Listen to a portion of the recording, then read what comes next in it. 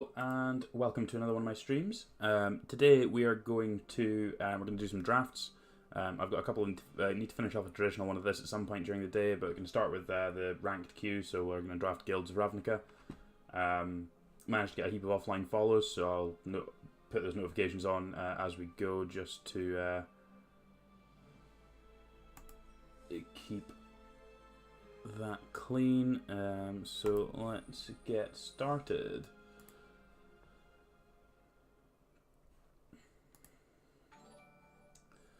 Right, what are we looking at here? Plague Crafter's okay. This pack's quite weak, generally speaking. I do have a preference for playing blue-black. Plague Crafter's obviously quite good in that. These other ones aren't massively great. Deadweight doesn't really kill a lot. I think I'm just going to go with the Plague Crafter. Not amazing, but I think it's the best of a bad bunch there. In this pack, Swarm Guildmage isn't particularly good. Leapfrog's fine, but not amazing. None of this is massively inspiring.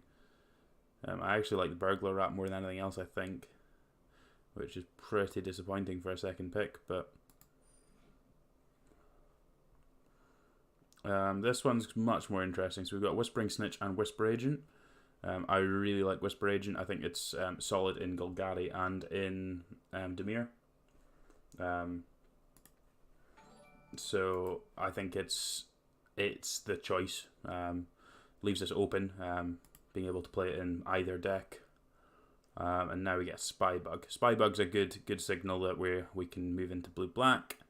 It goes well with the Whisper Agent. Potentially a Dimir Guildgate to come back as well. There's another rat, Muse Drake we can potentially pick up if we needed to, but that's a good one. Vapors is fine. I like Cover Up quite a lot, and Wound is pretty good, but I think at this point, having taken the Spybug, I want to take Wound's good removal. I mean, we're playing we're likely going to be playing like Burglar Rat and stuff, and we've got Surveil. I think we're likely going to want copies of this. I really like Darkblade Agent. I know some people aren't necessarily high on it, but I think it works really well with what we're trying to do with the cards we've got here. We'll take another one as well. Vapors or a Guildgate. I think we want the Vapors. Just be able to clear up their little guys. I'll just take the card on color. I don't like either of these really in this, but I'll take this and we'll likely just play it from the board. A Dimir Guildgate's great. Another Guildgate. Our mana's going to be good now as well. Already got a Vapors. I think I'll just take a Crab. I really hate the Mesmerists, so Passwall Adept's quite a good one as well. I'll get a Mesmerist anyway. Okay, we don't need a Watery Grave. The question here is Watcher in the Mist or Artful Takedown. So what are we looking at in terms of removal? We don't really have any removal, do we? We've got the Necrotic Wound, which is massively conditional. The Vapors, which again is conditional. I think Watcher is just so good with our Surveil stuff we've got going. So obviously we've got two Darkblade Agents, a Spybug. And obviously the Flyer is just great, but Artful Takedown is excellent. I think I'm leaning toward the Watcher here. These, like, I need win conditions. Like, I'm not going to win games with just like two threes and 3-2s, so I think we need to go with this one. The Snitch is probably really good here. It's certainly an upgrade over our other 2-drops. Lava Coil is obviously very good. Hypothesis is good in other colours. I would pick up these at some point, but the Snitch goes well with what we're trying to do. Quasi duplicates, great. So it's Watcher in the Mist. Making copies of our creatures when you have high quality creatures is obviously very good, but I don't know how many high quality creatures we're going to end up having in this deck. So I think I just want to go with the card that we know is going to be good in the Watcher. As much as quasi duplicates obviously very good, I just want to make sure that we are consistent in it, because obviously if we don't draw our better cards, so Watcher's one of our better cards, Whisper Agent, I want to be copying those kind of cards, and if we don't draw them, then the quasi-duplicate's not doing a whole lot. This one's quite interesting between Dazzling Lights and Notion Rain. Certainly, when Guilds came out, wasn't particularly high on Notion Rain. It just felt like it was a bit awkward, but certainly now it seems to be better. But Dazzling Lights also actually very good. Gives us a lot of options for being able to do stuff in combat. I think I'd rather just the cheaper one. Tend to pick up these Notion Rain slightly later than this as well anyway, so... Oh, there's a Whisper Agent. That's not a difficult pick. There's still a Dimir Guildgate and a Capture Sphere we wouldn't mind playing. But yeah, another Whisper Agent's great. Nothing for us in this pack. Not going to start either of these, so... and this is just best of one, so I'll take a Never Happen just in case we need to do something with that, but not looking to play it. I'll take the Thoughtbound Phantasm. It's better than some of the other early drops we've got, so we should be able to tidy up our low curve.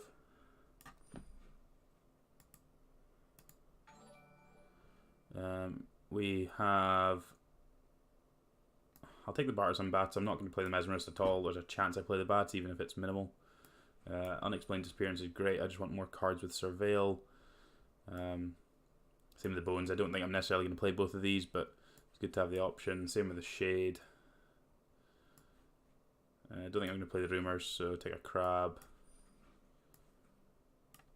And we open... This pack's pretty poor. Not going to play a Trophy. Guess I'm just taking a Guildgate to potentially splash a red card if we get a ridiculous red card. I'll go with that. Price of Fame is great. That's exactly what we're looking for here. Wouldn't mind picking up a Dimir Informant, but yeah, more premium removal is great. Discovery is excellent here. It's going to help us find our powerful cards. And Dispersals find removal some of the time as well. Got a Dimir Guildgate. Another Darkblade Agent. Ooh, or do we want another? No, I think we've got so much Surveil now that the Darkblade Agent is going to be excellent. Another Darkblade Agent. Oh well, we've got 4 of them now. Take a Muse Drake just in case we feel like we need that. Again, Capture Sphere is probably fine too. Take a Dowser, it's just a big guy. Dazzling Lights. Okay, so we've got just about everything we could ever want.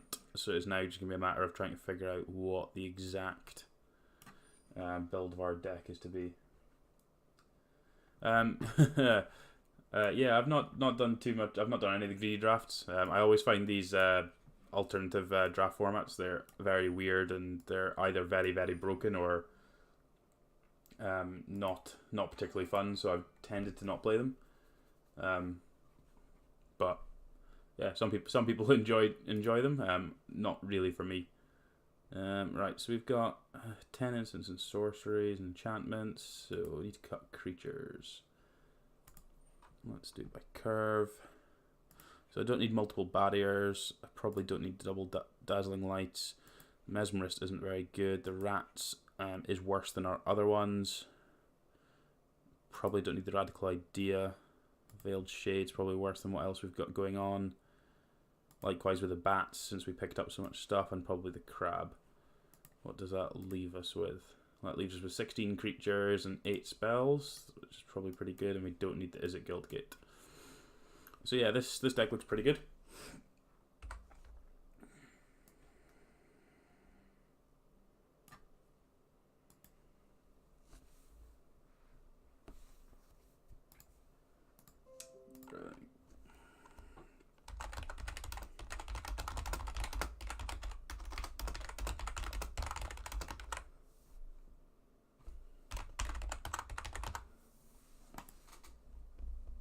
Right, let's play some games.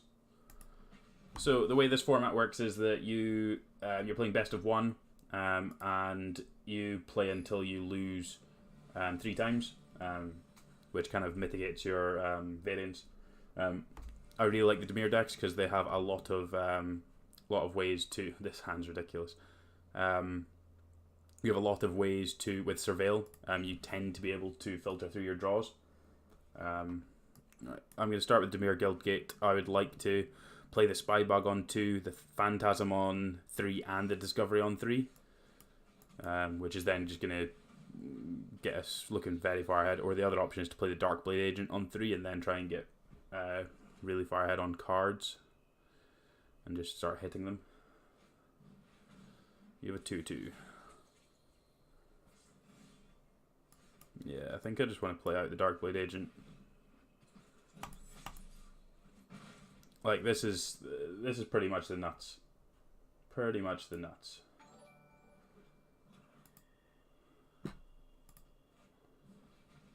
You got a Poisoner. Poisoner's kind of awkward, but like we've got so much going on, I'm not too concerned about it.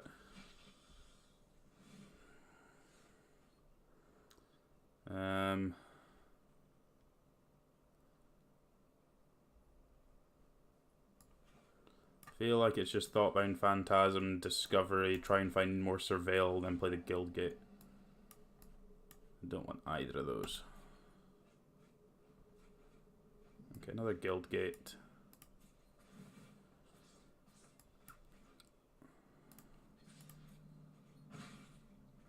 Yeah, this deck's pretty ridiculous.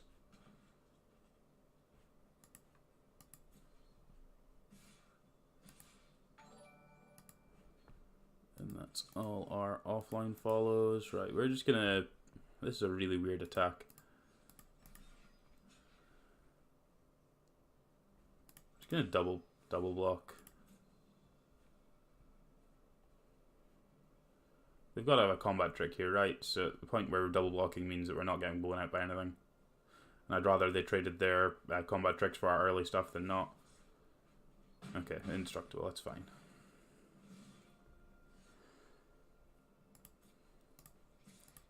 So they've had to make them use a rare just to kill a Thoughtbound Phantasm, so that works out well for me.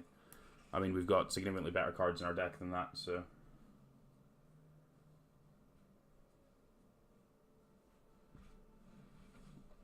Thanks to all, how many people was it? 7 people, 8 people that followed offline. Greatly appreciate it. Yeah, really trying to work hard to get up to the 50 followers. I think I'm at 44, 45 now. So yeah, I just need to kind of push over the line, and then that's all we really want to do. What else have we got? Oh, I don't know why I didn't play the Darkblade Agent there. I think I was talking too much. Oh well, glad I didn't play the Darkblade Agent.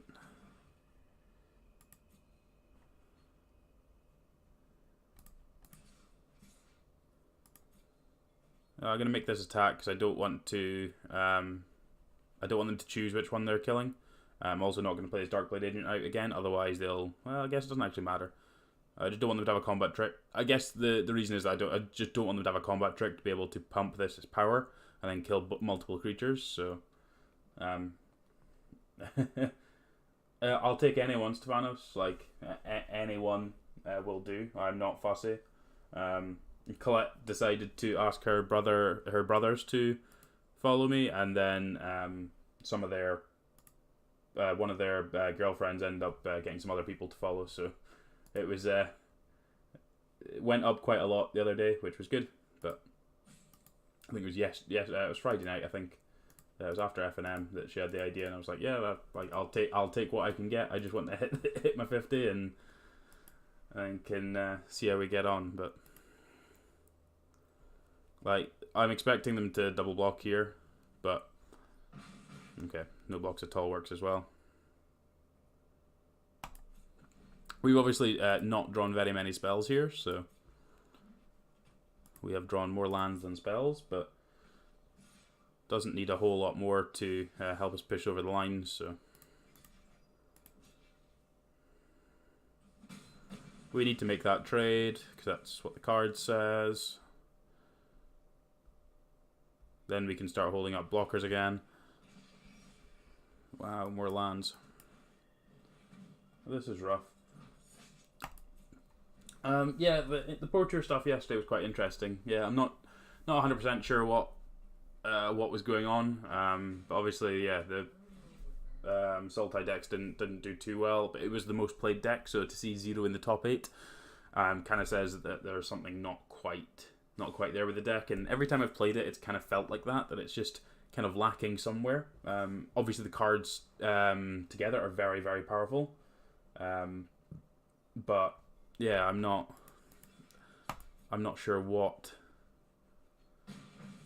had happened for all the people playing it. Obviously, there were some very, very good players playing it. Wow, it's a lot of land. Yeah, there was obviously a lot of very good players playing it and just didn't quite get anywhere, but certainly Mono Blue being the most populated deck in the top 8 doesn't surprise me at all. It was excellent. Almost all the time it was excellent, so... What stuff do you still need, Stvanos? I think I have a sleeve here with your name on it, with a chart, of course, and something else in here. And a blink of an eye that I'd looked out for you, so... So they've drawn 6 lands and drawn multiple extra cards, and we've drawn a lot more than that. Right.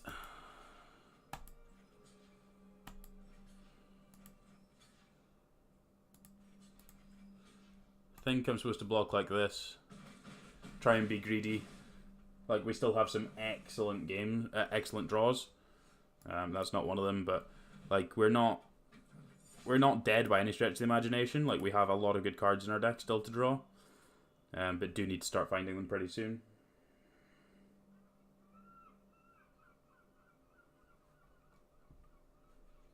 Thanks everybody for coming hanging out on a Sunday morning. Hope your Sunday is treating you well. Alright, let's gang block this Dowser and hope they don't have a trick. Wow, they didn't have a trick. Okay. You have a Lurcher. Wow, the lands. Wow. Okay. They'll find 12 lands in the first half of your deck. Not going to win too many of those games. Spybug's definitely the worst one here. I need to keep the crab about, otherwise the Centipede's just going to be able to start pushing into. Wow, another Lurcher. Yikes. Good timing. Right, well, we'll... the wound would have been great, but hey ho. And that is variance for you, so let's go again. I think our deck's pretty good.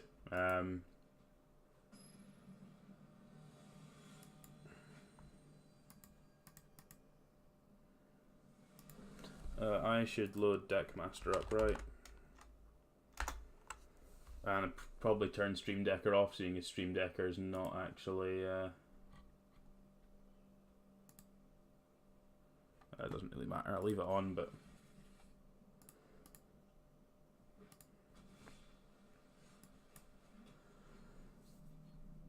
Alright, hopefully we get a little bit luckier here. Okay, Wall of Mist I do not care about, so that's a good one to start off with.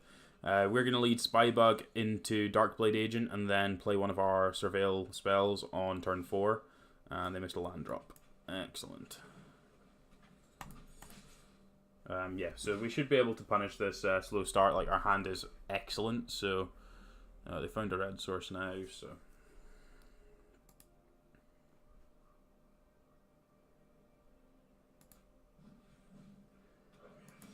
Goblin Banneret. So I'm just going to try and... I haven't turned it on yet. I do need to do that.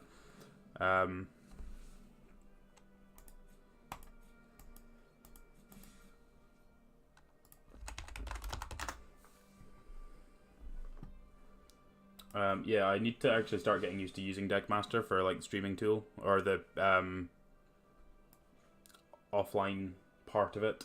Right, so just before anyone asks, I'm playing the Barrier of Bones post-combat because I knew the top card of my deck and I didn't want to surveil it away.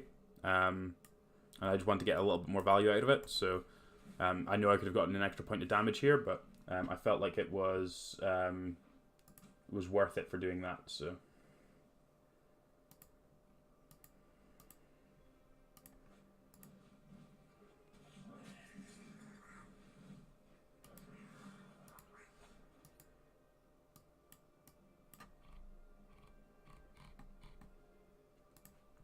now you should be able to see every card in my deck.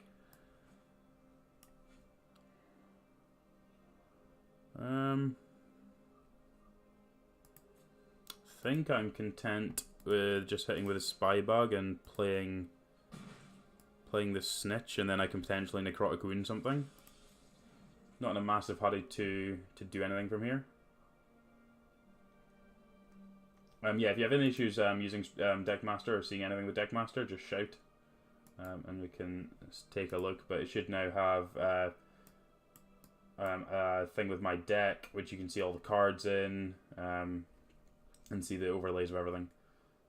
Seems to be working for me, but always worth someone else checking.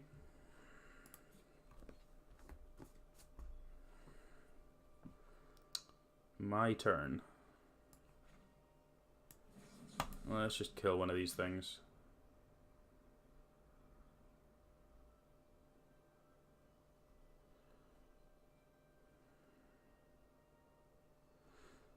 Gonna kill one of these, then I'm gonna Price of Fame the other one, and just try and push in for as much damage as we can. Kill them before they find their mana and find their spells.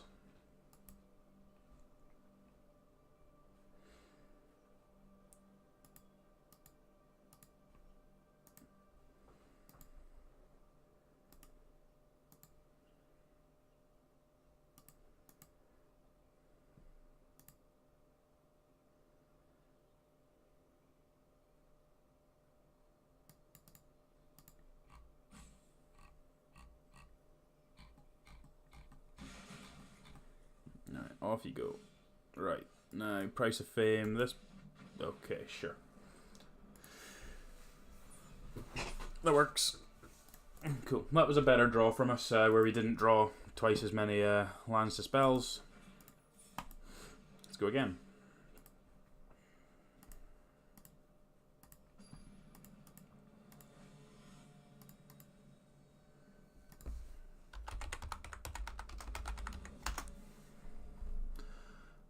This one's obviously not got one of our powerful 2-drops, but it's definitely still a keep.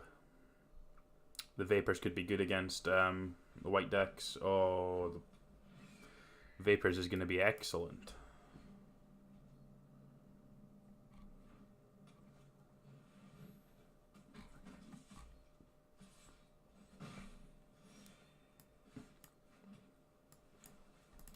Just going to bounce this away so we can try and get the Darkblade Agent down. And use the Vapors. I want the Vapors to at least kill this, if nothing else, so...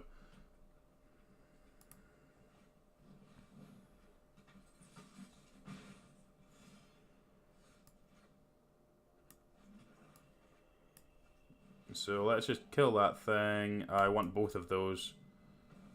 The order doesn't really matter. Rock Charger's a good one for them.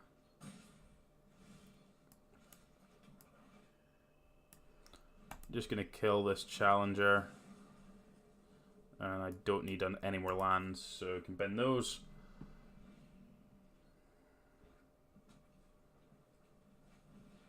Yep. So we managed to get rid of their powerful card. Now we're not too concerned about what they're doing. Like, Double Watcher in the Mist is just going to be able to block all their stuff, so... definitely want the Snitch. Don't think I want the land. Snitch is going to be able to help us gain some life, drain them, start being able to pressure them with our Surveil spells. So we get to play Snitch and Darkblade Agent, and then the next turn Watcher in the Mist, and just kind of... Okay, that's an interesting attack. Okay, sure. Okay, up to Silver 1. I haven't done too many ranked drafts, so that's why my ranking's a little bit low. haven't really had the need to want to do that. So, we've been trying to play constructed when I've been streaming and stuff, but felt like we can have a pretty good early stream doing this, and then can move on to some constructed later on, potentially once there's more people about. Figured the people earlier on wouldn't mind seeing some drafts anyway. I'm going to hold this Barrier of Bones for the Surveil later on, because we don't have too many cards with Surveil in our hand at the moment. So just want to make sure that this Darkblade Agent is going to be able to push through damage as much as possible. That's another good one. So we get to play the Darkblade Agent out here, and then next turn we can Spybug and Barrier of Bones and start pressuring them. So we need a 3 power creature here to make it even slightly concerned. And they have nothing, sure. So we are gonna lead on Spybug, Barrier of Bones. Am I in front of the land? Guess I'm in front of the land. I want to be able to get this Dowser down. Dowser's going to be bigger than this Sundew anyway.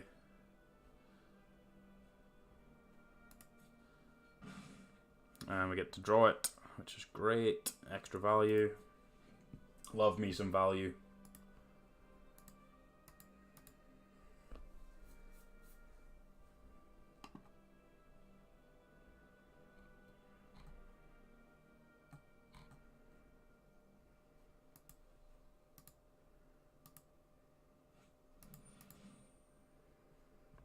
Yep.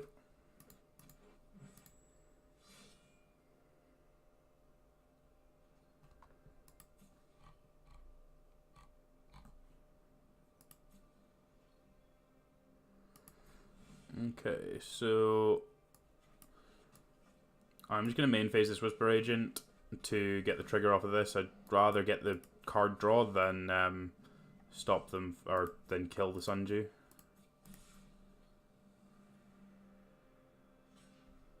That's not a legal block. This has Menace. Because why wouldn't it have Menace, you know?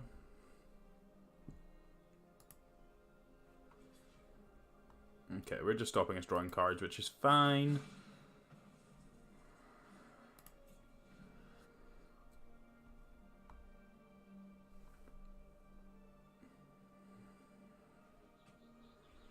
I've got a tap land there. Probably still not got a whole lot going on.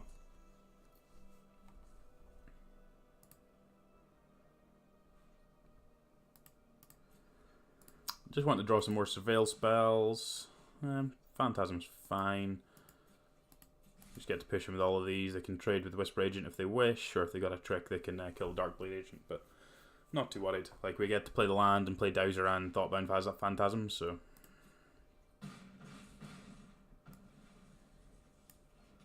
Which, any Surveil spell is lethal if they have nothing, so... we'll kill their X1s with Necrotic Wound. Like, if they find a way to get back into the game, Necrotic Wound's going to start being able to kill real things. So this is why this card's not amazing, because obviously it's not going to kill what we want it to until it's like gets to that point. But it's not going to get to that. This game's not going to matter, but in some games it's just going to sit there and not be able to do what we want it to. Ooh, removal spell. Kill that one. Surveil.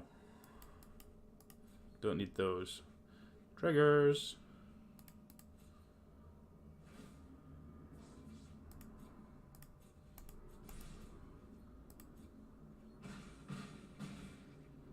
Sweet.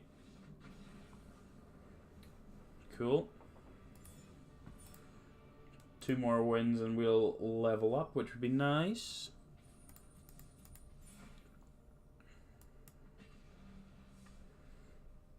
Yeah, this deck's about the pinnacle of drafting Dimir in this format, especially without having any, like... Do I have any rares? Don't think I've got any rares in this deck, do I? No, there's no rares in this deck. So this is about as good as you get without having rares in Dimir, I think. Obviously, we've got a couple of medium cards. The Passwall Adept. Plaguecrafter's not amazing all the time, but certainly when we draw our Spybugs and Darkblade Agents, we're going to be in pretty good shape. So this hand's obviously very good. We've got turn 2 Spybug and turn 3 Darkblade Agent, and then now 2 Surveil spells. So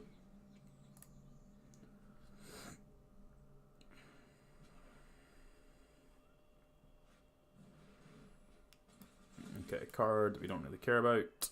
Play Spybug. 4th land is great, so it means we can actually play the Price of Fame, don't have to hit lands. Like when we're really want my Surveils to be always trying to find spells and throwing away lands rather than having to dig for I don't need this Passwall Adept. I'd much rather be trying to dig for spells rather than dig for lands.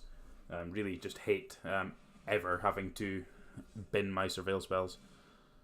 Alright, let's kill this monument. Yeah, so exactly the point. I don't want to be drawing these, so let's bin them off. Smack you in the face. You might want to make a double block, but double block sends you so far behind that I'm perfectly fine with it.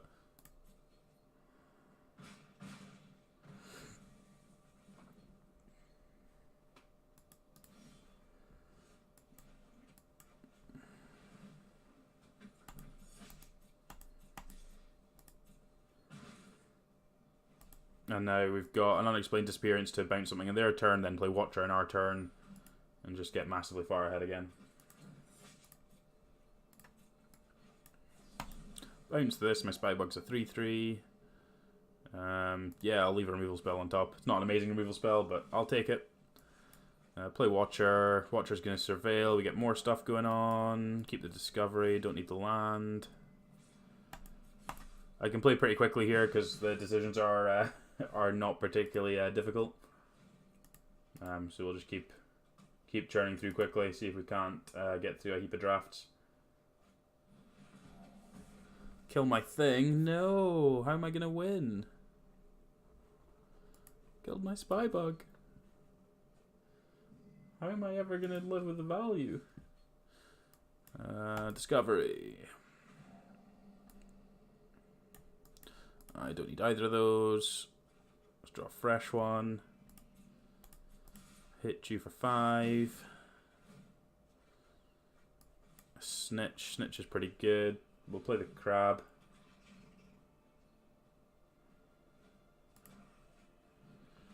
Poisoner doesn't really matter. What's the other one you've got? You've got a murder too, so Capture Sphere is lethal.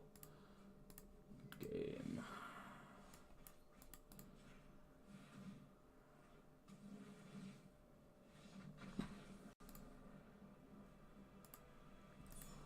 Alright, one more to level up. To gold. We got a pack. Let's crack a pack, shall we? Let's see what we get. Wild cards galore. Emergency powers.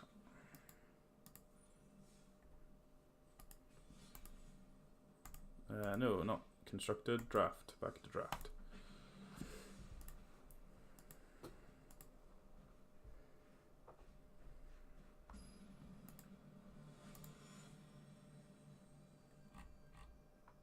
We're against Dylan. This hand's great. The fact that we've got one Spybug and it keeps appearing in the opening hand is magnificent, but I'm not expecting that to happen every time. The Barrier's a great draw.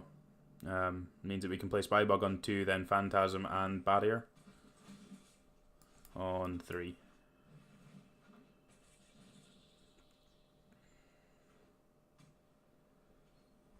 Ouch.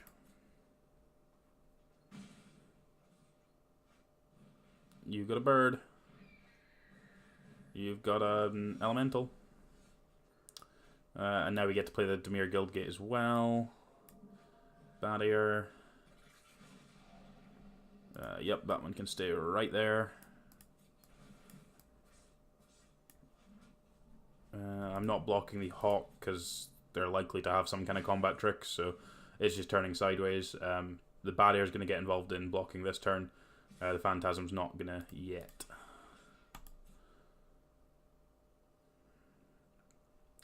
they're likely to have like take heart or something.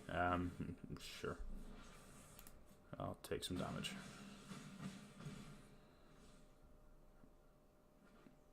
Next turn, I'm more than happy to get involved in blocking because I've got the Price of Fame. So I'm not going to attack the Spybug this turn because I'm going to be able to kill something in combat when it becomes relevant. So, and if they do nothing, then we'll just kill something anyway. So,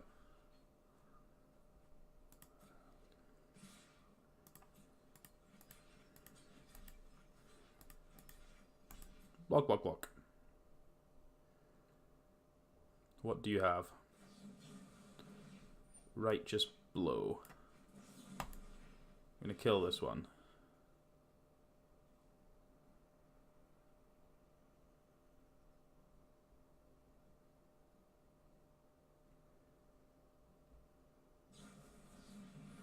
Sure, so my Phantasm's going to die.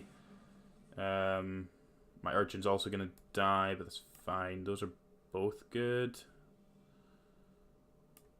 It doesn't really matter. I'm playing the Watcher next turn anyway, so... Okay, so Thoughtbound Phantasm dies, Bad Air's going to die, Spybug's still alive. And now we get to play a Watcher. Make this thing a 4/4. We don't need to land.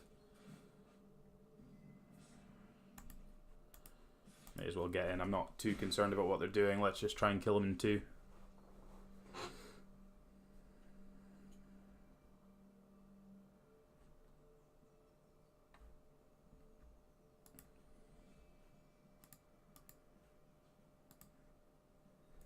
Hope everyone's Sunday is amazing. I'm going to be streaming most of the day, I think. I'm going to be good till probably 3 o'clock local time, so probably another 4 hours.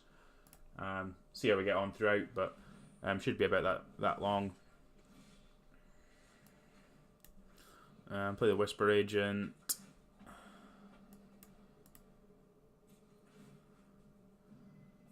Just brings that up to 5. If I Discovery this turn as well. I don't want those. I can hit for 6 and then hit for 9. I play a land out, and it just means I attack with the Spybug. Means I can use Watcher to block with as well, just in case they've got something. And we've got 9 in the air, so.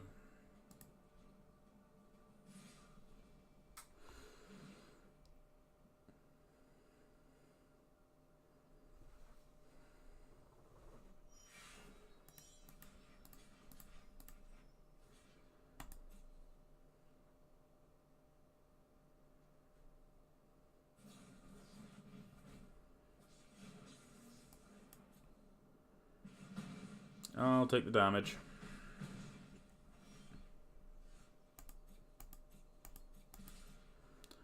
Dead you.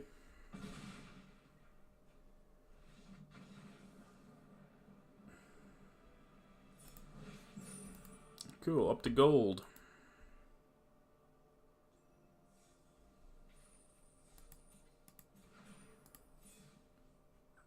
So we're up to 650 gems. So 2 more wins. 2 more wins is what we're looking for. Let's see how we get on.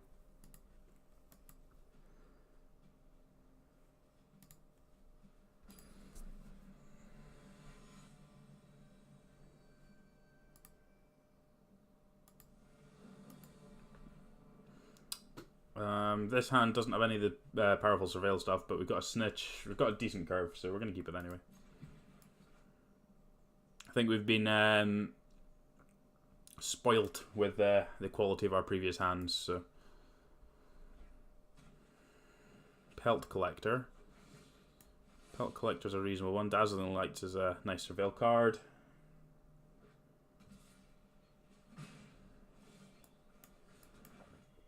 And Darkblade Agent's an even better surveil card. So they need something to grow this. Sure, that grows it.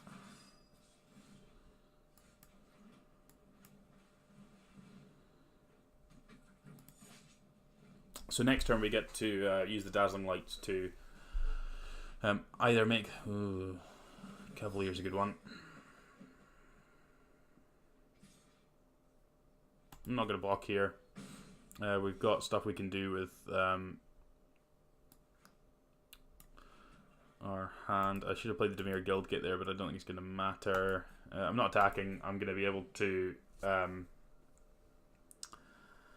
use the Dazzling Lights to eat something, giving this thing Death Touch. So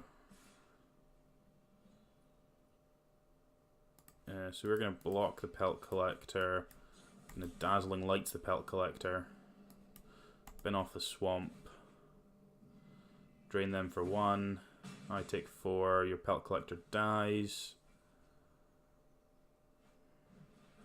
And you've got a 3-2. 3-2 of Doom. Alright. Play a 4-5.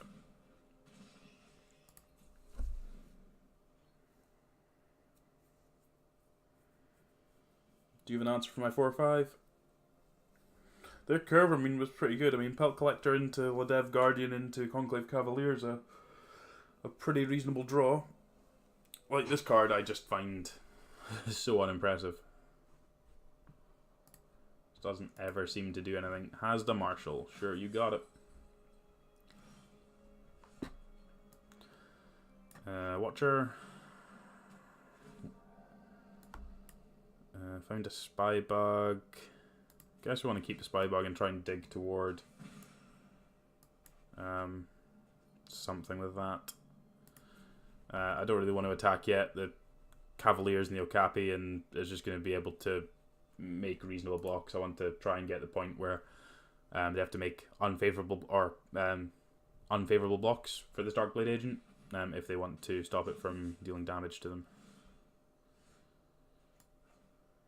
And likewise, this Plague Crafter, I'm going to hold it until we get the board a little bit clearer. We can start giving him a tap in the air. Give him a wee tap.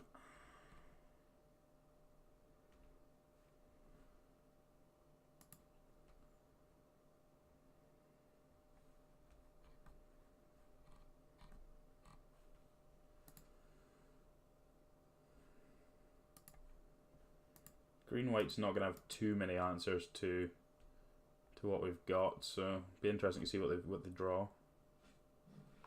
Conclave Tribunal is a good one. That's going to deal with the Watcher. Or the Dowser. Guess they might just want to deal with the Dowser here. Depends if they know they've got answers to that. No, so they're not gonna be able to beat these Watchers. So Price of Fame's an excellent one. So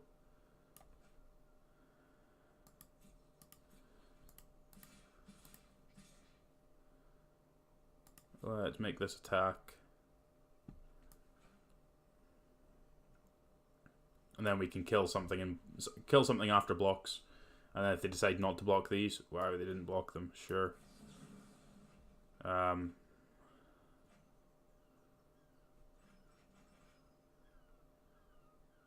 Let's kill this. And more cards we don't want.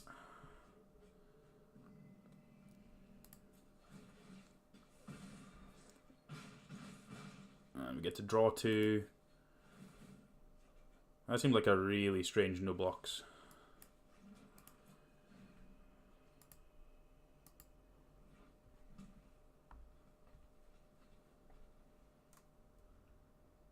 Like, really strange. I'm holding this Whisper Agent so we can try and use these again in combat. Basically make the same attack as we did last turn, apart from going to throw the Dowser into the mix as well this time. Just put a lethal attack on, like they're going to have to make some kind of block.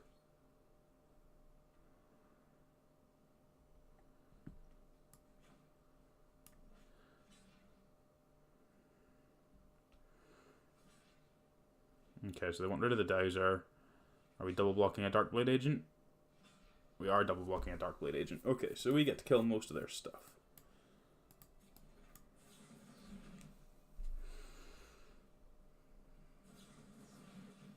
Okay. Okay, so we don't get to kill any of their stuff, but that's fine.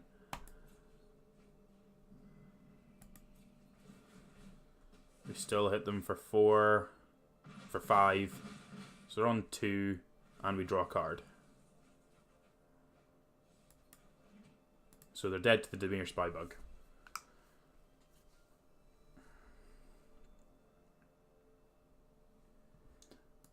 Dead to the Spybug. Alright, good game. Cool. Oh, we only would move up one at a time now. This can take so much longer. Okay, one more. One more for a big bag of gems. Be a good start to the stream.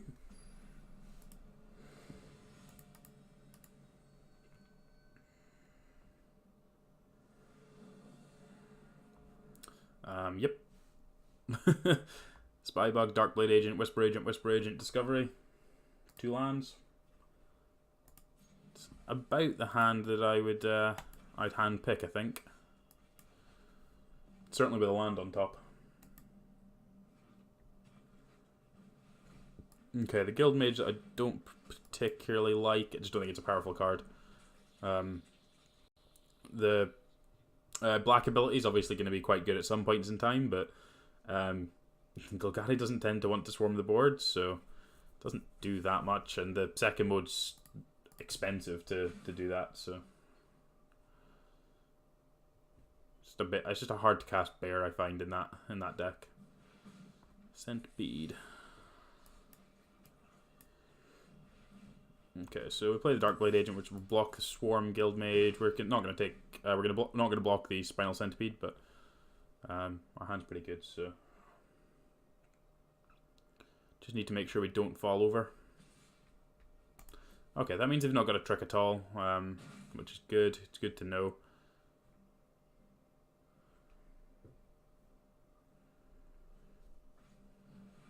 Okay, and they've got a Trooper. Super Trooper.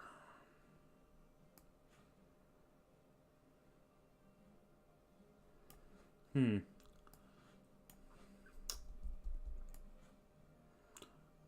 guess we can play Thoughtbound Phantasm, play Barrier. If they don't block with the Darkblade Agent, then if we draw land, we can then potentially Discovery after combat, make the thing a 4-power creature. See what's on top of our deck. Start growing our stuff. Dazzling Lights is a great one.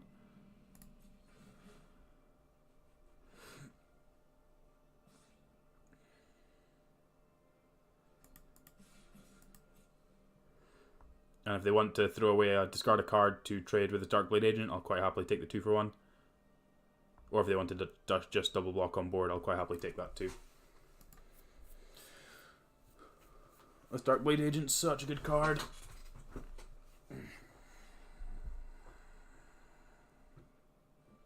Or alternatively could just chomp just to stop me getting the card, but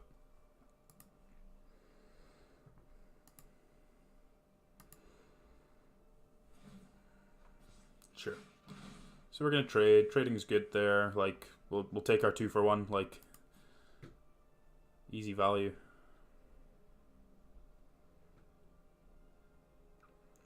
And then we can actually make this thing 5 power next turn between Discovery and Dazzling Lights, so Poisoner. The Dazzling Lights is a good answer to the Poisoner, actually, so I'm not going to block.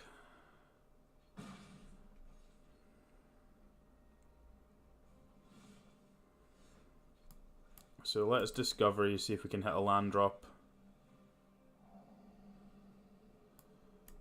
I think Plague Crafter is probably going to be pretty good here. We get to get rid of the bones and potentially eat one of their things at some point, so I think it's one we want. We have to be slightly cautious of our hand getting a little bit clogged up with 3 drops, seeing as we've only got 4 lands, so we're only 1 spelling a turn.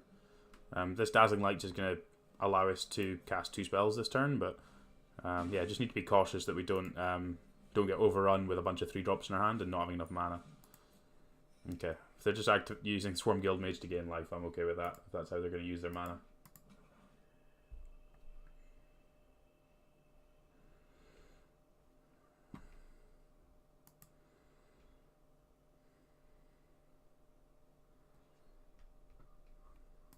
They don't really have any good attacks here, so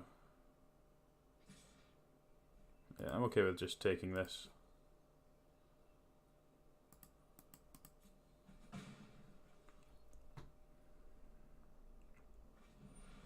Yeah, you can go and ramp up.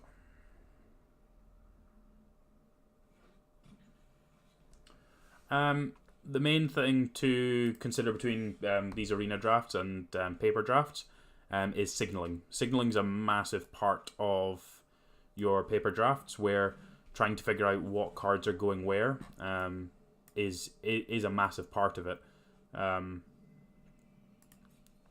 So it's just worth considering what you're doing. Knowing your card evaluations is important. So knowing that you value this card at, say, a 9 out of 10, someone else will value it at a 7, that's fine. But you've got to know when you're seeing cards of certain values. So you know when you're getting past a thing that you shouldn't be getting past, to then be able to evaluate and say, well, this colour's open. So if I'm using this this set as an example, if I'm getting past Whisper Agents quite late, I'm going to say that, okay, blue or black is going to be open, because I rate this as one of the best commons. Other people might not agree with me, but for me, that's where I sit with that. So if that's where I think it is, then I know that when I see that card in the packs, I'm going to go, right, I think blue or black is open, so I'm going to pick blue and black cards, because that's the way that I'm going to progress here. But figuring out your signals is quite difficult, because some people don't value the cards the same. So some people to your right might be valuing cards slightly worse. So it was an example at one of the paper drafts we did a couple of weeks ago, was that we someone decided that they really didn't want to draft Orzhov again. So it opened the 6 mana white black enchantment. I can't remember the name off the top of my head, but they'd opened that. And we're like, no, I don't want to play that again. And I'm like, this card is the best card in the format. It's really obnoxious to play against. It's certainly the best rare.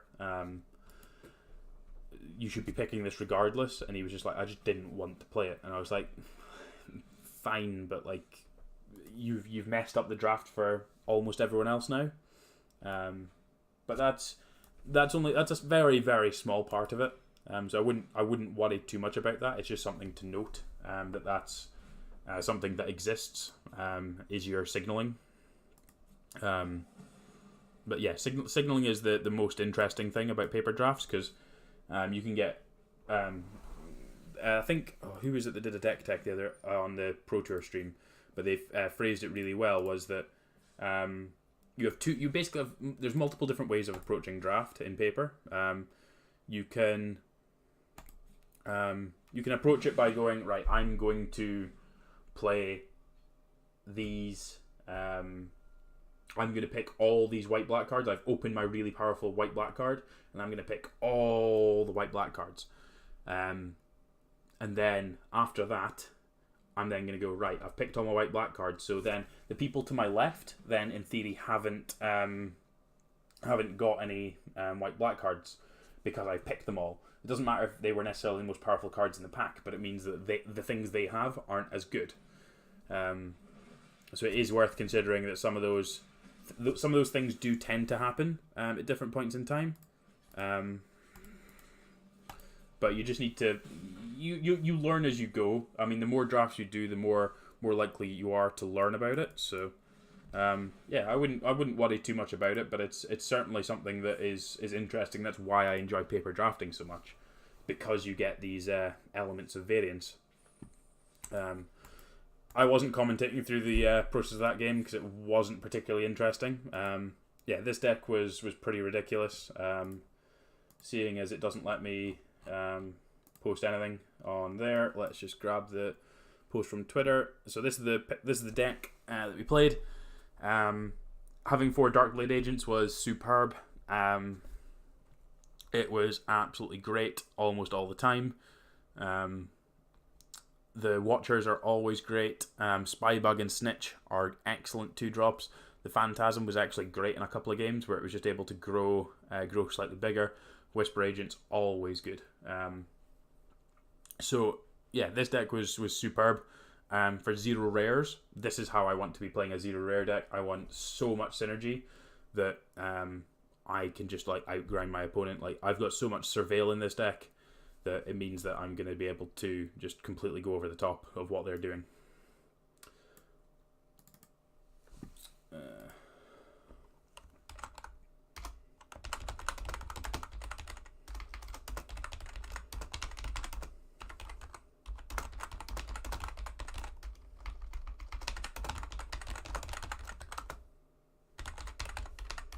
Right, we're going to go again because that didn't take particularly long. So let's claim some prizes, get some gems and some packs. Let's crack some packs and we get another rare wild card as a result. Imara.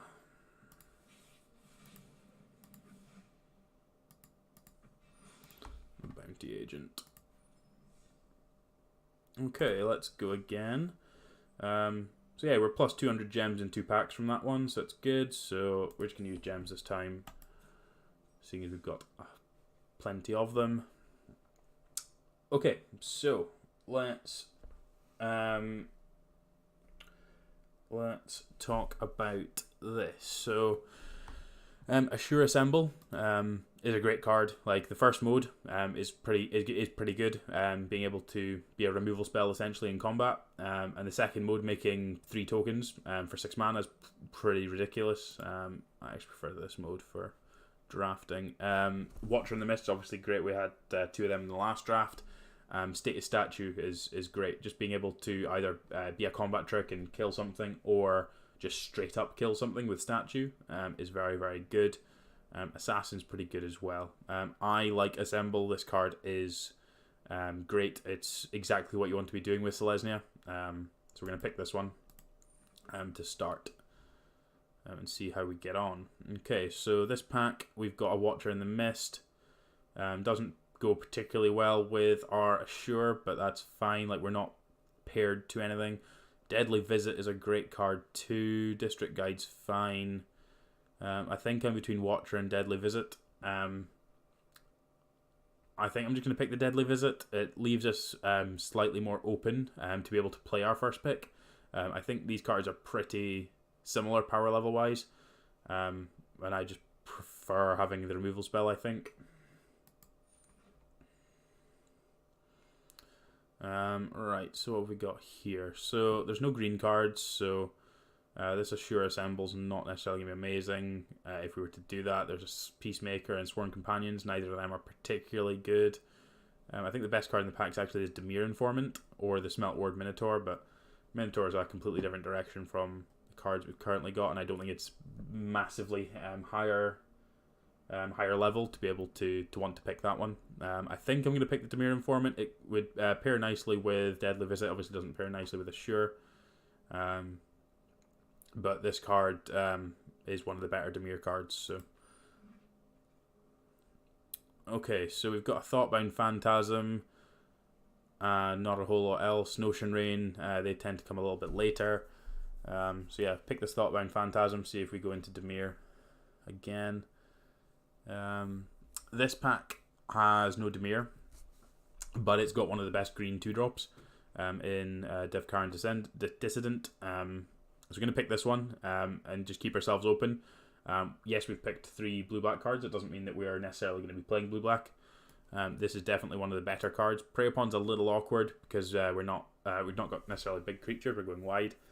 So we're going to pick this Dissident and then just keep ourselves open as to what we're trying to do. Again, there is no blue-black cards. There is a Ceratok and a Sworn Companions. I think the Ceratok's probably slightly better. These come slightly later as well. So we're going to pick this and just try and keep ourselves open. Obviously, this isn't massively powerful. But it is what it is while we're trying to find our way. Neither of these are particularly great. A second Ceratok's not amazing. I think I'm going to pick the Vapors, because if we're blue-black, I would rather have a Vapors than if I was in green or white, and I want extras of those. So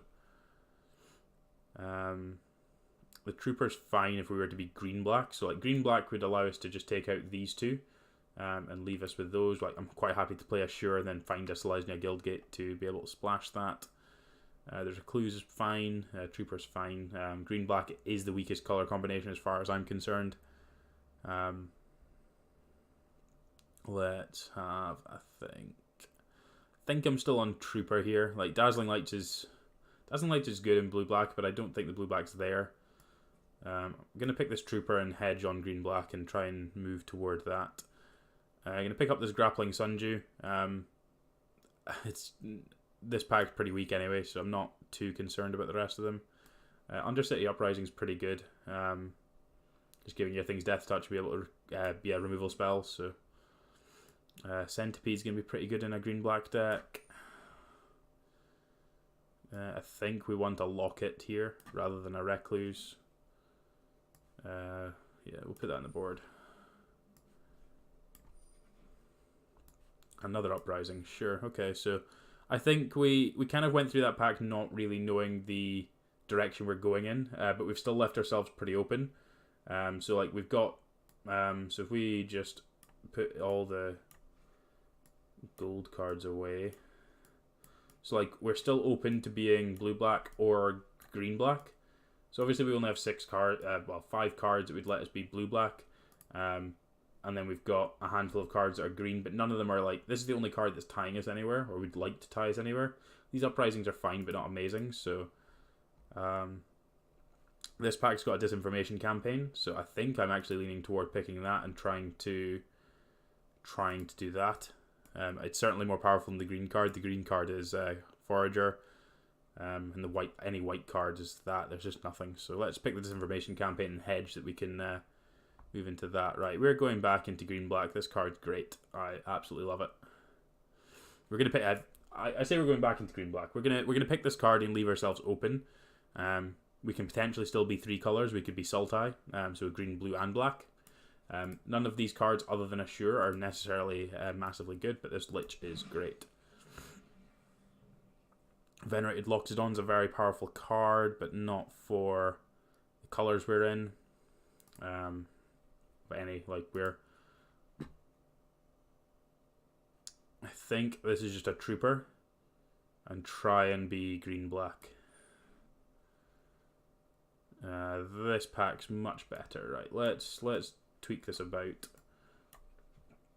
Probably don't want the Vapors in this either. So Dissident, Assure, Trooper, Ceratok, Uprising.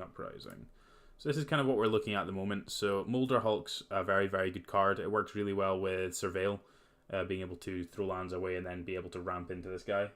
Obviously massive creature. So yeah, definitely want this. I don't like the Raiders. You have to have such a high number of creatures to make this part fine. Like you need at least 4 creatures in your graveyard. So like you don't want it early, and when you get it late, it just kind of runs into something. Molder Hulk's much bigger, and it's tends to not cost 9 mana. It usually costs about 5 when you're getting around to casting it, and you know the size of it's guaranteed. Getting a land back is fine, but not massively relevant. There's a Worm and an Okapi that we can potentially pick up, or a Centipede on the wheel, so plenty of cards in that pack. As much as I was saying stuff about the Swarm Guildmage in the last draft, I'm still going to pick it. It's the strongest card in this pack, and it's going to go quite well in our green-black deck. Glowspore Shaman, again, just another early creature that's going to give us some value, potentially help us hit land drops. Pax Favor is a nice card, just to be able to play tricks that people aren't necessarily expecting, but the rest of the cards aren't amazing in that pack. Forager is just fine, and Severed Strands and Necrotic Wound are pretty good. I think we go Necrotic Wound, like we're in the green-black deck where we're likely to have things hit the graveyard quite a lot, so this should be better than it was in the previous deck. I'm going to take the Lurcher. Lurcher just gets huge in this kind of deck. Like you only need like 3 creatures for it to be good in your graveyard, so it just gets massive. So Shieldmate, we've got quite a lot of 2-drops already, don't we? What is our curve looking like? Feel like we want the Foragers rather than just a 2-2. Like we can find more 2-2s, Just want a more unique effect, and that's a better 2/2. So let's put that in our deck. Can take a Silent Dart. I'm highly unlikely to play any of these cards. So. Oh wow, everything wheeled out of that pack. I would rather pick up Spinal Centipedes over Okapis, so I'm going to pick this Worm. Not necessarily going to play it, but I'd rather have access to that to be able to play. So obviously we've managed to get ourselves to this point. Wasn't necessarily clear what colours we were going to try and be in, but I think we've managed to navigate that pretty well. Going to pick Deadweight, just a good solid early removal spell to be able to deal with Boros, which is fine. I mean, we don't need to say anything more about that. And then I'm going to pick this Bomb. You don't need many other cards just to make this good. Like, you're going to be able to give one creature +9/+9 or split it across multiple creatures. This card's just excellent. Midnight Reaper is excellent as well. Just means trading creatures just gives you more cards. So that one's an excellent pickup. I guess at this point I'll take a Prey Upon. I won't necessarily start it, but it's good to have access to. I really like Harpooner as a big creature that's also a removal spell for flyers. So we like that one.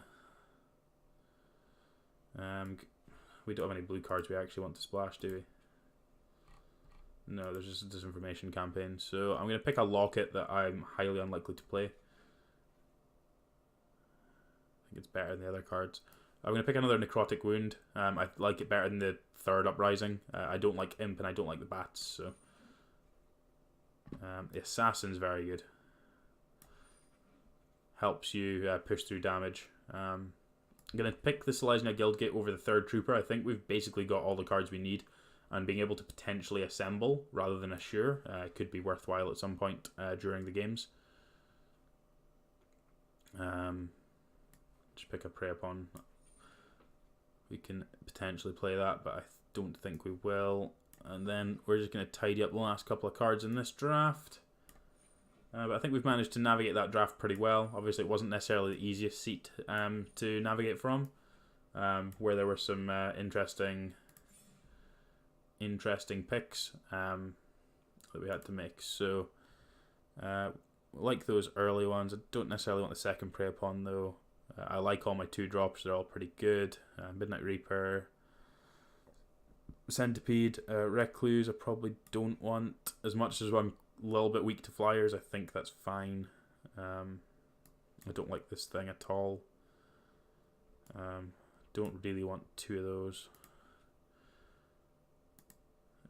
Kind of want to cut another spell. This deck tends to want to be very creature heavy, so that you can you have a little bit more to. Is that what I want to cut? No, let's cut the other Prey Upon. Like, I think we don't have that many big creatures, and Uprising's probably going to be better to make sure our things trade, or at least make everything death touchy, and then means that they have to do something in combat. So. I definitely don't need that many planes. I intend on purely playing my Selesnya Guildgate to help us get to casting Assure, or the assemble part of Assure. We're playing this for the give my creature +1/+1 indestructible, which is a removal spell, and if assemble ever comes up, then that's fine. But this deck looks pretty good.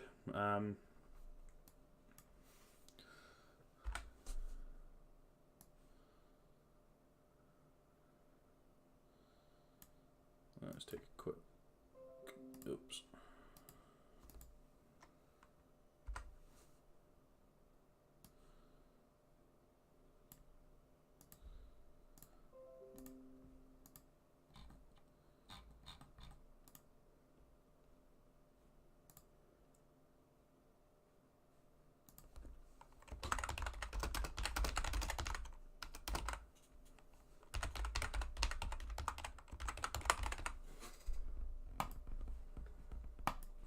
Alright, let's play some games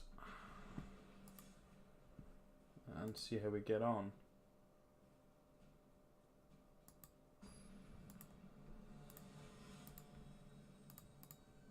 Good morning. I hope everyone is well this morning. We are playing some Guilds of Ravnica draft. This hand's slightly awkward. I think it's still a keep. Like we've got a couple of removal spells. I don't want any creatures for this yet, but I feel like we don't want to mulligan this hand.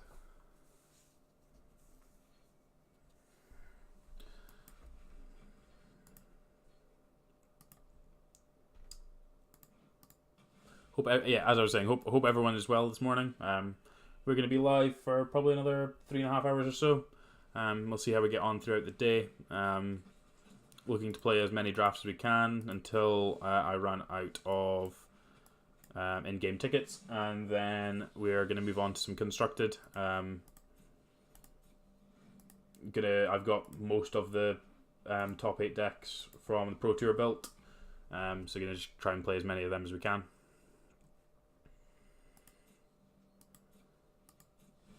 Okay, interesting. No attacks, no blocks there. Because they could have pumped it and dealt me one. Or activated it and dealt me one, I should say. Means they've got something. Are we on the mono blue? Capture Sphere, sure. He's a tapped harpooner.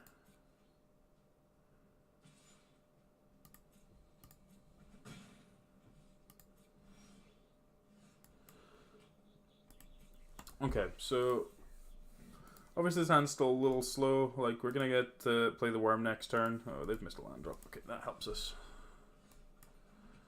I think I'm gonna play the Ceratok. I'm expecting counter spells here.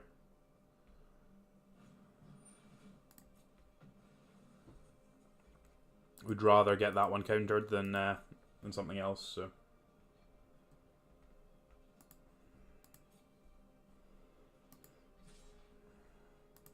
I'd rather get my bigger creature to resolve than the little one, so. Crabby.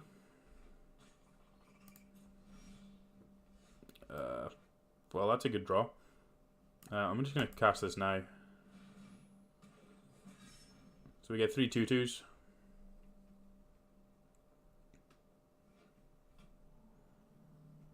And then we've got Bounty of Might that we can use to try and push through some damage in combat. Yeah, let's just attack.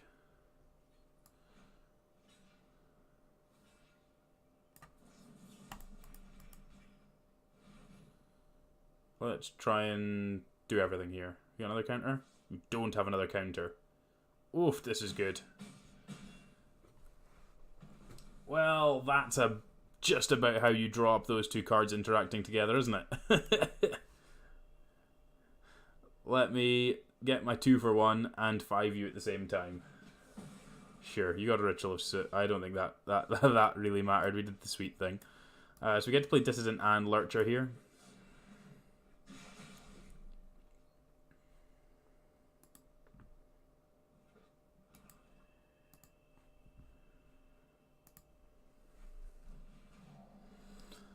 Yeah, that's fine. Like, our hand's pretty good, so.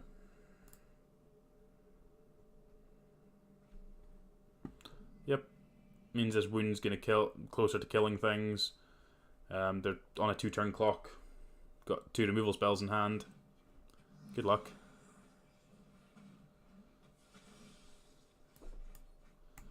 Well, the shade can go away. And then we're gonna whack you in the face. You kind of need to block here. So you're going to go to 10.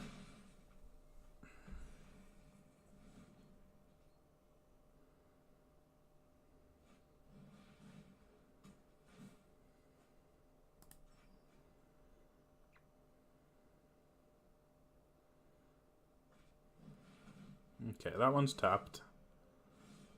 You got it. Centipede's a good draw.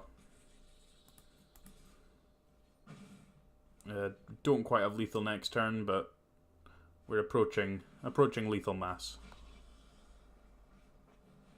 Okay, a whole lot of nothing. That's fine.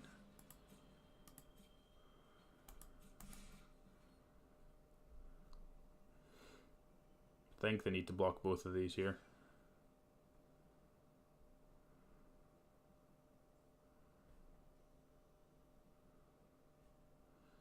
Am I supposed to play the Swarm Guild Mage? No, I think I'm supposed to just pump this.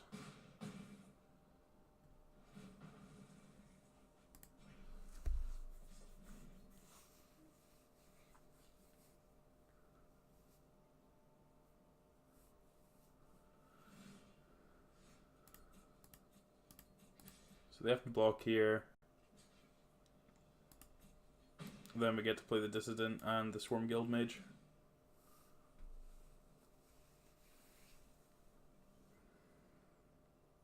Got a counter.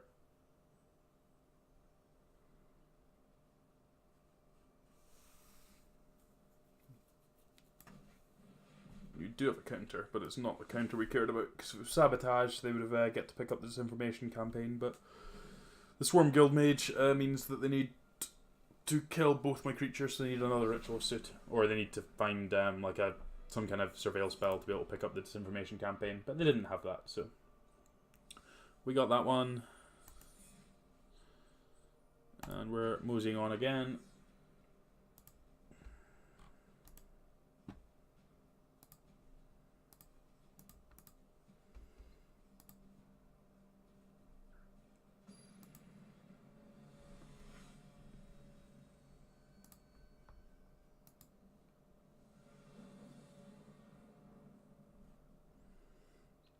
Yeah, this hand's pretty good.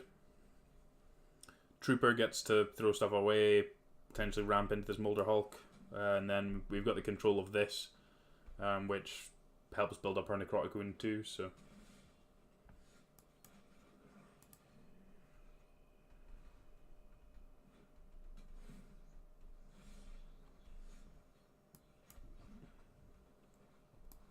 Let's play out the Centipede. And then we can play the Trooper, and then if they trade with this, then you get to pump the other thing.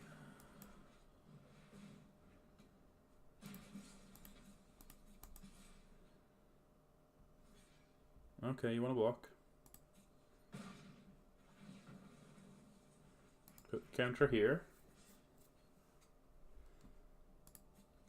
And now I don't get any auto pass ever, because this has an ability I can activate at any time.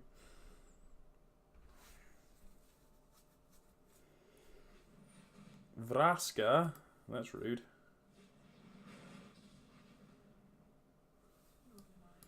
So, sorry, Piston Fist Cyclops into Vraska. What are you doing? Let's play the Midnight Reaper out, because if they kill this, at least we get to start drawing cards. And hopefully we can pressure the Vraska.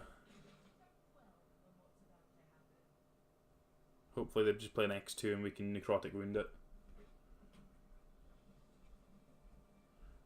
What is your deck?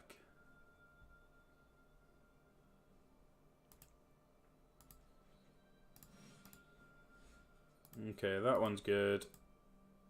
Because that means if they had a kill spell, it's not going to work.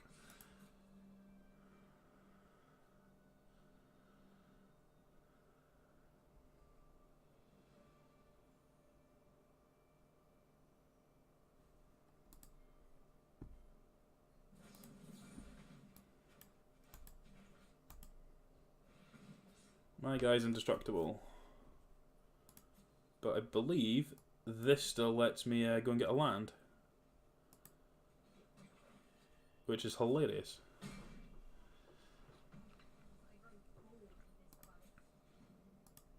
That's really great for us being able to kill the Vraska and ramp ourselves up there. That was about the best removal spell they could have had for us there. Ugh, Atrata, sure.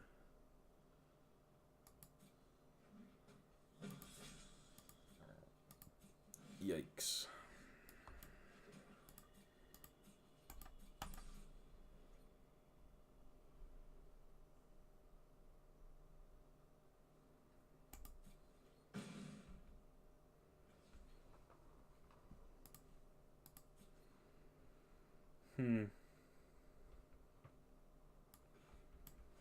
I think I'm just supposed to just get on with it. you got Disdainful Stroke as well. What is your deck?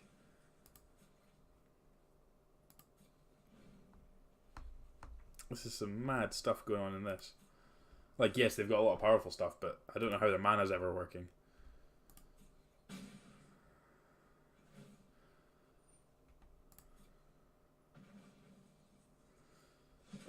That's really annoying. Go on, just play like a Diddy Flyer that I can kill. I got Discovery too, sure.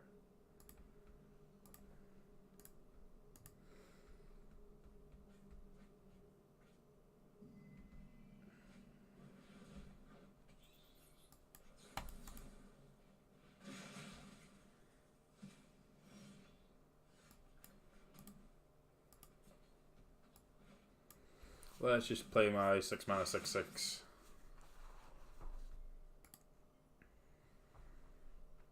This Crowl Swarm's going to come back at some point, but that's fine because we'll just drink Necrotic Wound it once they've had to ditch a creature card to do it as well. Certainly not going to be anytime soon. Their mana seems really pushed. Ugh. Ugh.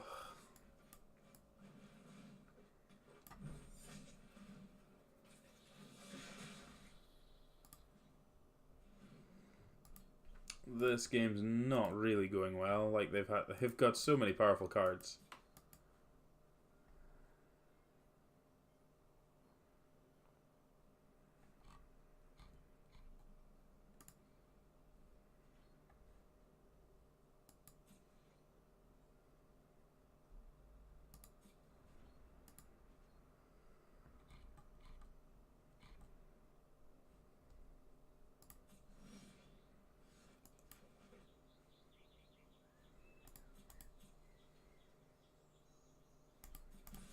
At least we get to hit in for damage with the Harpooner because this trade has to happen.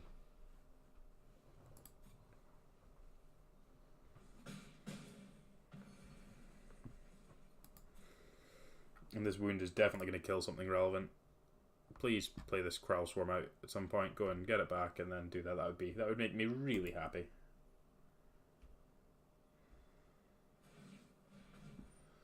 Ideal.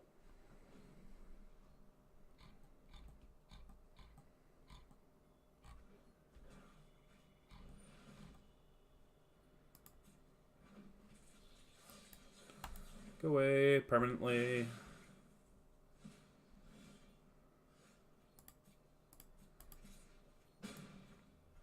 Okay, we've just about managed to pull ourselves back into this, despite the fact they had a Planeswalker, and a Trata, an Assassin's Trophy. The rest of their cards seem pretty medium. 5U, what have we got? Okay, that's fine. Doesn't kill my dudes, so. And they're bidding lands. I don't think I need to play the land out here.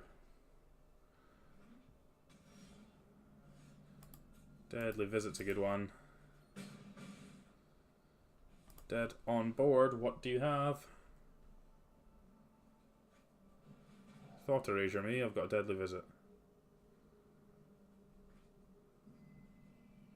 Dead? Sweet. Their deck was pretty ridiculous. Their mana was obviously awful, but like the power for the cards was very, very high. So happy we managed to get through that one. Right, what's our last card for the day? Juggernaut. Right, let's go and crack this pack, and then we will move on to the next one. Ooh, 20 gems, because I own all the rares already. How exciting. Right, draft.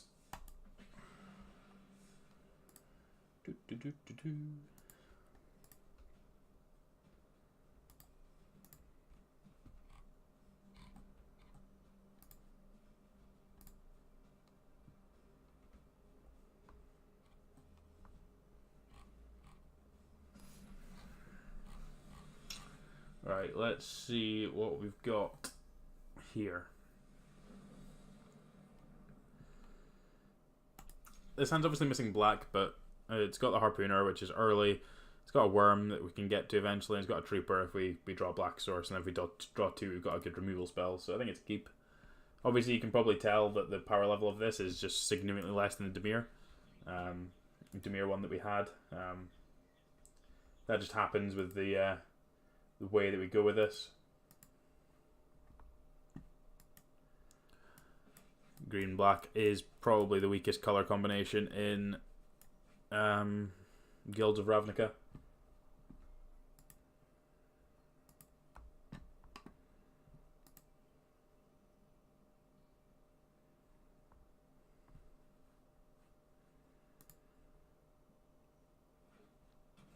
Okay, there's a black source. That's a good start. That is definitely what we were looking for. Skyline Scout, sure. Okay, so we're quite happy to aggressively trade things off so we can get this Lurcher down slightly bigger. So this Erstwhile Trooper, quite happy to trade this thing off. Quite happy to throw the worm away just so we can try and get this thing out as a 5/5. Get this thing out as a 5/5 will be excellent for us. Have you missed a land? You have missed a land. You missing a land is great.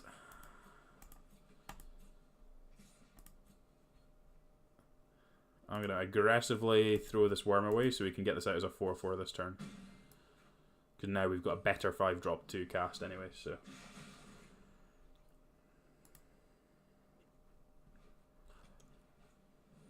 Right, if they're just wasting time casting Lockets, I'm more than okay with that. This doesn't do anything until you have a lot of mana up, so... But let's just kill this while we get the opportunity. I don't need any lands. Whack you for 6.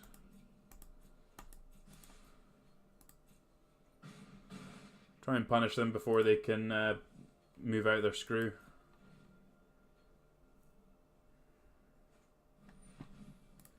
Sure, that's going to get to trade with the Lurcher, but we're then going to have the Lich, so...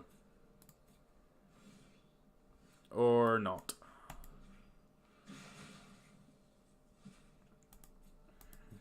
Apparently I'm very good at drawing magic cards today.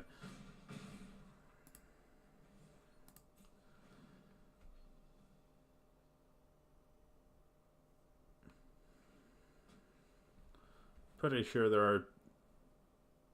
Needs two creatures to be able to block, and then like we're going to be able to push through damage with these, so they're going to need a couple of really good ones here.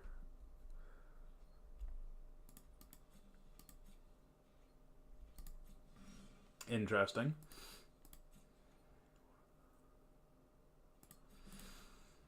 Alright, what do you have?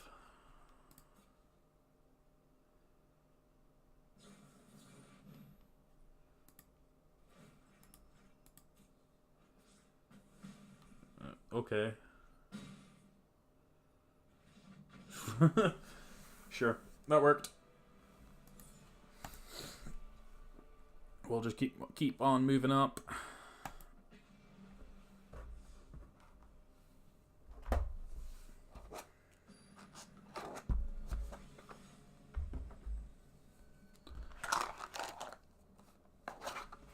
That's a much higher rank, right? Ooh, this hand is not good. This hand's awkward, but better. I think we need to keep the Lurcher there.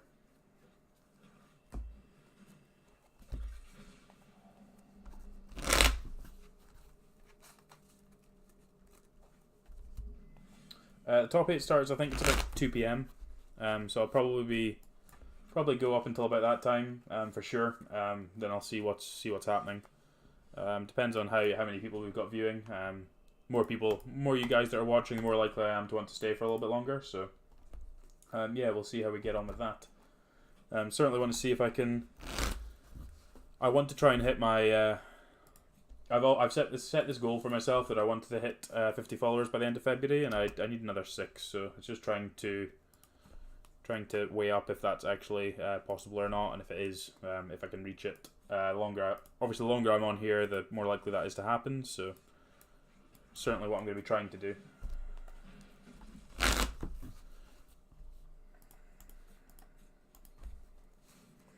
Play a Trooper. If they kill the Trooper, we get to play a big Lurcher, so...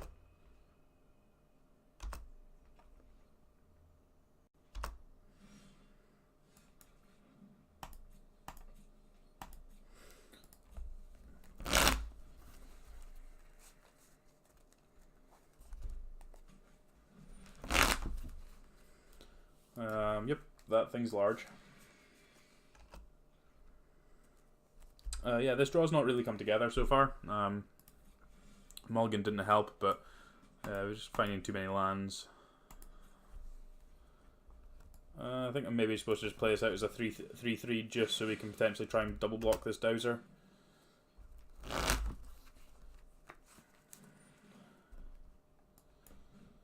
Just gonna kill this rat so they don't get value off of this.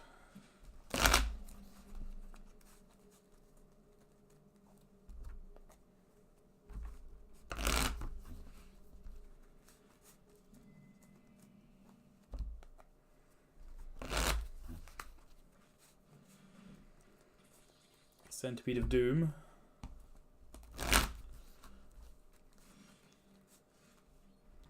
Okay, well that's a really good one for them to not know about. Like, that's an excellent one for them to not know about.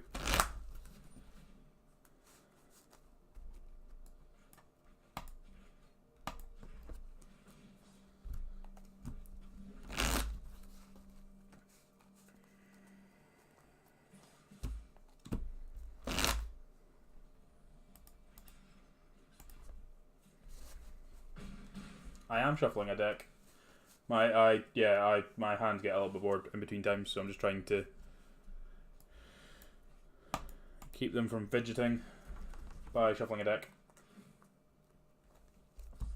You know what, like.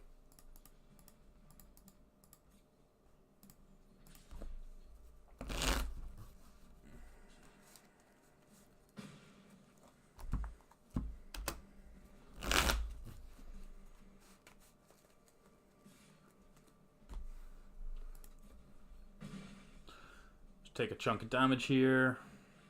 They've got a Lurcher. Their Lurcher's bigger than our Lurcher.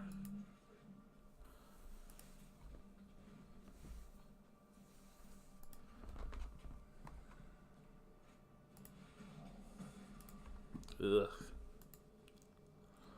I think we need to double block their Lurcher if they give us that opportunity. And then we're just going to have to try and find a way to deal with this Dowser. How many Charter Course are you missing? Oh, that would have been great. I thought I said I have one Charter Course. Did you need more than one? I think I've only got the one.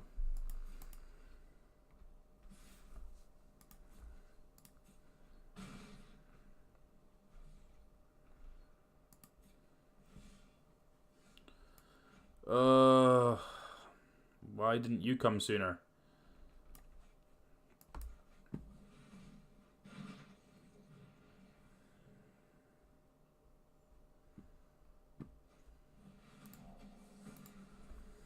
Yep. Yeah, our draw was just kind of too slow, too clunky. It's fine. That happens. That's why we get 3 losses. Right, onwards. Let's try again. Yeah, I certainly think that the Dimir is the strongest color pair in guilds. I don't think it's particularly close either, actually. So we will see how we get on with this. It's got so many good cards in it. This sounds pretty good, actually. This isn't a Trooper. Hopefully they can trade off, and then we get this Mulder Hulk down pretty early. I don't want to Ceratalk. Yeah, Boros is nice, but you need so many things to come together for that, to kind of be good and aggressive, and I just don't think that happens too much. Like the common gold card being the Gates Matters thing, always just felt a little bit weird. Yeah, you definitely need, like, your bodyguard's obviously one of your best cards. You obviously need multiple of those, and the Hawk's fine.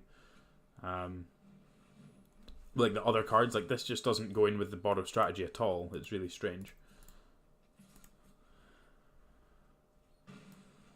Alright, we need to find some spells.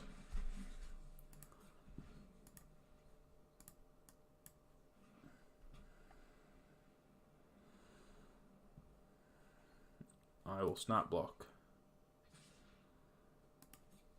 I will snap block.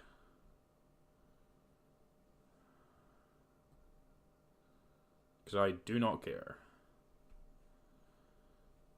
And if you play a trick, I'll just discard my Molder Hulk to trade for your trick. And that one's fine. Yep.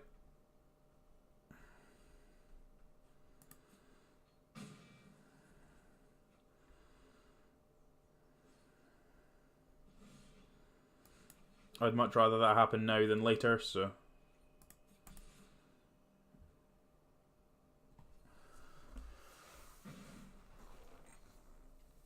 Oh.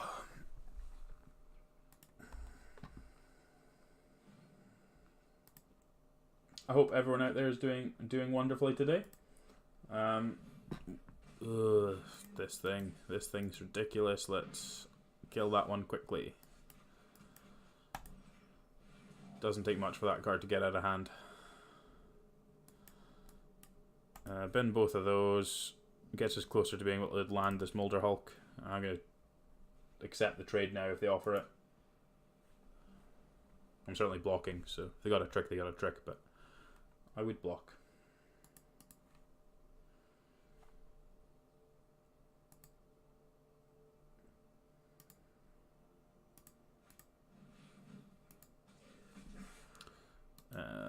That's large. Centipede of Doom.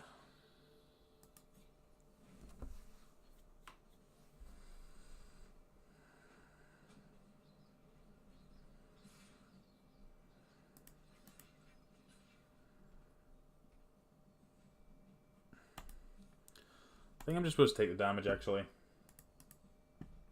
I think it's reasonably close as to what if I care about this or not. But I think going to 12's fine. We need to draw land and had that die to be able to land the Molder Hulk. So I feel like we're better off just trying to do something else.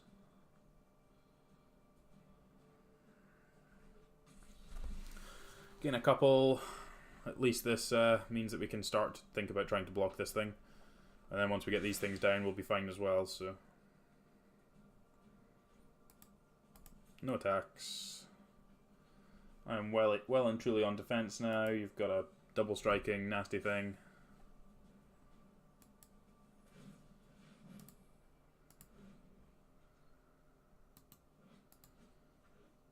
Sure.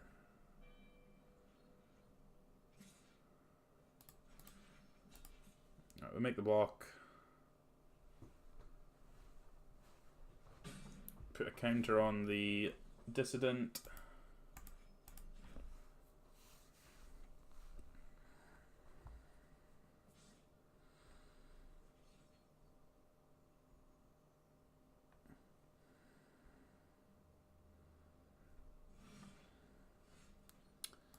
Dead weight.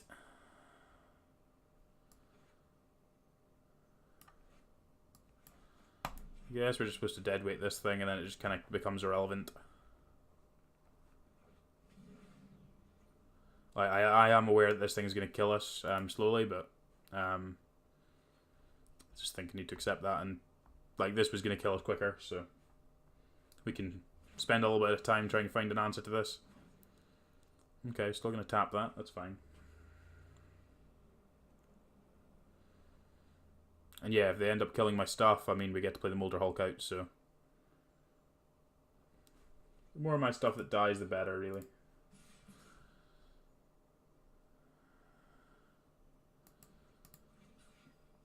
I think I want to block the Legion Guildmage. I think it's far more dangerous to us. Yeah, that's fine.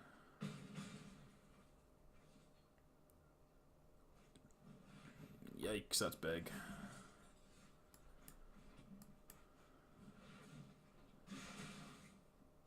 Get land.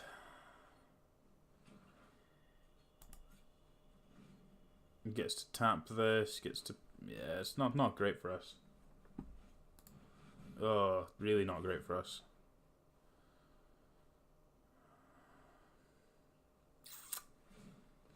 Yep.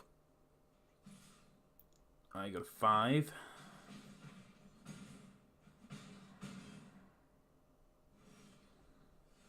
Found another land.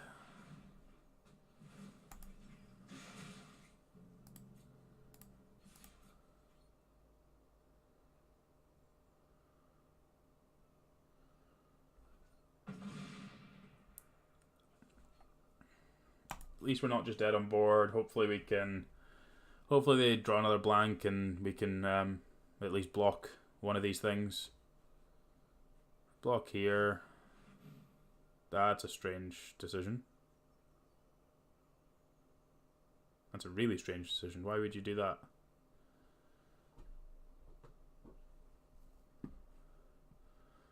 Now I get to trade with the giant.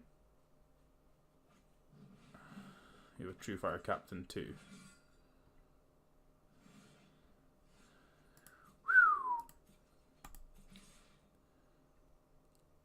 Are we winning if I don't do this? No, because they just get to overlap. So let's hope they don't block both.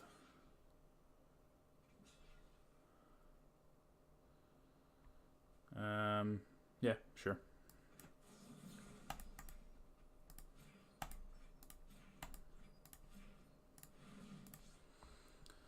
They have an overlap of creatures. We can't deal with the True Fire Captain at all, so we needed to hope that they didn't block. Maybe I'm just supposed to attack with 1 to try and not show that I've got something. Yeah, potentially supposed to hold back the 6/4 just to try and do that and push through with the other one, or vice versa. Just attack with 1.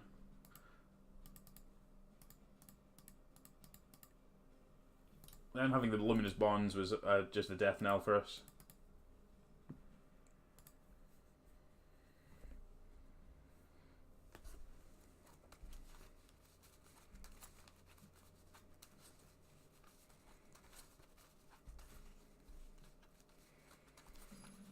Alright, let's see how we get on.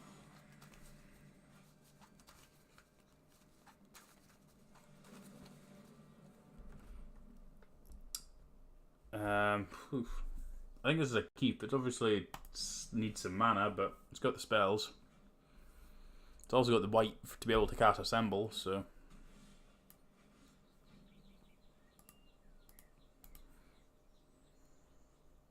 Hello. Right, so we've definitely got all the spells we want. We really just need to hit lands now. Like this hand is one where I actually wouldn't mind just drawing lands for the rest of the game. I think this is all the spells in my deck that I would want.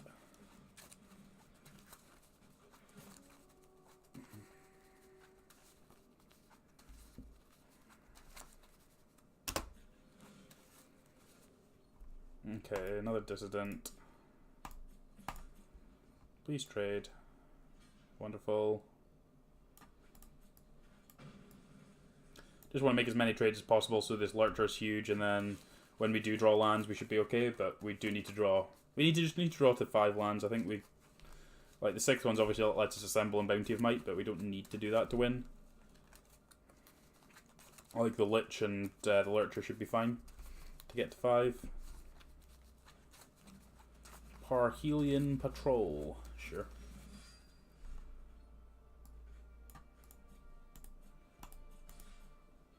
Attack. Oh no, he didn't block, he saw the line.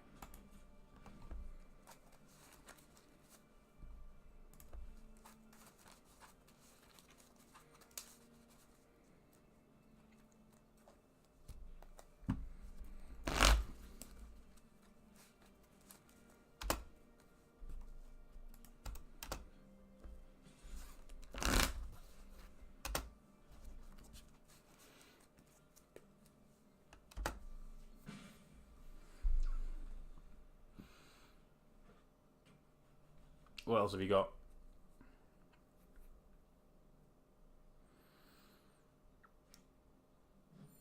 Rosemane Centaur.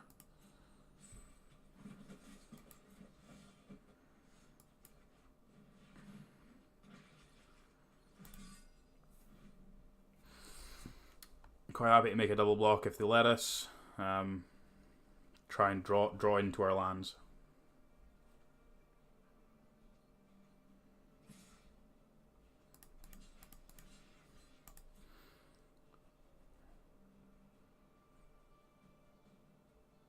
We need to catch up on tempo. Even if they got a trick here, it's fine. Right, yeah, this is fine. Like, we still get to draw 2 cards. Means this Lurcher would then be bigger than their Centaur as well, which is relevant. Assuming we find lands. Give me land. There we go.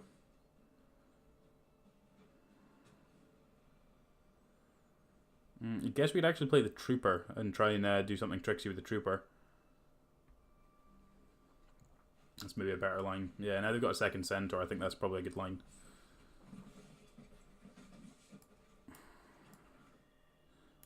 Nope. So this way we can discard the Lurcher to make a 4/4 and then Necrotic Wound the other one. Which then kind of clears up the board a little bit better.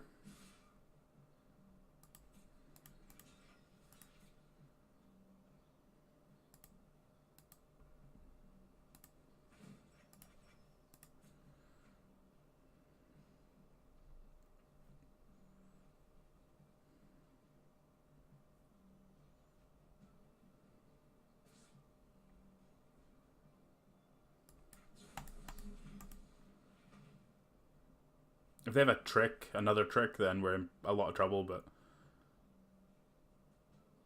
I think I need to go for the highest upside play here.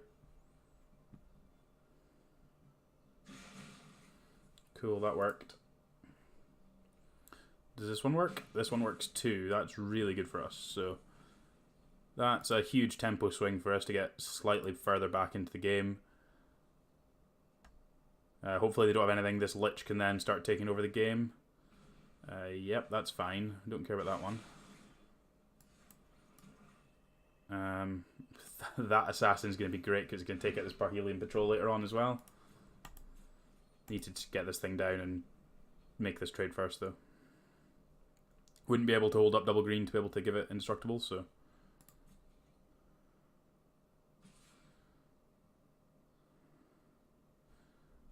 Like, me blocking and giving it indestructible is the same as taking 4, so they shouldn't make this attack, which they don't.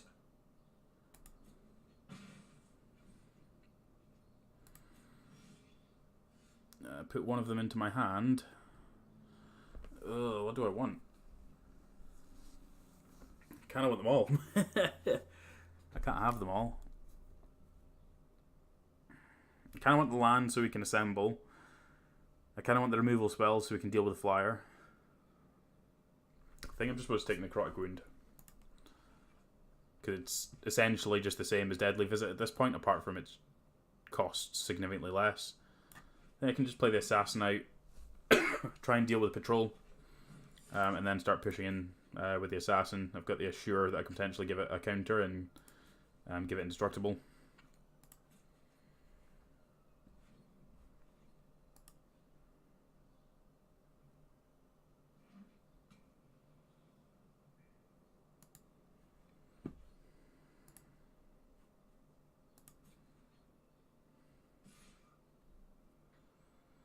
I'm going to let this happen, and then we're going to see if they cast anything, and then we'll decide if we're in Necrotic Wounding end of turn or not. You also can't lose to decking with Lich in play, which is nice. Let's just kill that thing. Flyer's really annoying.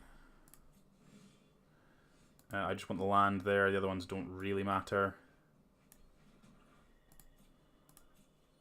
Get to attack with both, because they have to block the Assassin.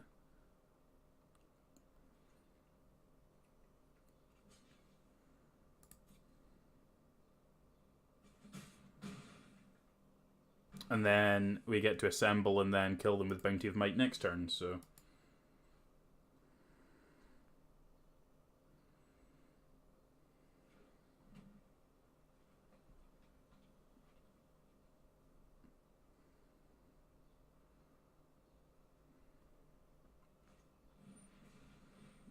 you have a 2/2.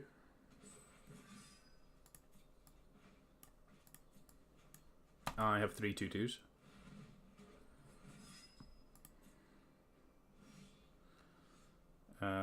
I'll just take the Guild Mage. I don't think it actually matters.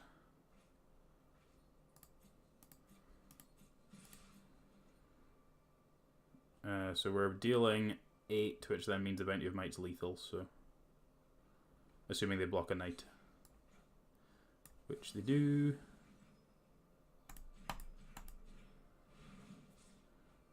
$17.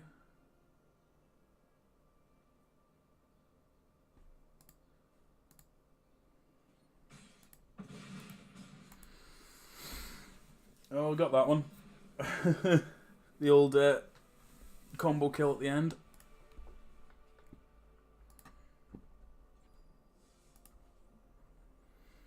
Thanks everybody for hanging out today. Good to see as many of you as there are.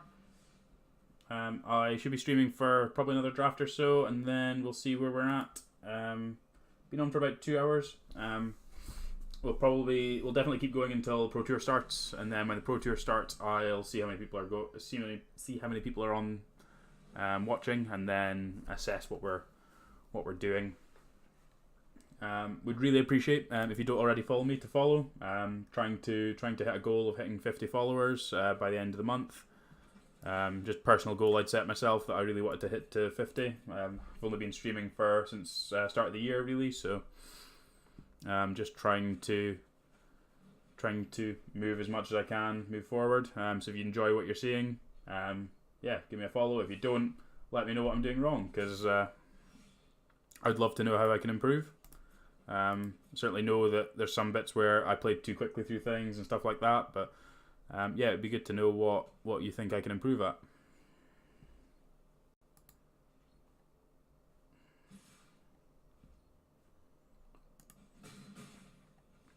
Always up for constructive criticism. This guy likes his hunted witnesses, eh? That's a lot of hunted witness. Okay, well that's our second forest, so we can cast Bounty of Might when we get to that, which is good. More than okay with that.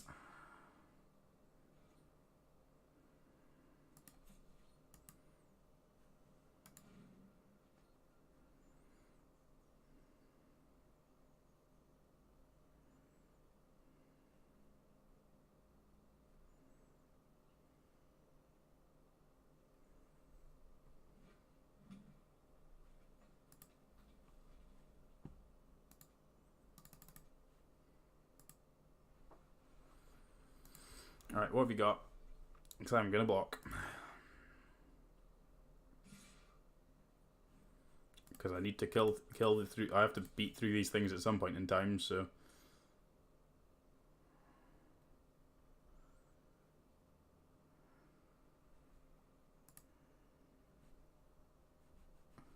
Come on.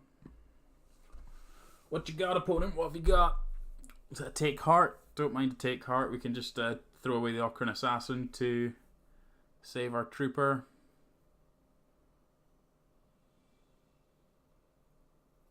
If it was Pack's favor would be the most awkward, I think, because then it means that we're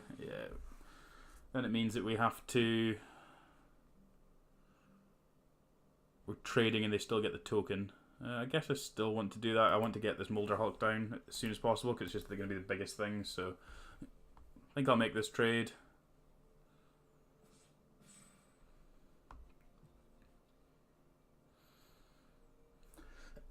As much as it's pretty awkward, I think that we're set up for the long game pretty well with the Molder Hulk, and then Bounty of Might's going to help us be able to win the game at some point. So just need to find some more, and obviously this assassin wasn't going to do a whole lot here anyway. So right, Glowspore Shaman is a reasonable one. Obviously it's just going to trade with something, but hopefully hit us closer to getting this Molder Hulk down. So yeah, we can cast the Molder Hulk next turn now. Obviously, milling the Midnight Reaper and the Ashura Assemble was not exactly how I drew that one up, but yeah, getting a 6/6 in play is probably going to be pretty good against the deck where they've just played 300 Witnesses, so.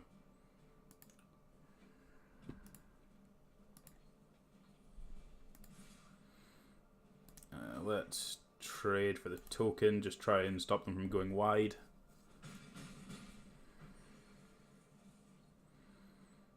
Then if we find a lurcher at any point, there's going to be huge, so... Alright, Molder Hulk.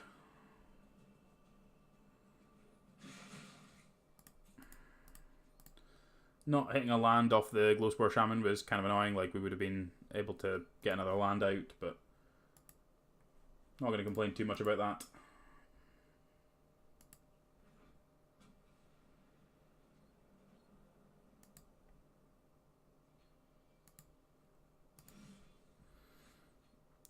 Harpooner.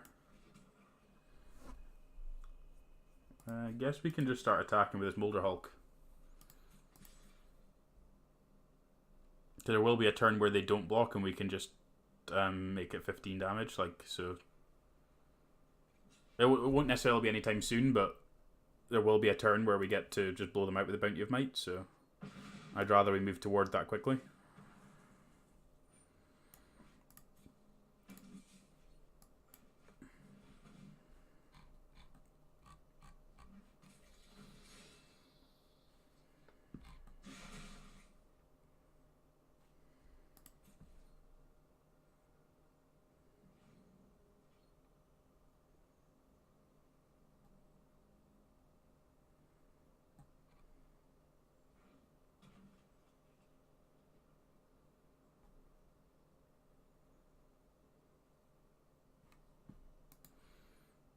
Right, opponent, what have you got?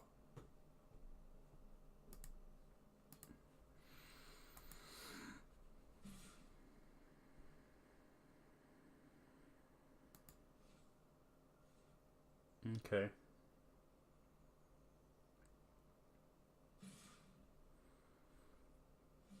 Oh, make your mind up.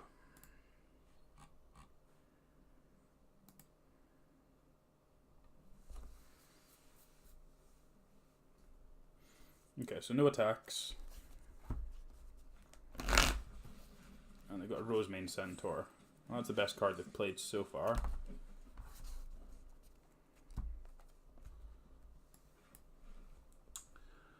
I guess they could gang block the Molder Hulk, which would be kind of annoying.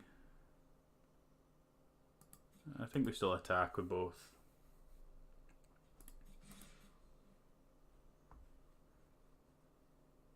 If they block the Centaur here and block like one thing here, I'm not going to throw the Bounty of Might out. I'll just dead weight the Rosemane Centaur after combat. And if they chuck everything in front of... So when they do this, this is fine, and we'll just dead weight the Rosemane Centaur. They do this. Just don't think I care.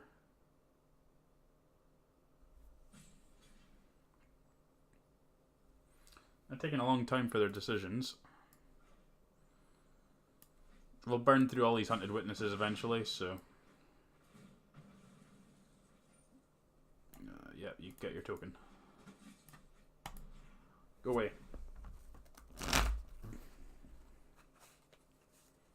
And even if they have a spell, like a pump spell, it's still going to be a 2/2 going forward, so means they're not going to have good blocks for this Molder Hulk. So and it does look like they've got some kind of instant or sorcery, some kind of instant. So likely to be something. Yeah. So like they can save their creature here, which is fine, but now it's just a 2/2. So.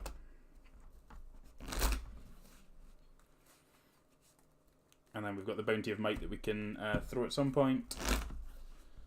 Oh, what have you drawn? Have you drawn something good? Yeah, that was a good one. Okay, so I'm on a 4-turn clock, so I need to find something reasonably soon. That was a really fortunate draw for them.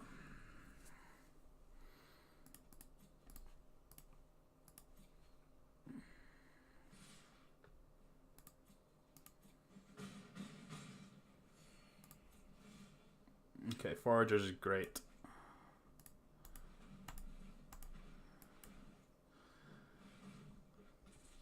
So it's just bigger than anything else. This Tribunal dealing with Molder Hulk was kind of annoying, but yeah, this thing's huge, so far bigger than what they've got going on. Swarm Guild Mage is a good one too. It's going to help us gain some life. That makes me feel like I can attack with the Foragers because I can block the tokens.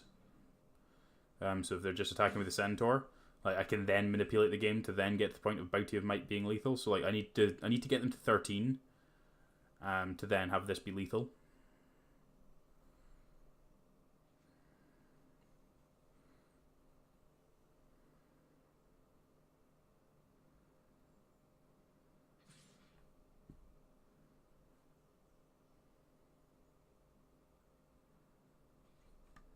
So we don't block, we go to 13. Drawn something, grappling Sundew, that's really annoying.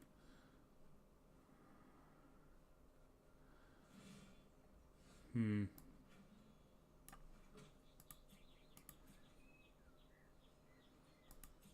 well we can't push through that now, so we're now going to sit and stare at each other for a little bit. I'm going to gain some life with the Swarm Guild Mage in the meantime. Yeah, we've had the Assure, so not got that to draw to. Oh, that's an interesting attack. About to say. Let's gain 2 life.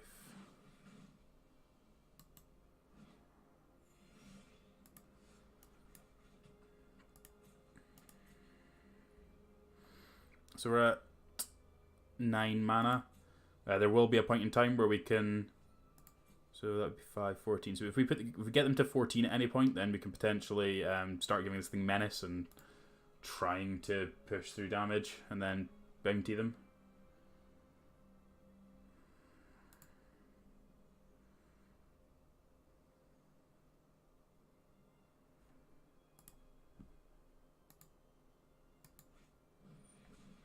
Siege Worm. Siege Worm's large.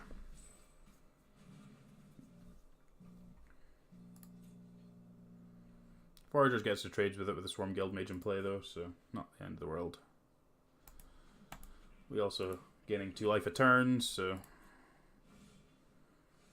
Centipede's a good draw.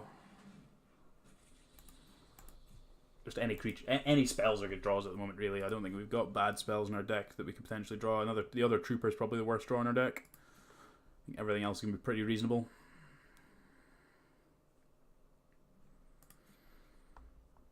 I feel like he wants to get frisky with a Worm, which at this point I just double block with the Foragers and Centipede.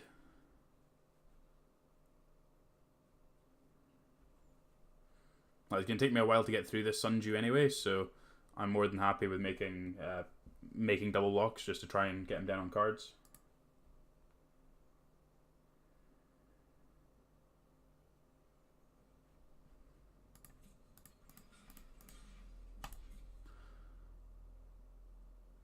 And then even if he has like a +2/+2 or +3/+3, we're still going to get to clear the board up. So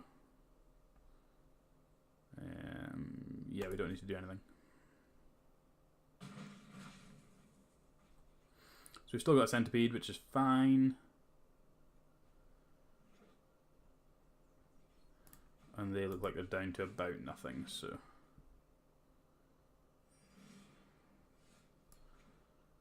The Worm's great. Not for the ability here, but being able to start pushing with this guy as well.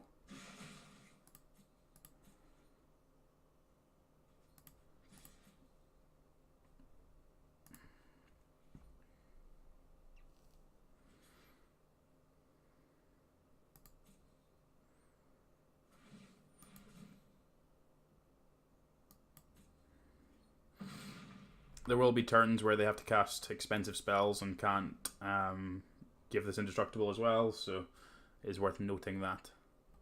So when if they cast any 6 mana spells, they wouldn't be able to do that. So could potentially just give my things. So what have we got? I've got 5, 9 mana.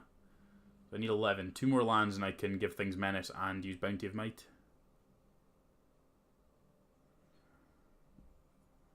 Probably just worth giving things menace this turn though, right? See what we draw.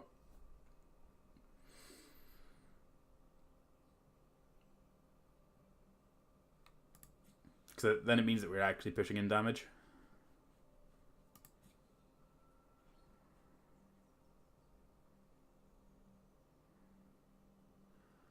Oh, they're playing so slowly. Like, you've got one card. Like, you have limited options you can... of what you can do. Right, my creatures have menace.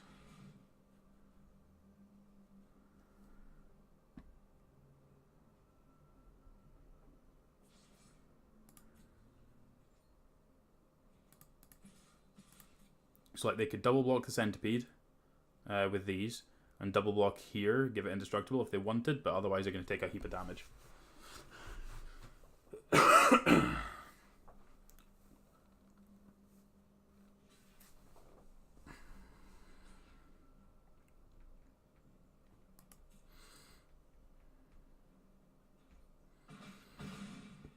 So go to 12.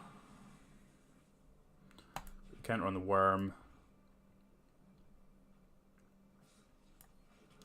Play the land out because we want to be able to, if we draw the land, we want to be able to activate this and bounty to get the last points of damage in. Oh, how many of these did you draft? I'll take my 2.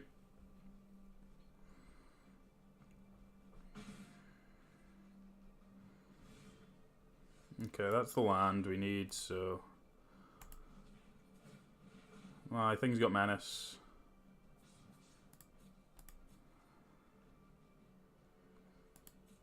Attack you with my menacing creature. You'll double block with these. Oh, no blocks? Okay, kill you.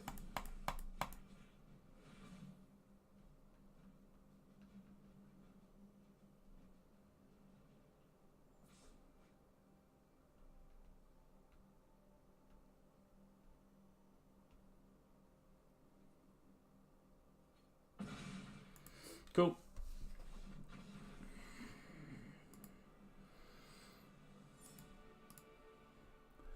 Yeah, we just had to do that at some point. We're going to be able to push through. Took a little bit of time. Obviously, our draw wasn't as cohesive as it could have been to get us to that end, but yeah, we got there.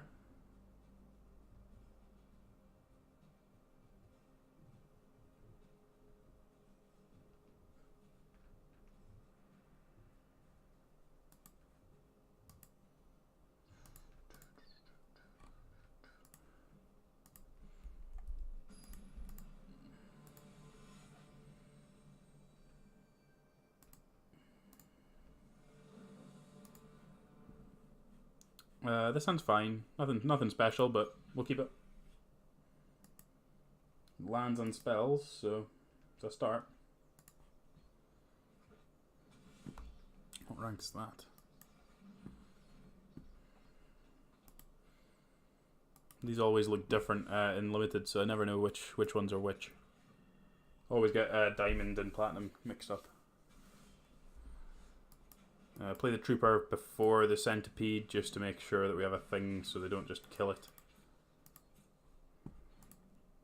Want to make sure we get the value out of that if that's what it comes to. Okay, they got nothing there. Play the Ceratok. I don't really care if they kill stuff.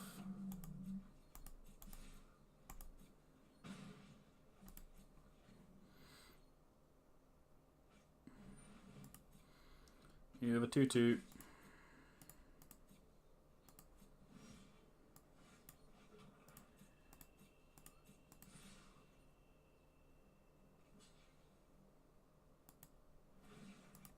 Discard the other trooper.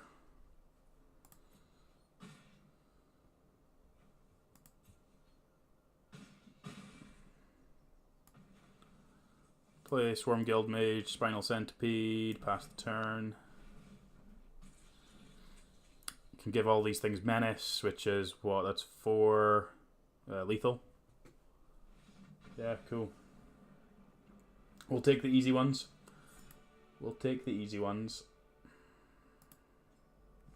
Our draws were pretty good there. Surprised we managed to get to this point where we're playing for the 7th win. This deck didn't seem amazing. Funny to say when we've got like 4 rares in this deck, and it's not as good as the last deck we had, which had no rares. But I think that just tells you a lot about the color combinations in Guilds of Ravnica Draft. But I think this deck's been pretty solid. Obviously, there's some cards that are replaceable, and I would rather have other things for, but I think it's been pretty good for the most part. This hand's a keep. Turn 2 Swarm Guild Mage into Ocarina Assassin.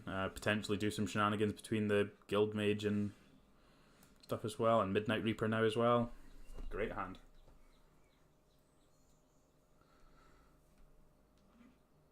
Just want some more lands out of it, and then we'll be golden.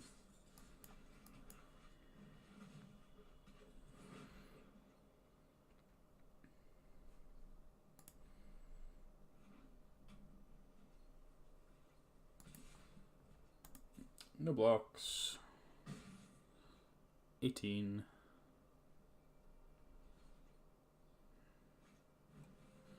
Birdie. Birdie's pretty good. Let's play out the Spinal Centipede.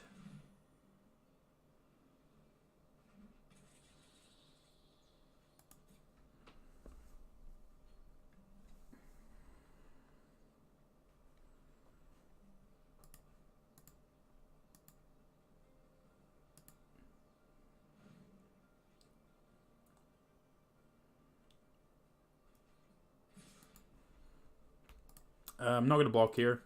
I'm going to get this Midnight Reaper down next turn, and then I'm going to start making blocks on this first striker. And obviously, as soon as we find one of our things to deal with flyers, we'll start dealing with these. But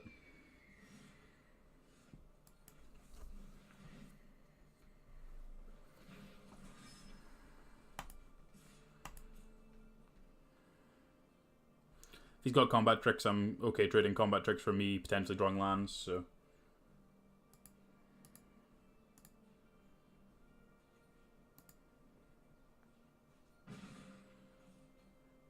The Centipede would love to block your Fresh Face Recruit.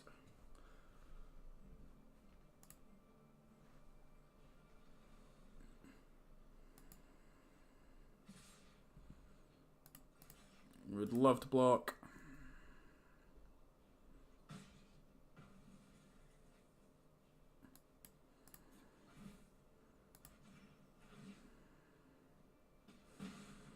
Okay, so we found our land. Our land's... Finding the land's great. Need to find another green source so we can assure at some point. But really just want to get this Lich down as soon as possible so we can try and find our copy of the Harpooner. So we really need to find a copy of that. Gonna play out the Assassin. Assassin lets us block. Really need this thing off the table because otherwise these Hawks are gonna get huge.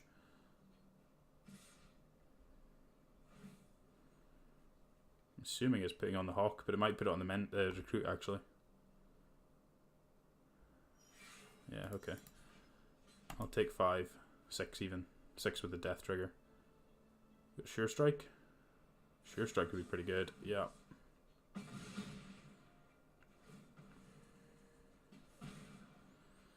Ooh, that one's good. It's a shame our things aren't bigger. And this Lich is late to the party.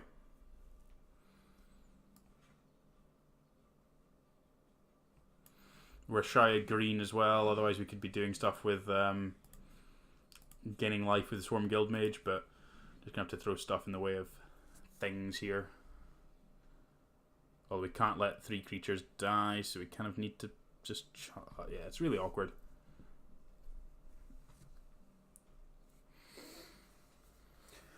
We need to block with the Midnight Reaper. And probably the Lich. Okay.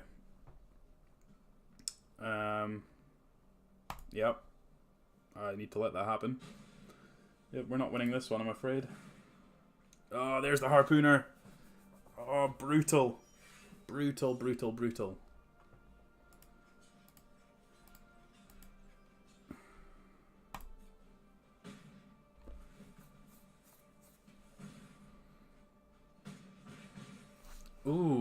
Ooh, that's interesting. So close. That, like, those 3 cards would have got us back into that game big time. Just needed one more life. One more life. Oh well. Yeah, this deck wasn't amazing. Again, it doesn't let you go into your deck afterwards. Right. Where did I put it?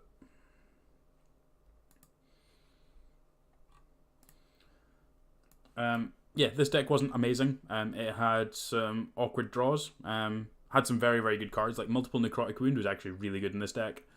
The Foragers was great. Potentially wanted one of the spiders I had in my sideboard, the 1/4 reach. But that was the first time we played against any real flyers, so that's maybe just being results orientated. Obviously, we had the Harpooner, we've got removal. We just didn't draw any in that specific matchup there. I think it was okay. Obviously, the combo of Assemble, which is make 3 tokens, then Bounty of Might, was pretty ridiculous when we drew it. Other than that, this deck wasn't amazing. But we got our 6 wins, so we'll still take that. Means that we get extra gems, so extra gems is always good. And it also means we get to crack a pack. So what we're working with. Chromatic Lantern, sure. I must still be missing rares from this set, whereas I think I've got all the ones from Ravnica Allegiance. Right, okay, let's do another draft of guilds. I like this view better. Right, this pack. We've got a Knight of Autumn, which is not an amazing rare. Our uncommons aren't amazing either. District Guide's the best of the lot. The rest of the pack's pretty poor. I mean, none of the cards are cards I want to be playing in any real deck, apart from potentially Lurcher, but as I've said in the last one, green-black is probably the weakest colour combination. I think I'm going to pick the District Guide, just to kind of leave us with options of what we're doing with that, but why did that pick a Hunted Witness? Okay. Conclave Tribunal is the best card in this pack, I think. Electrostatic Field's fine. The Wodric Bodyguard's one of the best Boros cards. But the Conclave Tribunal leaves me open to, now that I've got a Hunted Witness rather than the District Guide, that gives us the option of doing that. So Legion Guildmage is fine. Healer's Hawk's pretty good. Parhelion Patrol's pretty good. I think we potentially just want to try and draft a really aggressive either Selesnya or Boros deck, now that we've got a reasonable start. So it's probably just the Healer's Hawk. Obviously, which these cards are great in Dimir, but let's try and go with this. Flower Flourish is a great payoff for the top end of this. So is Wodric Bodyguard's like your best middle of the ground cards. So this is kind of like a decision point as to what we're trying to do here. Think I'm leaning toward Wodric Bodyguard. Like, Flourish is a lot of mana to be able to do that, and you need specific cards to make that good, whereas Bodyguard's just great in the middle of your Boros curve, so, or at the top of your Boros curve. So we'll go with that one. Sky Knight Legionnaire and Luminous Bonds, wow. Those cards are both excellent. We've already got a removal spell. Like Legionnaire is premium card in this color combination. Urchin's actually fine as well because it's easy to mentor onto. I think it's probably Legionnaire. Legionnaire is, like, the flying is just so relevant and so difficult to deal with. We've already got one Tribunal. I guess it's just supposed to be the Bonds, isn't it? The Bonds leaves us open to potentially moving out of red as well. We don't need to be red, but we're probably definitely white at this point. Skyline Scout's great. 10th District Guard's fine, but Skyline Scout is a better one, just giving your stuff evasions pretty good. Ordinary Guard is better than the green cards, I think, especially seeing as we've got the Bodyguard already. Pax Favor would be one of the better green cards to be able to use in that kind of archetype, but let's go with the Goblin. Hammer Dropper is big. Not a massive fan of it, but it's probably with a couple of removal spells it'd be fine. I think it's probably reasonable. Like, it's going to mentor onto absolutely everything in the deck, so should have enough removal to be able to make that good. Rubble Belt Bowler is actually fine as well, but that's probably the number 4 drops I would want. I don't like 10th District Guard that much. I'd much rather have more like Ornery Goblins. This pack has nothing for us, so we'll take a Vapors, because in theory we wouldn't want to play against that. I'll pick a Boar for the board.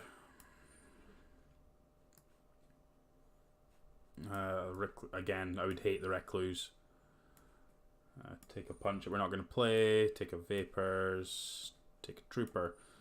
So we're in like this low to the ground red-white aggressive deck.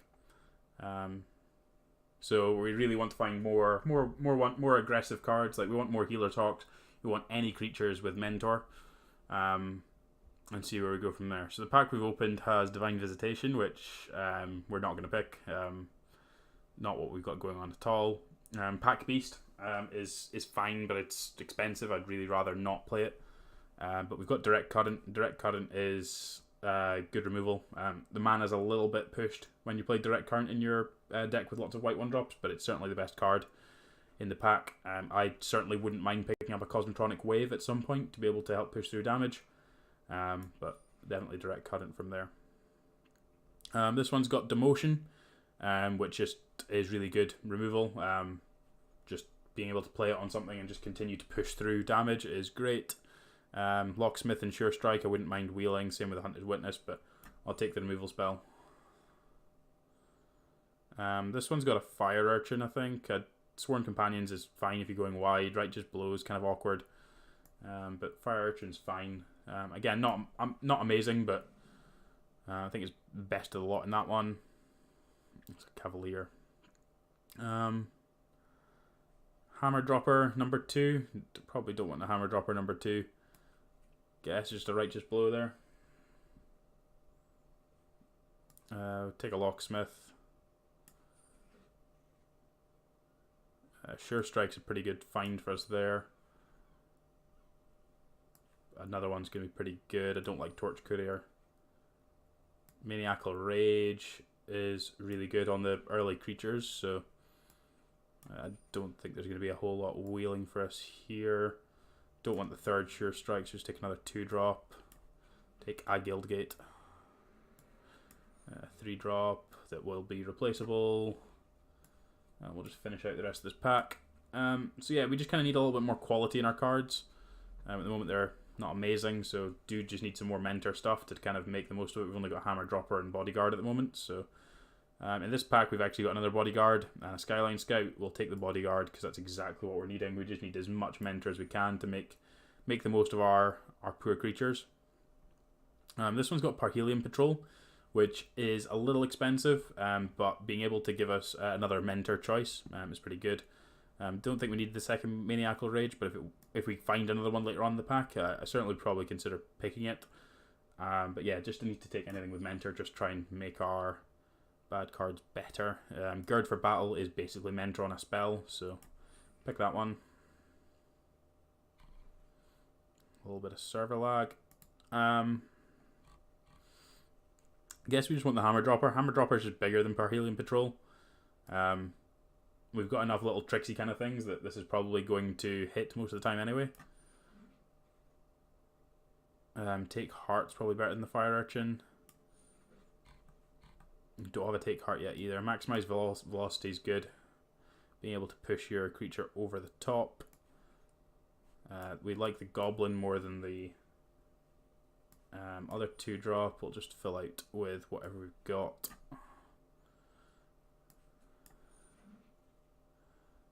Maniacal Rage we'll consider playing. We'll take a Sergeant in case we feel like we need to go bigger in our deck, but I think we're going to be pretty aggressive. Okay, let's see how we get on with building this. Right, okay, so we're on 16 creatures and quite a lot of spells. Need to cut some spells first of all. Which ones are our worst? Righteous Blow I don't like. I like Take Heart for giving your creature +2/+2. The life gain's not really relevant. Maximize Velocity, being able to like give haste to a Hammer Dropper or something else later on in the game is going to be pretty good. Candlelight Vigil's probably just too expensive. I want to be 16 land in this deck anyway. Locksmiths aren't amazing, but Halberdier is actually worse. Probably worth cutting. Where does that leave us? That leaves us at 11 spells still. So we definitely want to play Demotion. We definitely want Conclave Tribunal. Definitely want the Bonds. Definitely want Direct Current. Maniacal Rage, we probably want to cut 1. Sure Strikes are good.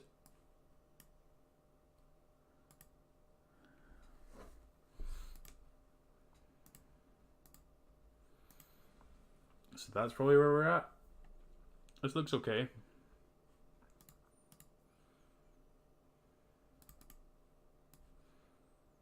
There's a Gird as well as the other spell. I think Sure Strike's the best spell, so it's the one we want 2 of. 1, 2, 3, 4, 5, 6, 7, 8, 9, 10, 11, 12, 13, 14. 14 creatures is probably 1 too light, but not real whole. Like, there's no other creatures I really want to play. I'd rather, like, if we had another lower to the curve card, I'd probably play that, but this card's just not very good, so yeah, let's run with this and see how we get on. I mean, we've not really got there in this draft, but yeah, we'll give it a go.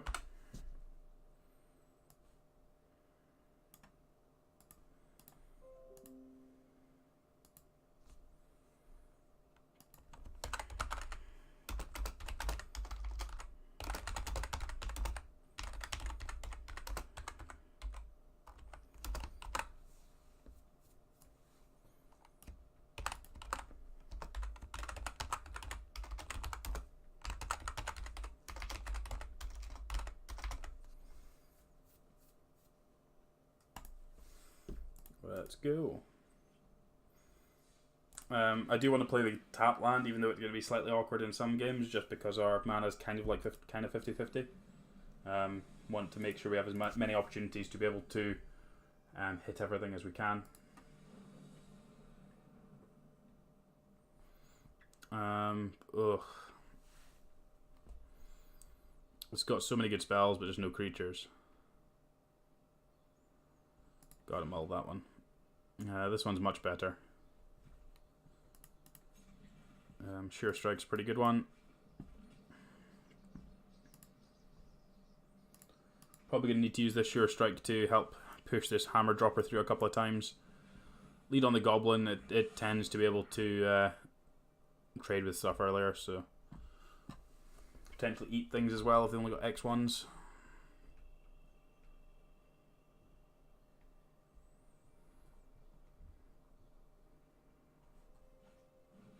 Yeah, so we'll get to push in damage, which is good.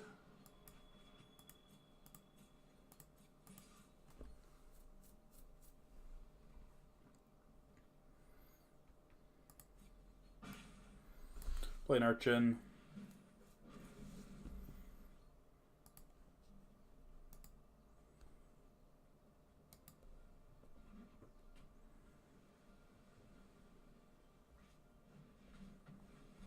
Okay, that guy's dead.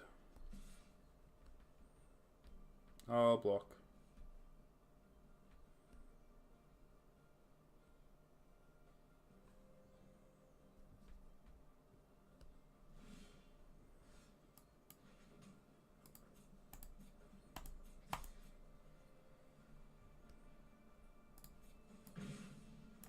Hammer Dropper.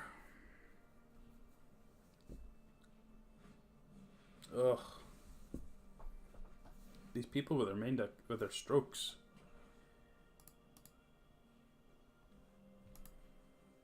It's like one of our 4/4 drops in our deck, and just happened to be a turn where they held up the Disdainful Stroke.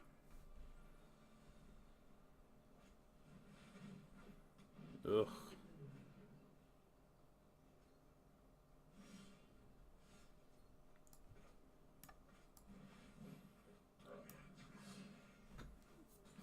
Not looking good here, guys. Not looking good. That's why I hate drafting these kind of decks, because they just are so medium. Because if you don't have a good curve, if you don't curve out well, you just get to these kind of board states where it's just like, I'm not achieving anything here ever. And if we'd landed the hammer dropper, we'd have been okay, but we weren't going to be in a good spot. Like, they were still going to be able to interact with our hammer dropper potentially and like move the board forward. But yeah, we need to get. Oh my god. Let's just move on from this one. It's not going to go any better than that, so... Right, let's move on to game 2. Yeah, as I say, I don't think this deck's particularly good anyway. Like, we've not got a whole lot of curve, we've not got a whole lot of power. We really need to have our really good draws against this, so... this hand's potentially fine. Like, having 2/2 drops is fine. If we draw lands, we've got the bodyguard, and then if we draw white, we've got our removal spells. So no, it's not particularly great, but it is what it is. Not a whole lot I can do about it now, apart from just try and steal a couple of games and move on to the next draft, I think. But certainly not going to drop out of it just because it's not a particularly good deck. Certainly worth trying to push through. There's been some absolutely appalling piles that we played against so far in this, so potentially worse than this one. So again, don't know what happened on the first pick where we tried to pick the district guide and we ended up with a hunted witness, but it is what it is. I'm going to offer the trade here, seeing as we've drawn another goblin.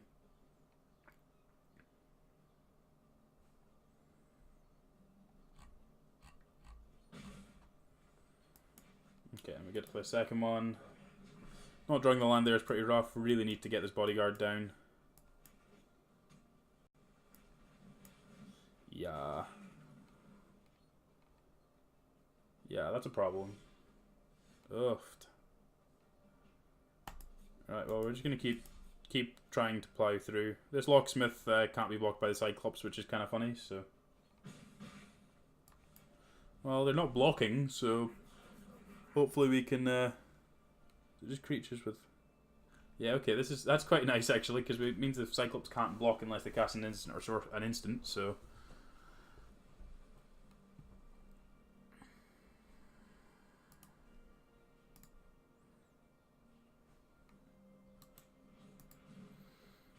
One 3 of Doom.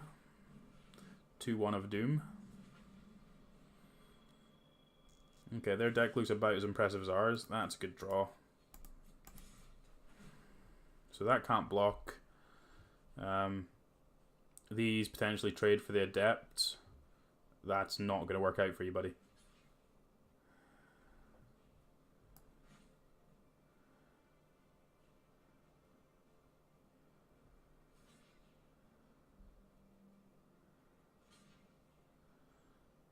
Okay, so we get to Sure Strike the... Yeah, so the Mesmer's going to die. So that works out nicely for us. We're going to Sure Strike this one so that we can continue to plow through this Cyclops. So yeah, like, we're not looking amazing, but like that was a exceptionally good sequence for us where they made a bit of a boo-boo with the Mesmerist.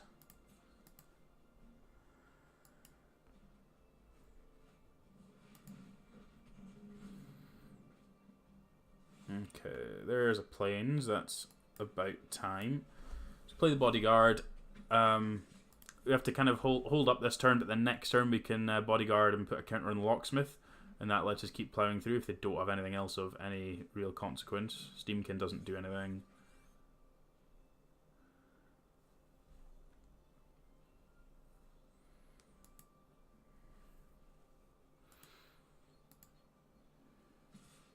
Yeah, hit me. Sure. That's so aggressive. So aggressive. Alright, what have you got? You must have something. Tapping this? Tapping this. Sure.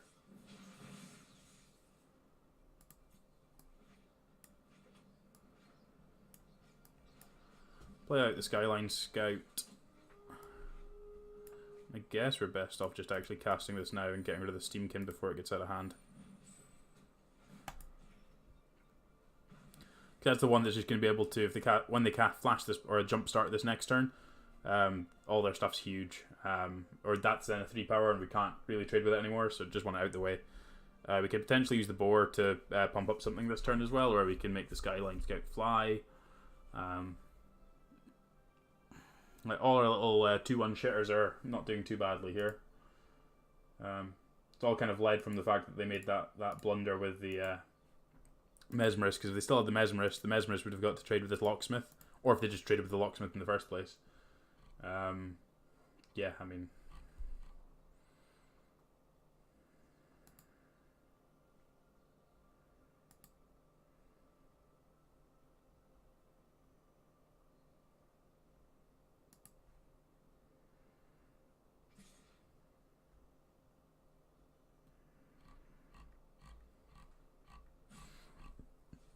Yeah, come on, hit me. Boo. Alright, I want to attack. Dream Eater. Yikes.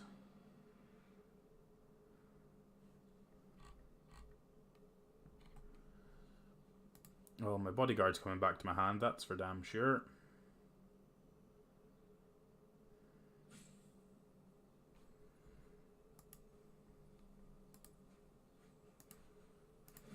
Mill 2 islands and a counter spell.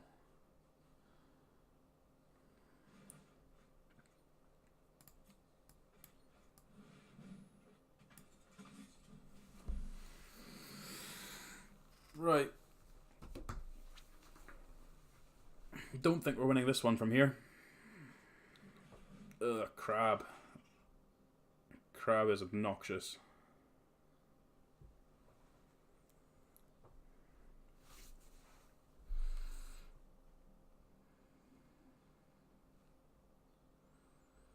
Oh, come on, opponent. Like, you're either attacking or you're not attacking. Get on with it. This game's pretty much done now that you've played a Dream Eater.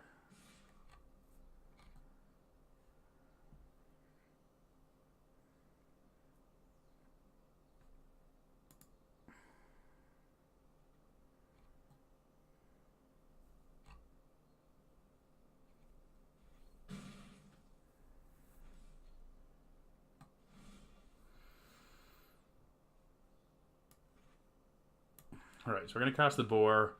Boar is going to pump the locksmith. We're going to attack with everybody.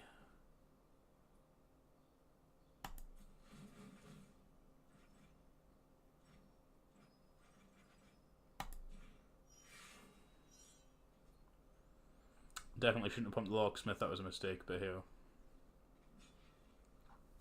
I don't think it actually matters.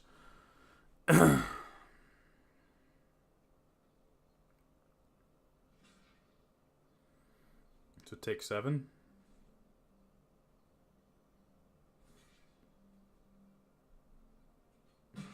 Take 7.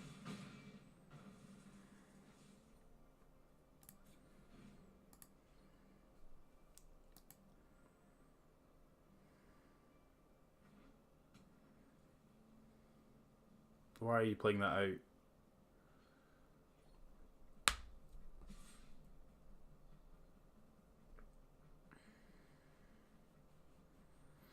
The Cyclops now gets to start blocking. Did they have lethal? 11, 7, 6. Yeah, they had lethal. Oh well, they missed lethal, so that works for us.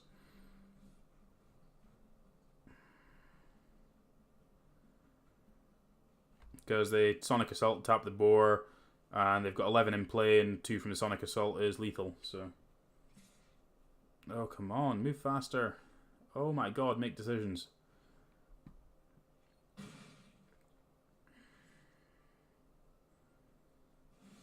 You've already punted lethal, let's just get on with it and move on with our lives.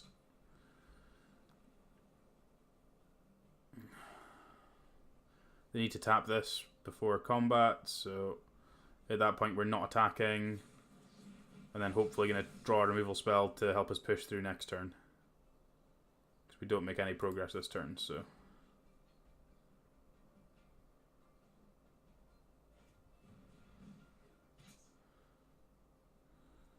Ugh.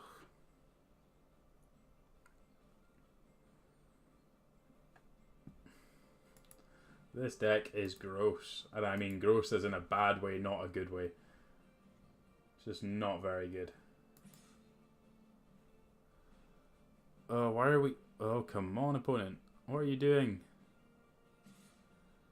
You've already punted lethal. Go and just draw me a demotion or something so I can punish this. Gird for battle would be amazing. Go and dart now and then let me draw Gird for battle.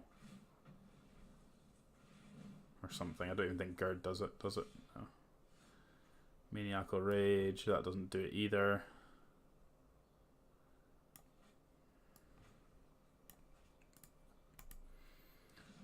Okay. Onwards.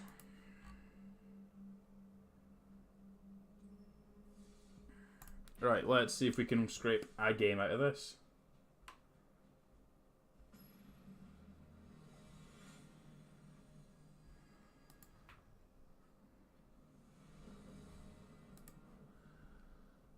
Ugh. I'm going to keep this just because I don't actually care about this deck anymore, and we're just going to try and like, we're either going to flood out or we're either going to screw or not, and if we don't, then we draw our 2-drops, so.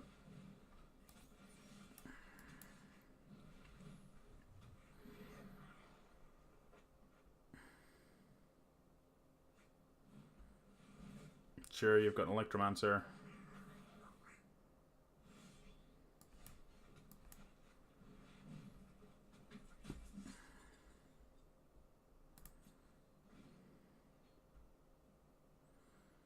Just go on, just screw for a bit, opponent, that would be amazing.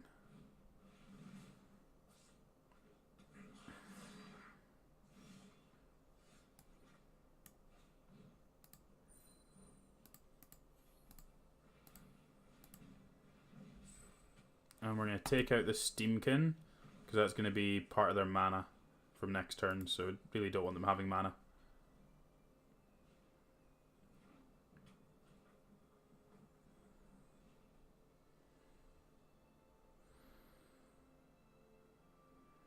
Land lets us cast Hammer Dropper or Maniacal Rage and Sure Strike.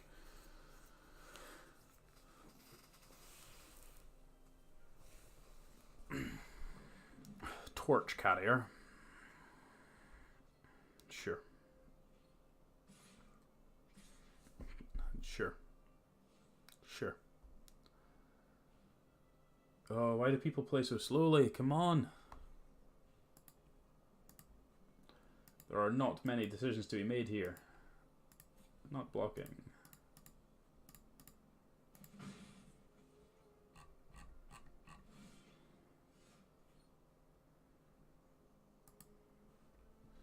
Right, land. Let's start by attacking, I think. Or see if they'll let us attack. We pop a counter here. So the Goblin can trade with the Bodyguard. And the Electromancer can trade with the Locksmith if they want. They can certainly try to.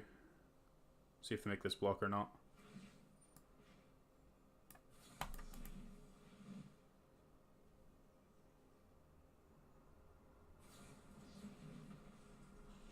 Sure.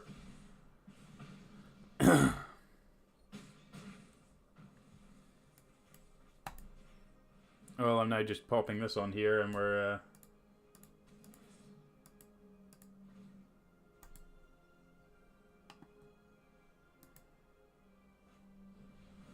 Sure.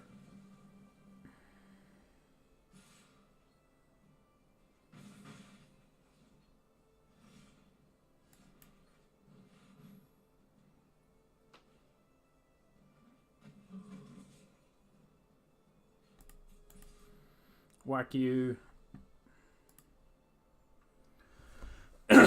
Whack you in the face.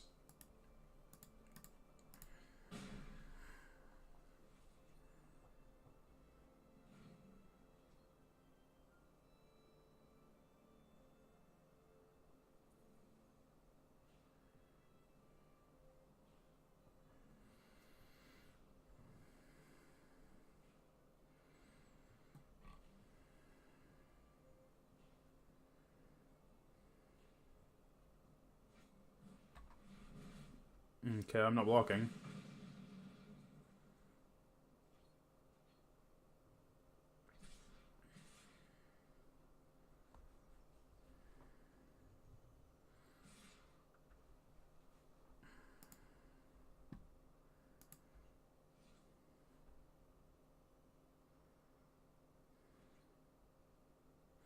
Okay, so we get the Luminous Bonds, the Electromancer, smack in for 10. And if we draw land, we get to play the Goblin. Or we can Demotion. Demotion the Electromancer. Play the Goblin. Which then means we've pretty much got it. You can attack with the Electromancer, cannot block. So 10U.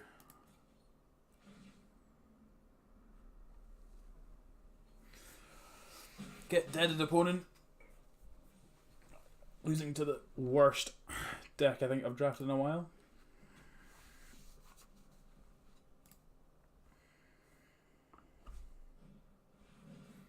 Oh no, you killed my goblin.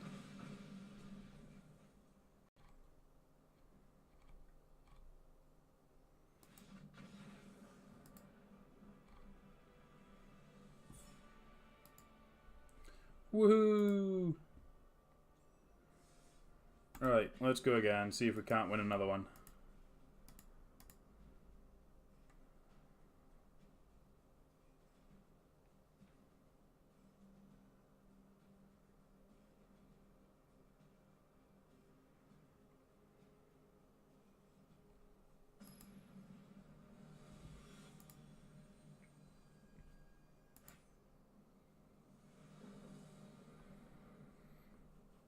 This hand's pretty good.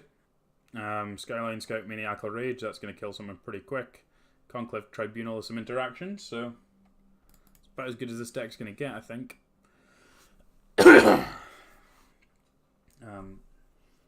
Yes, let's see how we get on. See how we get on.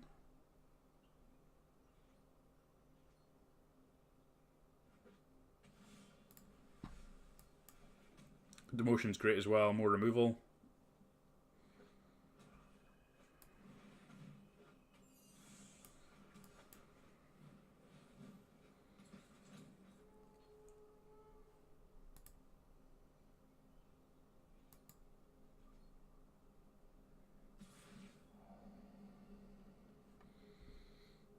Nightwell's right, it's a pretty good start from a Dimir deck. Missed a land though.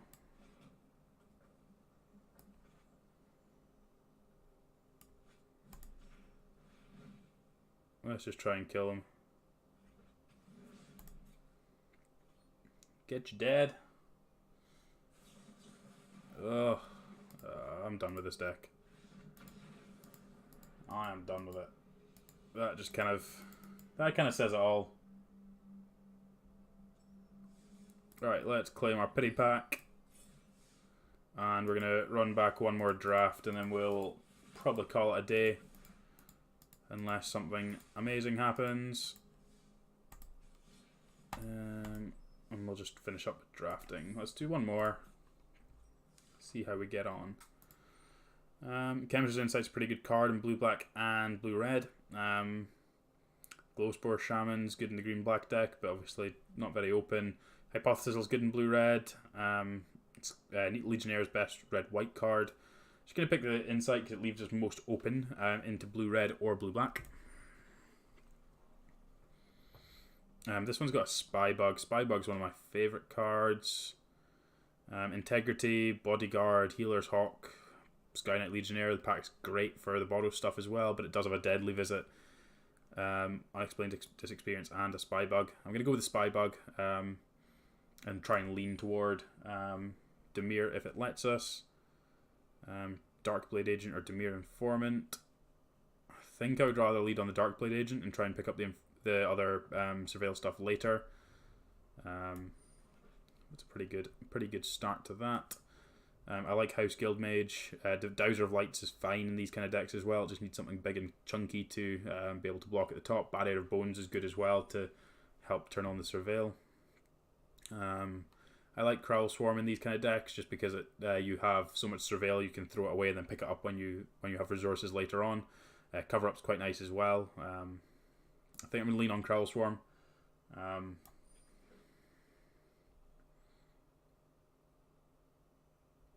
This one's not amazing. I don't like Muse Drake, but I still think it's probably the best card for what we're trying to do in the pack. Potentially just pick the Guildgate. I'll pick the Guildgate and we'll hedge on potentially needing to splash or potentially wanting to splash something. Dazzling Lights is better than Wall of Mist and Vidalcan Mesmerist. Pack's pretty weak overall, so. The Assassin's fine, but obviously not for what we want to do. It's not splash worthy. Take the Veiled Shade, I'm unlikely to play it. We can take another Dazzling Lights, not thrilled by it, but not going to take a third one. Gorgon's okay in this kind of deck, just because it trades pretty nicely. Bad Air Bones I actually quite like in these decks. Vapors I like as well. Especially in best of one, having access to these kind of cards. It's pretty good. Legion Warboss would have actually been pretty nuts in Boros, but we're not there. Price of Fame, however, is excellent. So we get to go with that.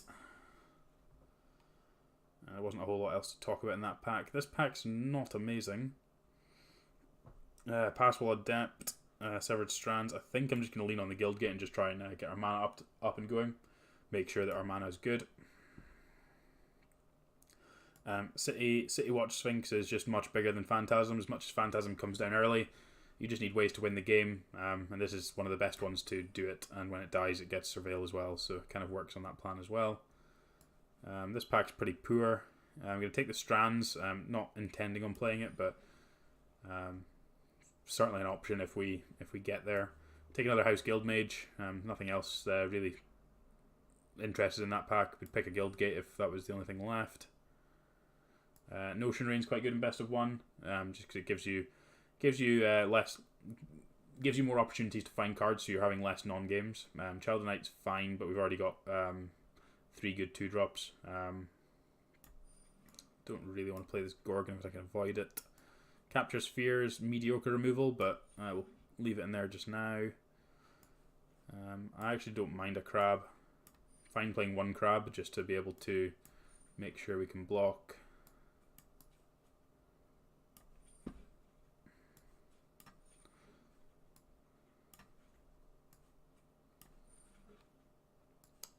Another Dazzling Lights that we're not going to play. Night Veil Sprite and Whisper Agent are both excellent here. I think given the fact that we've only got a handful of Surveil things, I actually want the consistent way to Surveil rather than the one-off. Powerful card, good 2-drop as well. Some of the 3-drops are slightly more replaceable, so...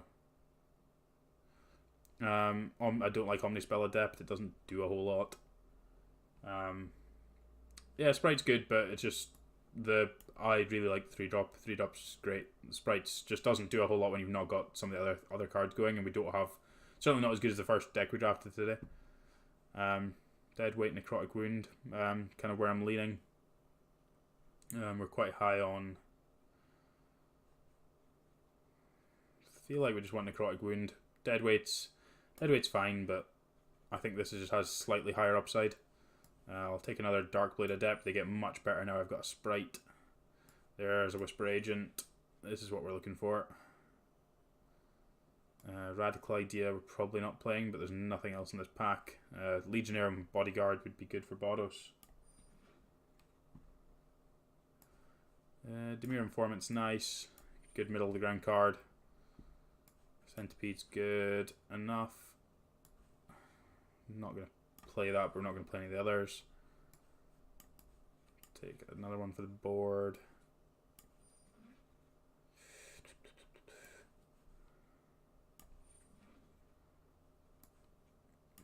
Not playing any of these, so I'll just quickly go through them. And then we can sort out the deck.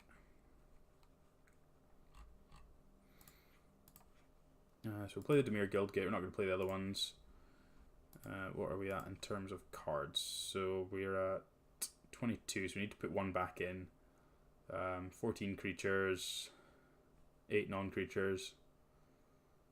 Just fine. Happy putting either or in. I guess it's probably Severed Strands because we've got a couple of barriers. Yeah, a couple of poor cards, and we don't have a whole lot of removal. And our creatures on the board aren't amazing anyway, so let's go with this.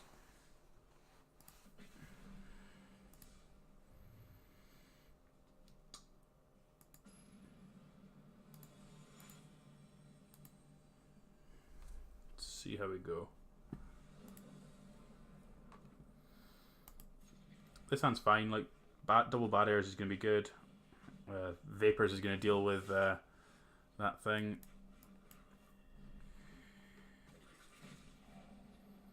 I don't need more Dazzling Lights here. Just want to hit lands.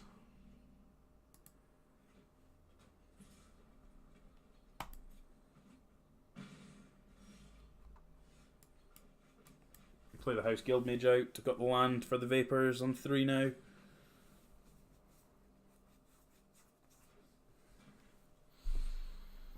It'd be amazing if they played an Assassin. Recluse, sure. I think I'm still on the Vapors plan. Just kind of tidies up the board. I don't want either of these. I do just want to find lands.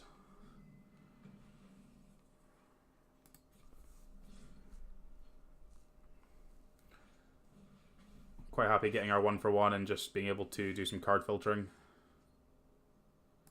Darkblade Agent's good here. It's going to help us push through this. If they don't have another land, otherwise the dart's going to kill it. Okay, so we should be able to start pushing through some damage. Let's bury our bones. Leave a land on top. Really just want to keep hitting lands.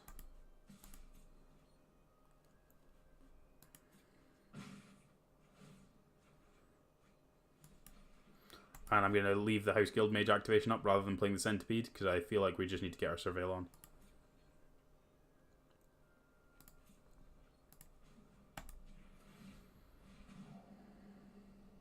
Going to chuck the Crowl Swarm away, and I'm going to leave the Swamp on top. We can pick this up later on, but I don't need it just now.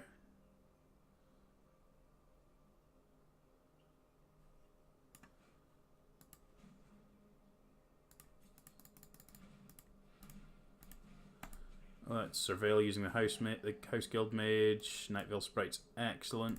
Exactly what I'm looking for. Let's poke you for 2.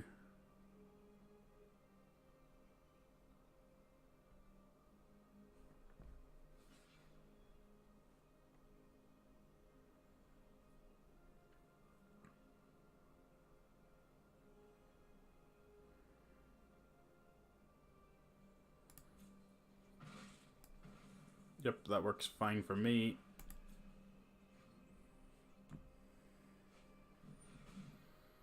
Locket's fine. Does mean they're going to be able to kill this next turn, but that's fine.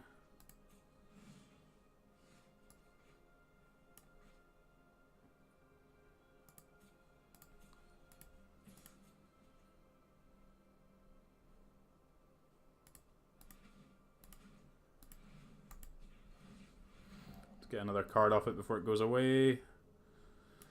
Yep, I'll keep those on top. Ordered them wrong, but doesn't matter too much. Play a Sprite out.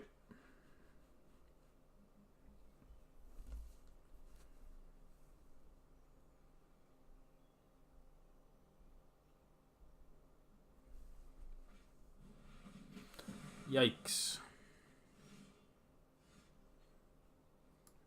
Okay, so Notion Rain. I don't need the land, take that one though. And we'll get this Crowl Swarm back, and then we'll just try and kill them with flyers, seeing as that was a lot of... kill a lot of my things. Yeah, you got it.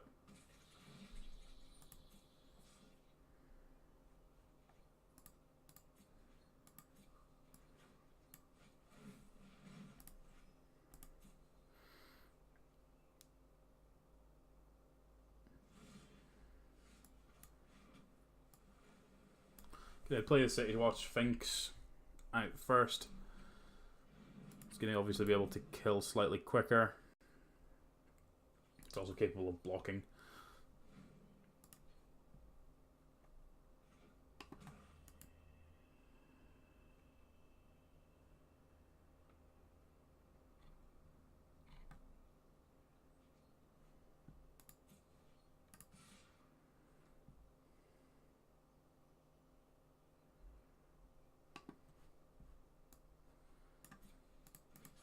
I'll block. I've got the dazzling lights that can make this thing smaller if they've got something nasty.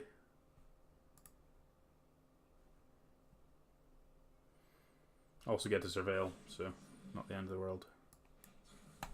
Should have definitely waited until damage. Now you have to blow up the locket as well, or the dart as well. Don't need those.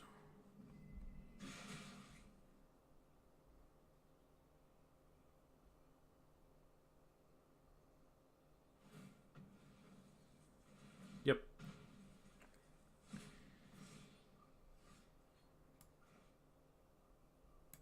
Play out the Crawl Swarm now. At least that one didn't get exiled, because that's going to have to be our win con now.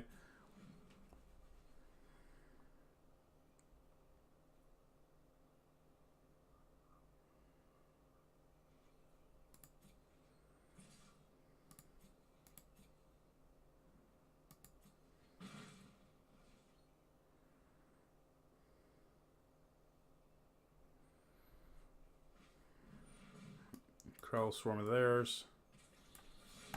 I'm going to exile their one.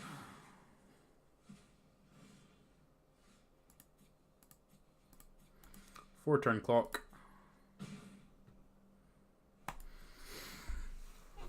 Four-turn clock, and we've got 2 kill spells in hand, so only so badly this can go.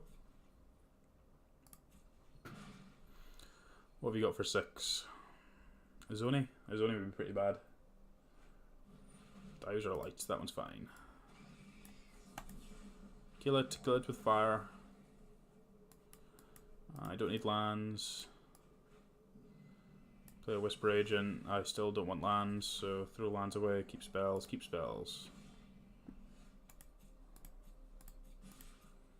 Gonna hold on to this, because I'll discard the Crawl Swarm if they kill it. Because it's not gonna change the clock here.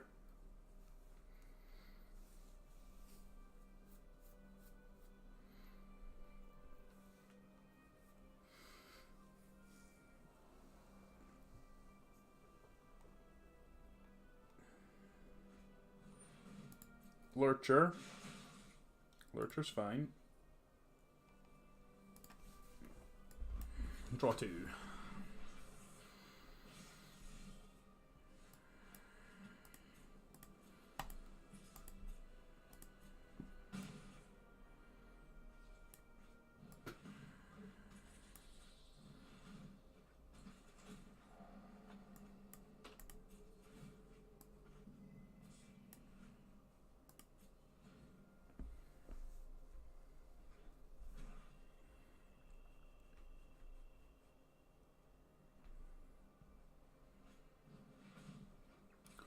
Yep.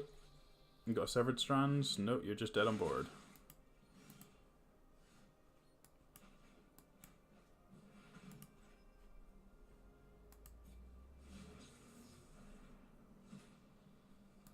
Draw my entire deck. Kill you.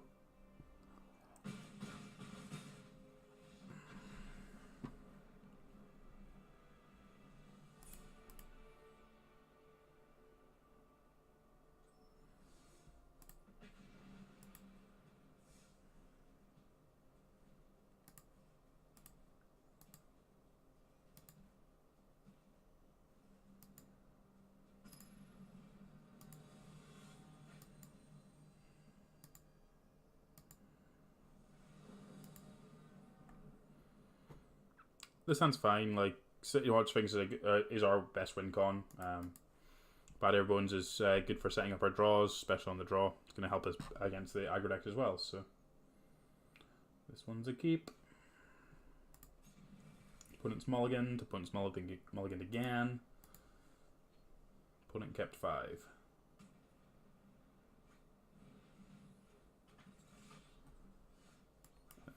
Bad Air Bones.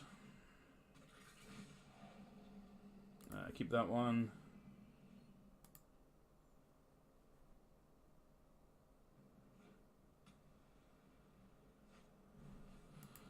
Yep.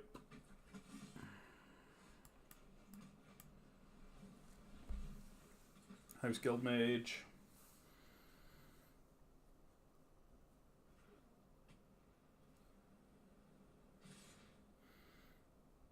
Just gonna block and save 2 life.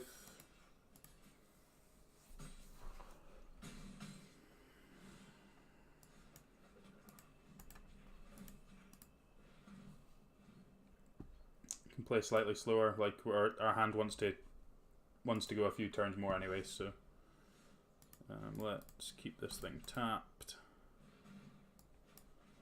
Play another House Guild Mage.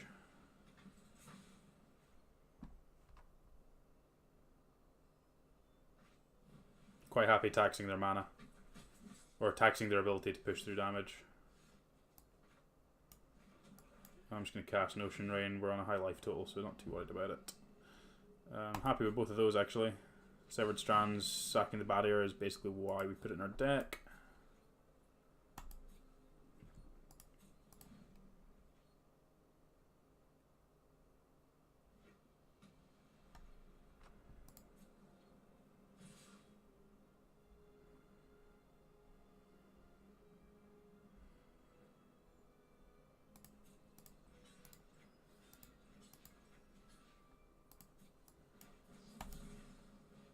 Make that one small, keep both of those.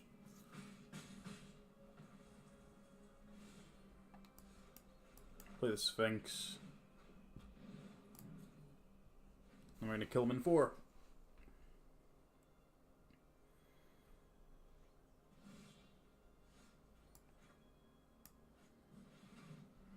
Let's get our Surveil on. Happy with both of those. Whack you in the air.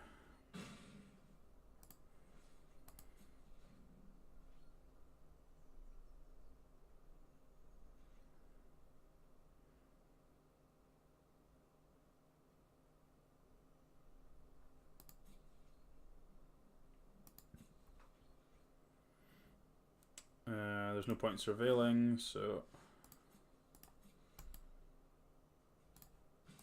whack you for another 5. You're gonna have to deal with this at some point.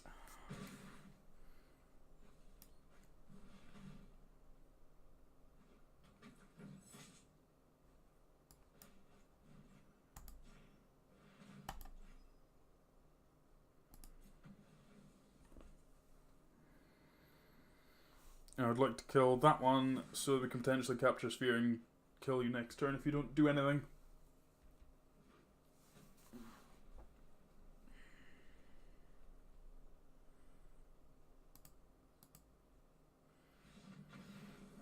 But we don't have to capture Sphere because I didn't draw anything, so cool.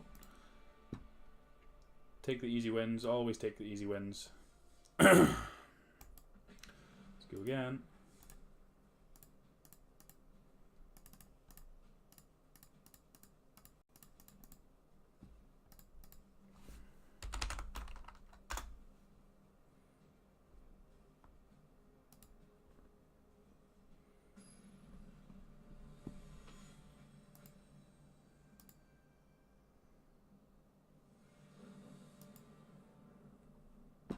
This hand's great.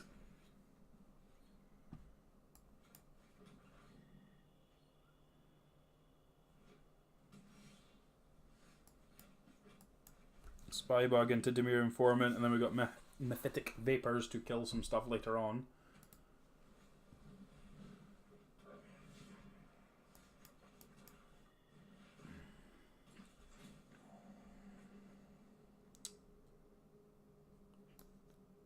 I think I'm happy with both of those, actually.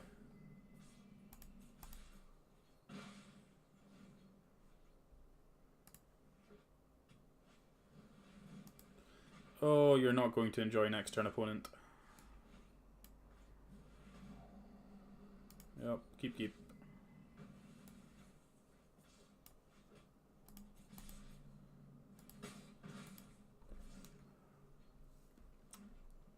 Getting a 2-for-1 out of Vapors is just amazing.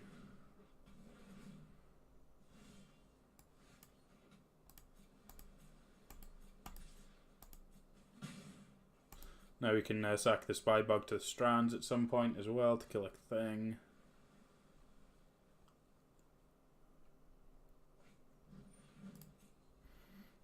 Well, that thing has to die. Don't care about that one, so that can go away. We actually want the land to play the Sphinx this turn.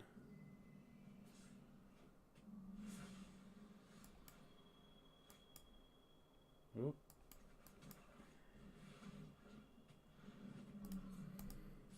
Just keep poking them.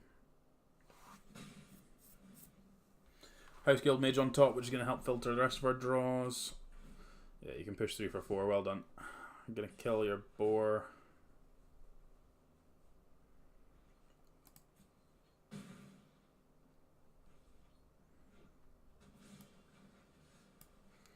Kill this one. Sacrifice this one.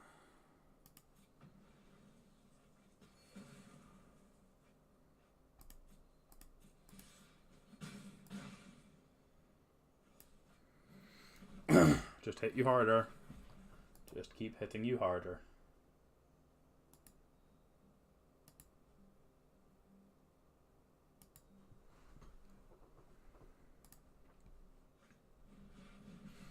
Kill my Sphinx. Rude. Keep.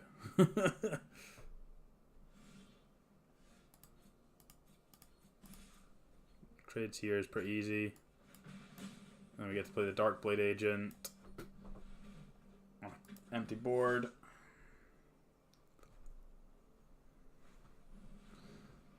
Fearless Halberdier. Wonder how fearless it actually is. Let's find out.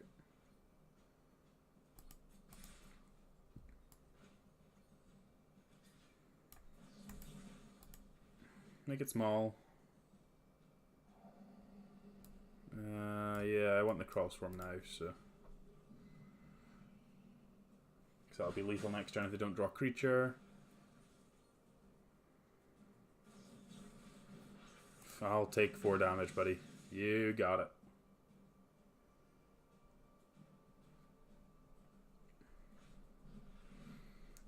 The Vidalcan Mesmerist. You got it.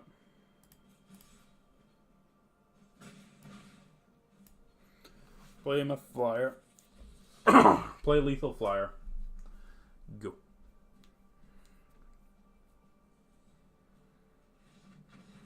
Yep. Dimir is just the answer, isn't it, in this format? Doesn't matter how you swing it.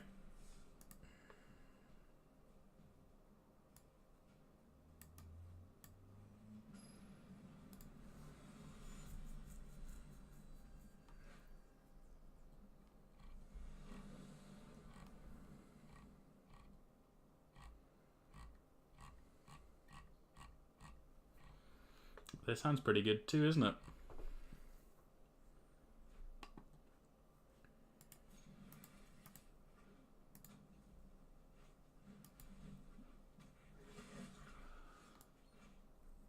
And actually okay trading off one of these House Guild Mages because we've got 2.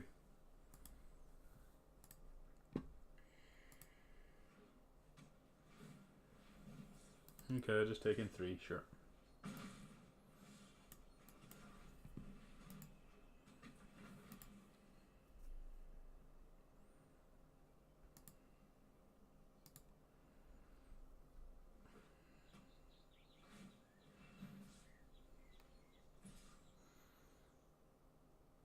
I'm just going to block. Just want to make sure my life total's high.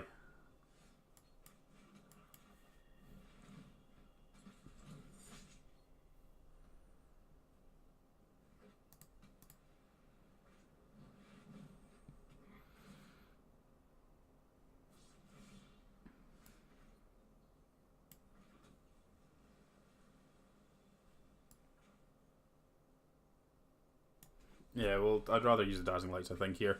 There's a debate between, yeah, we'll keep the land. If I was going to use Necrotic Wound to kill it, or Dazzling Lights to shrink it if they wanted to block, but I think I'm happy just Dazzling Lights to shrink it.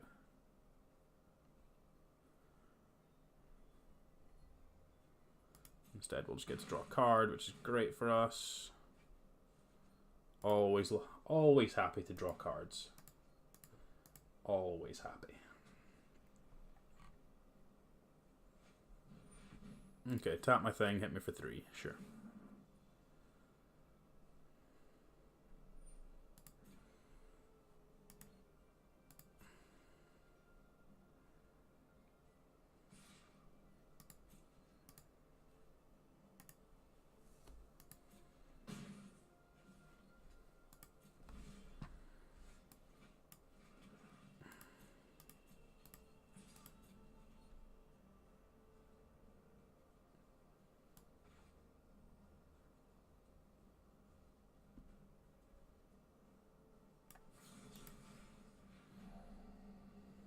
I think I'm happy with both of those.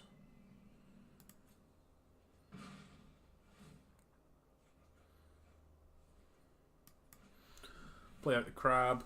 Means we get to double block and kill things, which is wonderful.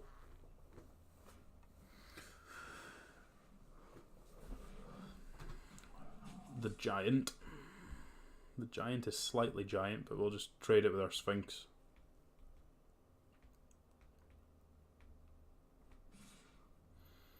That's aggressive.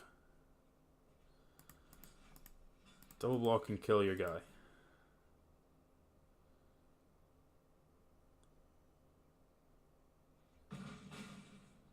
That's a bizarre attack.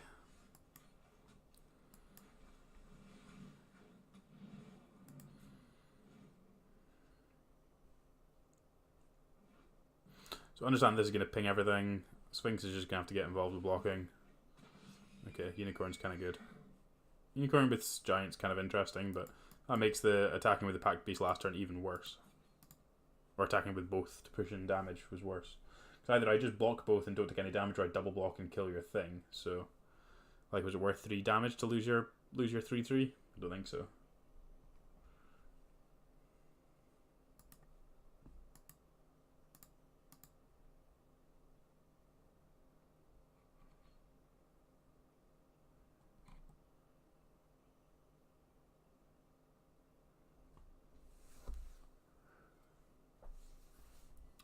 And if they don't attack, which they didn't, just get to hit them with a Sphinx.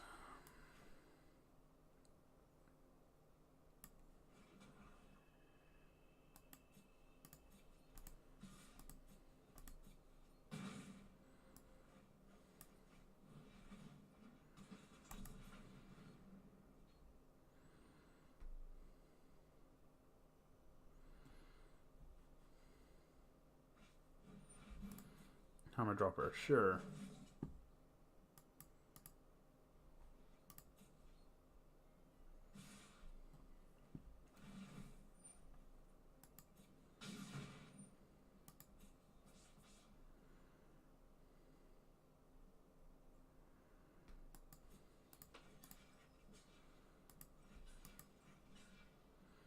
I think I'm happy blocking like this and going to 7.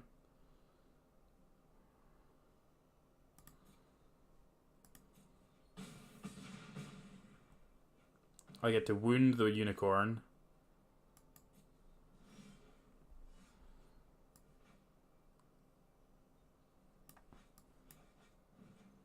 Wound the Unicorn.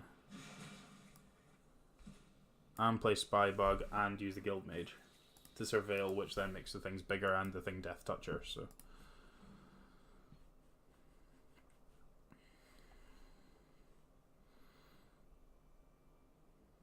So Sphinx gets to eat this, Crab gets to block here and not die, and Darkblade Agent gets to make this trade. And then we've got a Spy Bug that's going to be a 3/3 to kill them with.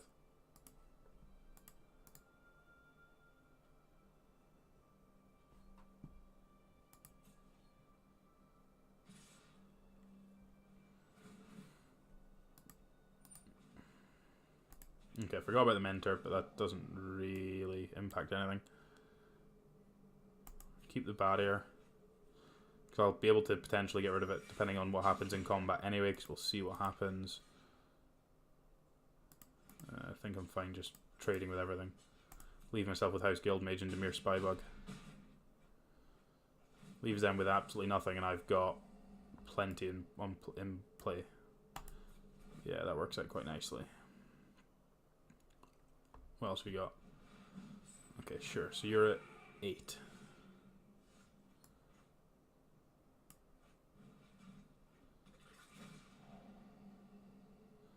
Leave that right there. Not going to attack this turn. Just want to make sure we're stable. Then we've got the removal spell to deal with stuff. So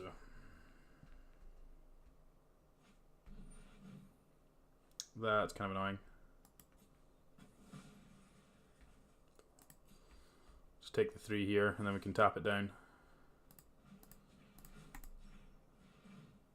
We don't need to worry about our top card. Top card's good, so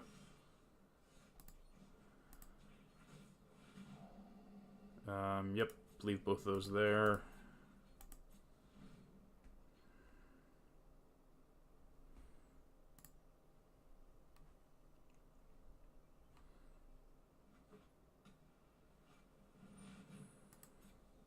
Flight of the ink? No. Go away.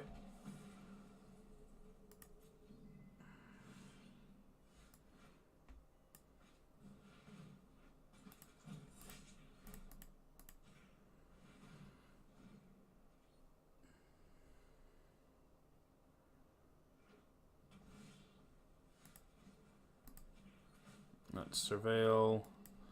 Then that one. Keep the Night Veil Sprite. Hit you for 2. Draw the Sprite.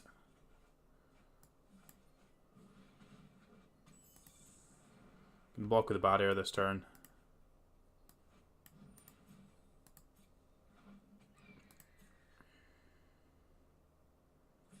Barrier has done its job. And House Guildmage can get back to locking this down now because we can attack with these guys to trigger each other. So we surveil 1, leave that on top because we got another barrier there, which is ideal. So we draw a card, play the barrier,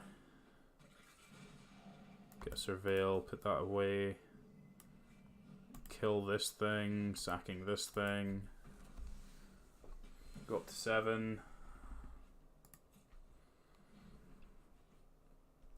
Should be pretty good from here.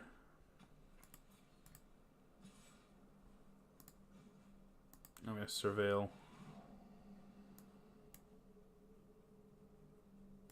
Yeah, let's leave that on top. It's going to kill him pretty quickly.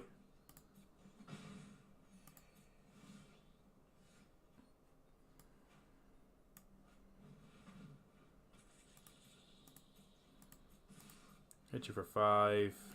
Don't need that one.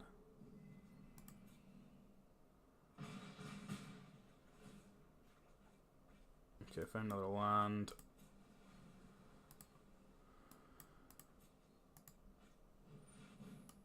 Hellkite Whelp. Okay. Need to be slightly cautious of that one, but I think because we've got enough power in play, we can kind of force through anyway. Let's Notion Rain, see if we can't hit a removal spell. Capture Sphere is exactly what we're looking for.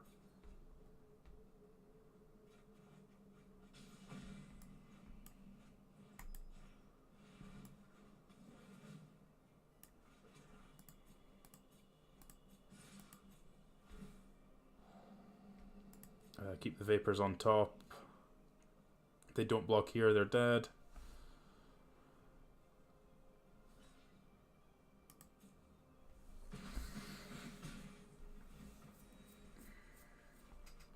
Four cards left in the library, so just need to be cautious of that, but other than that, sure, you got 2 redraws.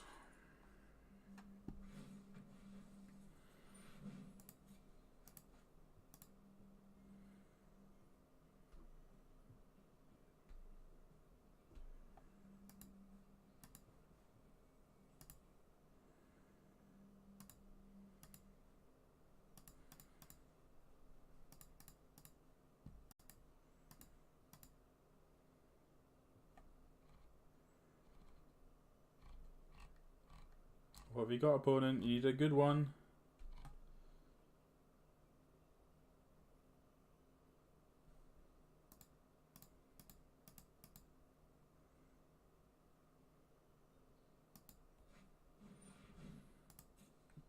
That doesn't do it. Good game.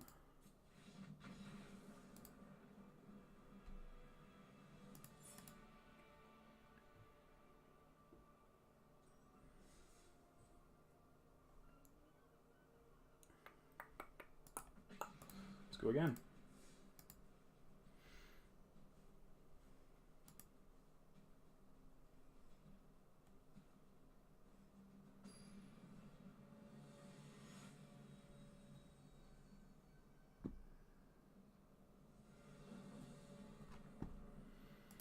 This hand's great. Turn 2 Spybug, turn 3 Surveil.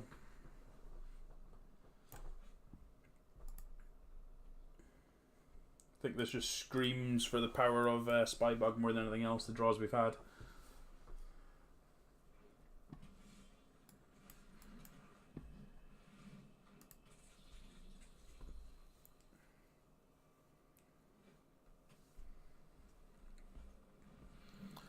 Recruit. Sure. Demure Informant. Yeah, keep both of those. Whack for 2. Let's get to play Night Veil Sprite next turn, which then is going to make the Spybug huge every turn. They're going to have to deal with it very quickly.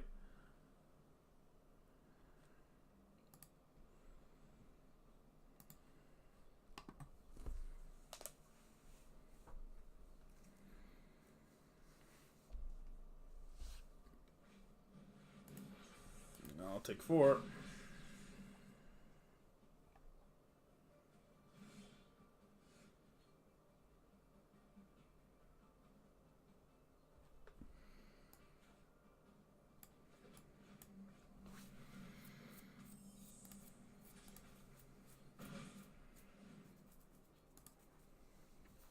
Just keep hitting. In fact, their turn 3 was just deal 4 to me. Yeah, just not achieving a whole lot in this match at the moment, so.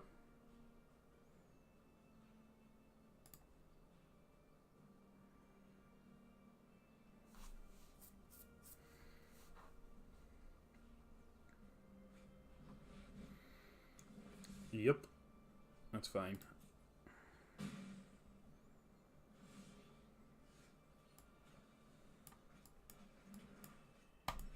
Go away.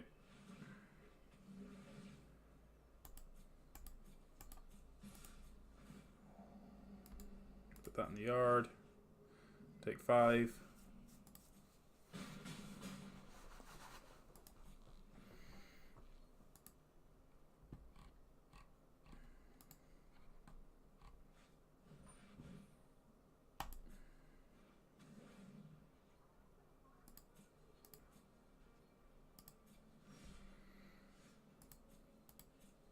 Whack-a-mole. House Guild Mage is a good one.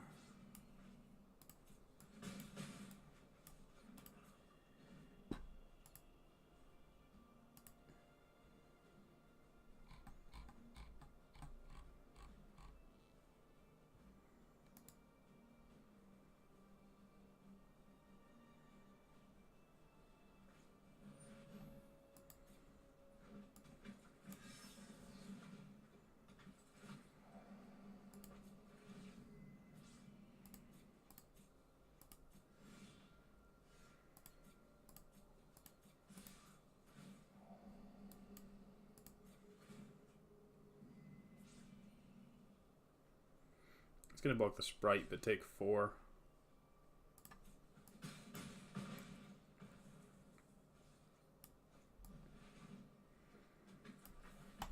Then we get to kill this after my creature dies.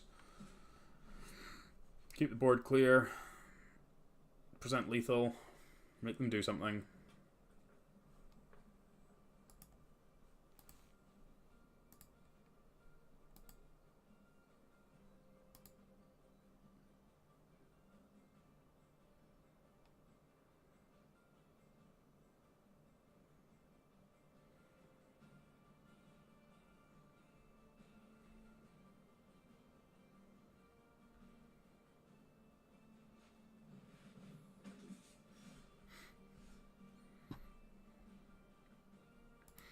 Okay, they made 2 tokens, so we're just going to attack with everything.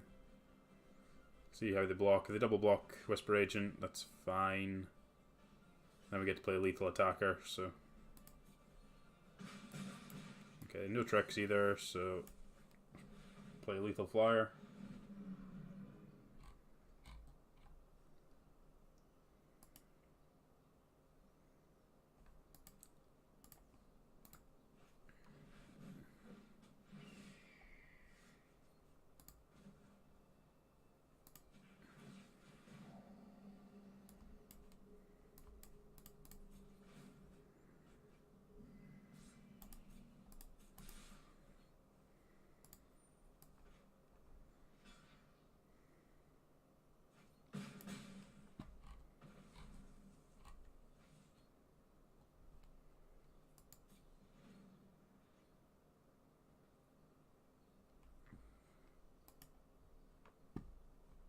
What do you have?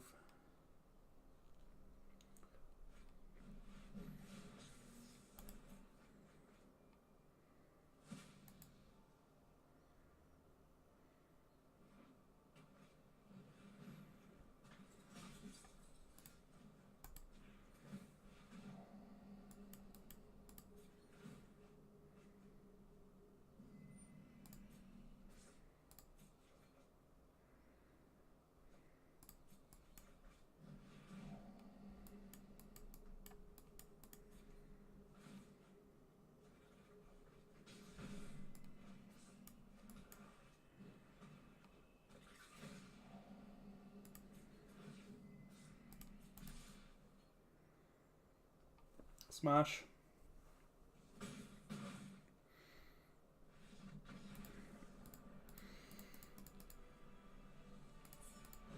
Alright, up to gold 2.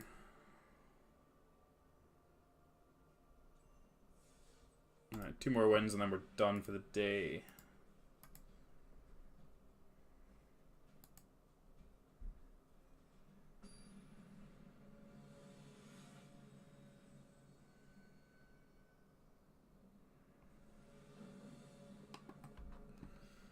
Yep, this one's good.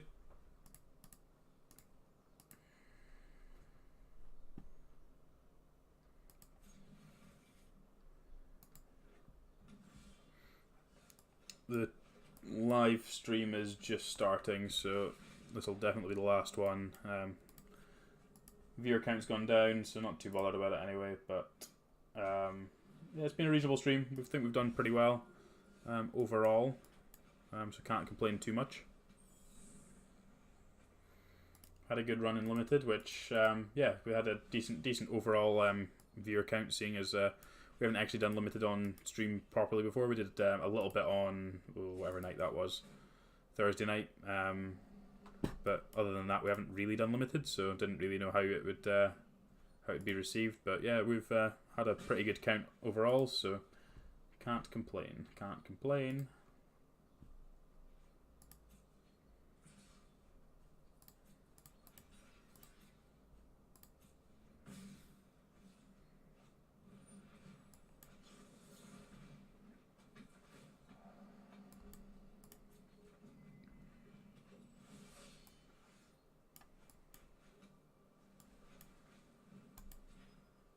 This card doesn't matter at all, so I'm just going to push in damage. Well, we have an opportunity to leave the Spy Bug on top.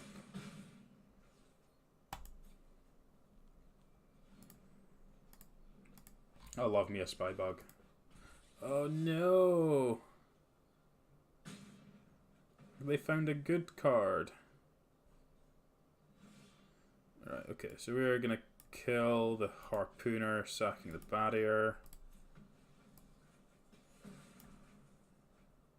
Gonna attack for 3. They're gonna make this trade. We're gonna play a Spy Bug and pass.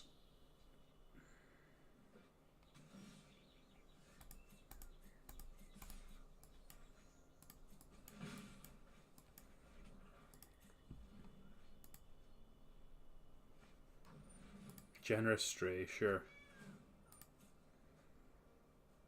Definitely not price of aiming that. It's Fine, we've got plenty of time. We're on 23. Find a creature, we get a Kraul Swarm out of it, so... Oh, they like their kitty cats, eh?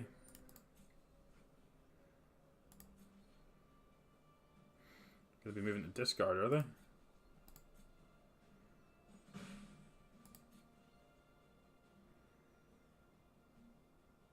Yeah, wow.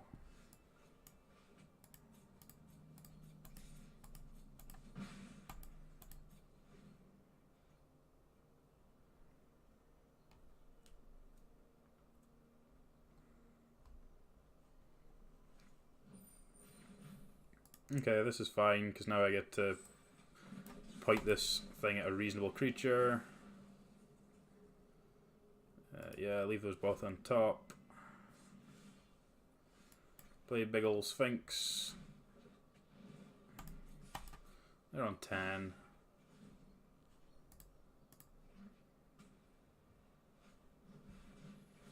Okay, we get to Surveil, which is fine. Been off the island. Just want to keep this on top for the Surveil more than anything else.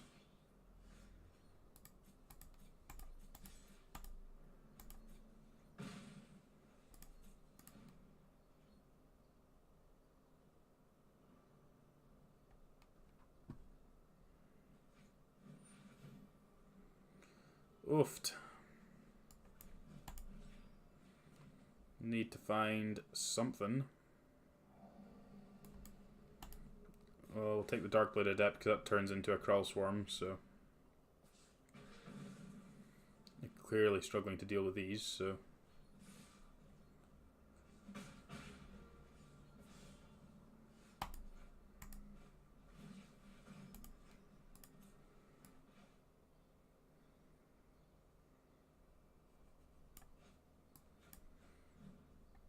Play this one.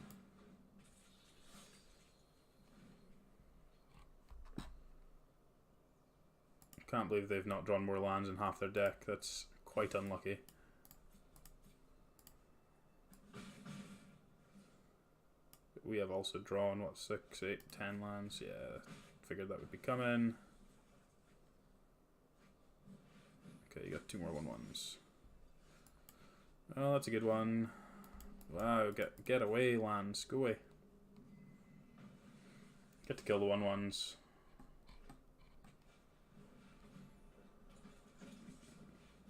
Sure. This is slipping.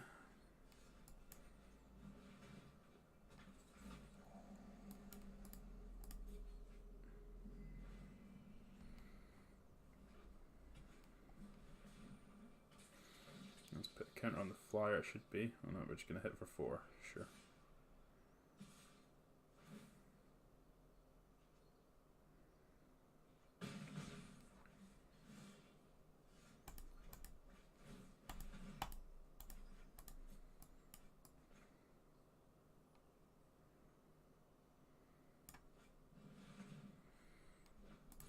Play out a flyer.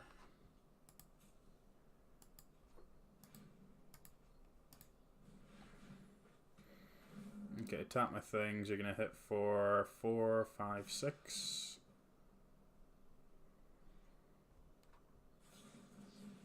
And then you gain 4. That's real bad for us.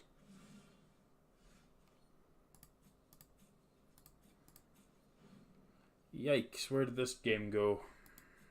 In fact, I know exactly where the game went. I made a punt, so I can't complain too much about it.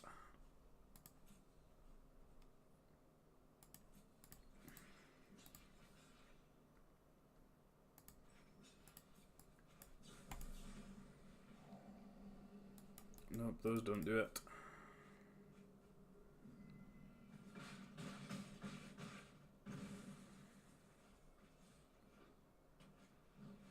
Yikes. Woofed.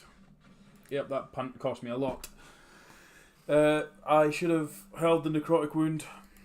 There was no need to play it when I did. I could have, if I wanted to cast something at sorcery speed, I should have just cast the Severed Strands, but I didn't even have to do that, so... It was just reckless and not unnecessary, so...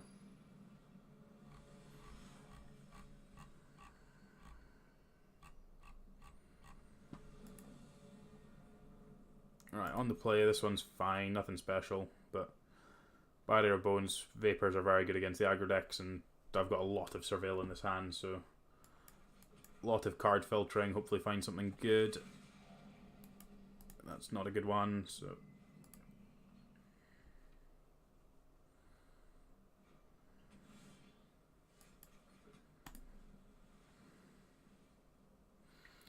Hopefully we're against red-white, no, red-blue, okay. They tend to still have 2 drops that have not a whole lot of toughness, so... Notion Rain's a good one here. I don't want either of those. Darkblade Agent's what we're looking for. Just need some kind of form of card advantage. Try and push through some damage.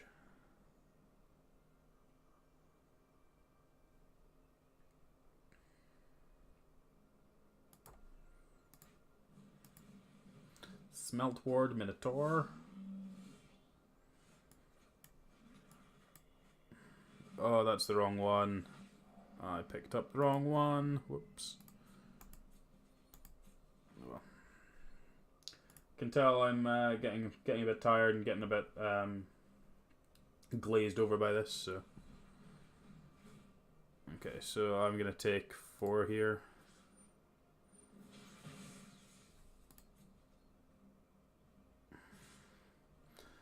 Actually, that punt makes a bit of a difference because it means I can't cast the Vapors at some point. I need to cast Spybug, Darkblade Agent. I'm going to leave the things back to block because otherwise they're going to kill me with a Sonic Assault. And then Dazzling Lights is going to be my thing to make this first thing to make this thing 2 power. Yeah, sure.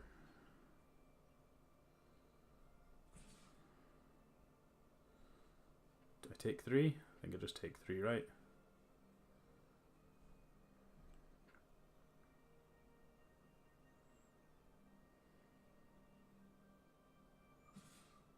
I'm happy to make that block.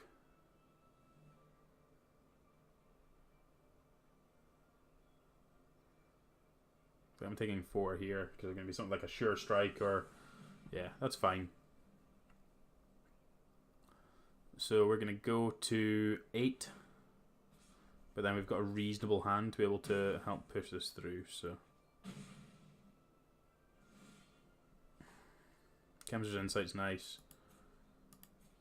It's no attacks. Need to make blocks.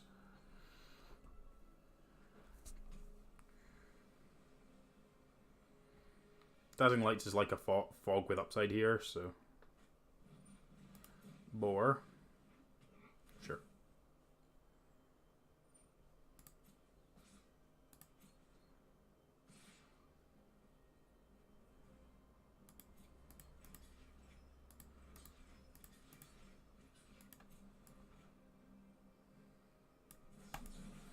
Don't think there's a red card for 1 mana, so I'll keep the Sprite on top.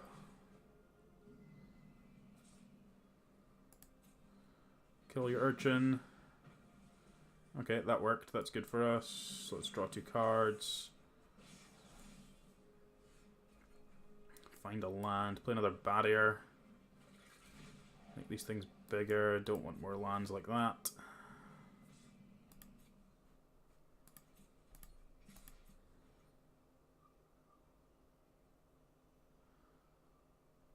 Okay, I get to draw a card here, which works out nicely. I think I'm just going to play the Krull Swarm out. Try and make some blocks as much as we can. Obviously these are going to be able to make good chump blocks anyway. Fire Urchin's the last card. Okay.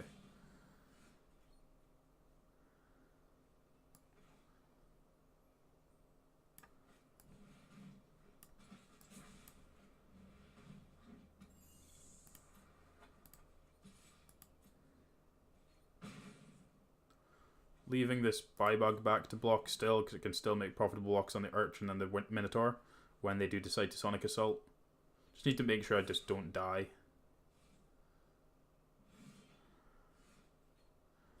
Because there's definitely a possibility of an oops I die. I'd really rather that didn't happen. Think I can safely attack like this. I can safely attack like this because it's what I did last turn.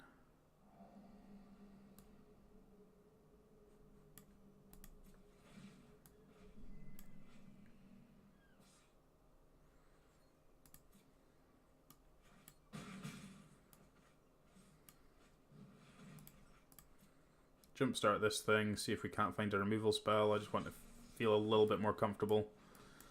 Get another blocker, I'll do. So that means we've got lethal flying this turn. Did I have lethal this turn? No, I don't think I did. Yeah, that's great. Leave those where they are.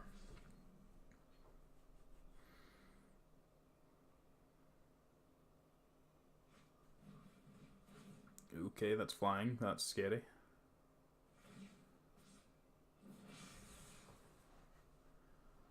Can only flashback one of these.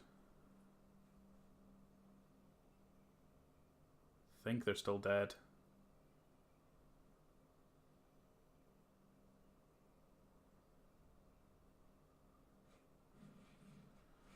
Yeah, they're dead, so that's fine. We can't block, we go to 1. 1 by my count? No, dead by my count. I miscounted. Oops. This can't block.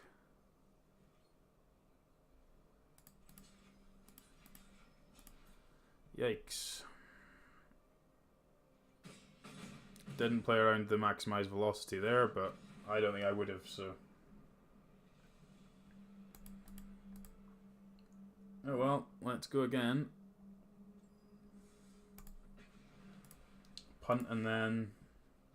Don't think that was necessarily a punt, but certainly could have played it differently than what I did.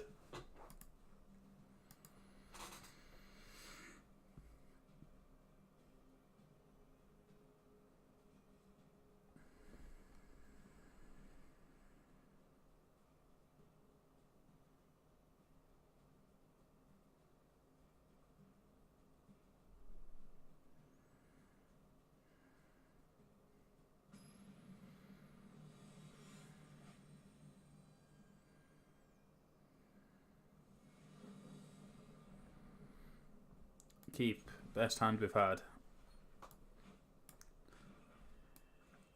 May as well. Can be aggressive with milling out land, just want to find spells.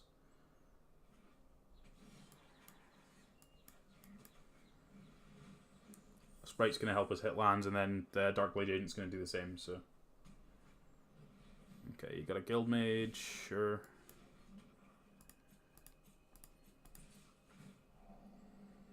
Leave that one on top.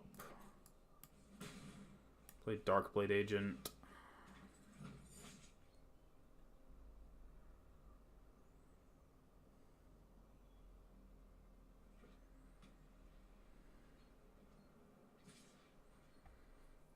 Block with bad air bones.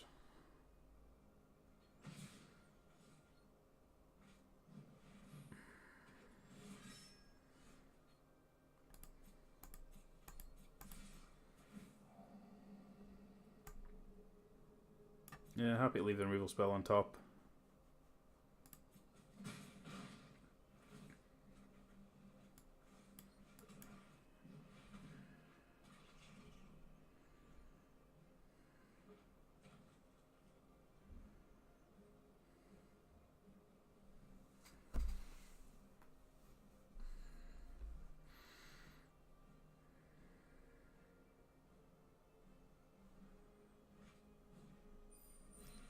Rosemane Centaur. Tap it.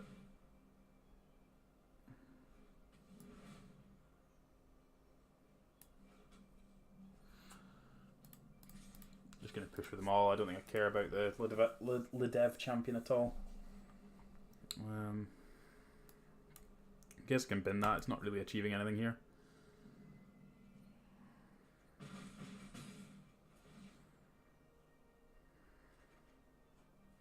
Strands is great. Just another murder.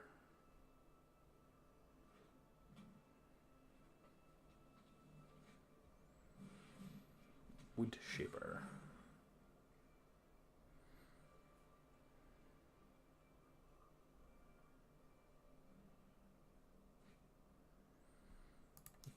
Conclave Cavalier. That makes me want to hold the Necrotic Wound for that one.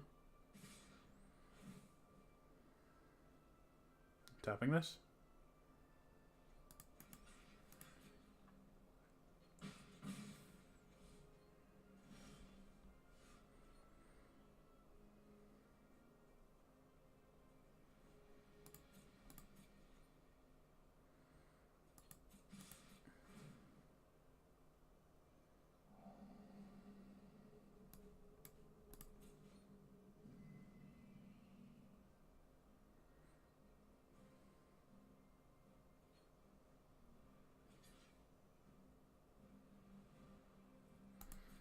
Yep. Mimic blocks. Take heart.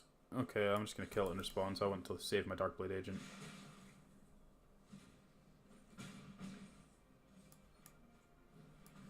Would rather have it than not.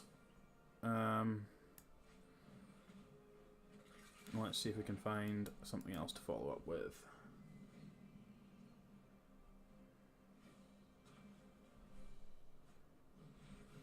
The Cavalier.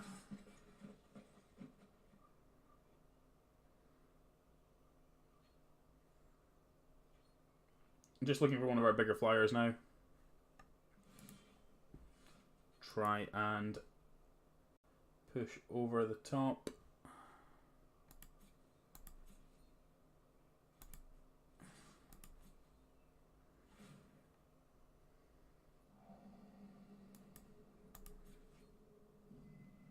That one doesn't achieve anything.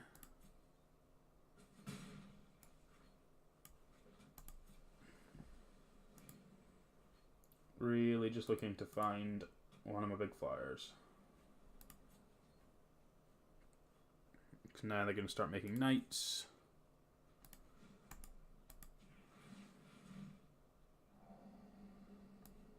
I'll keep the Notion Rain because it digs us much deeper.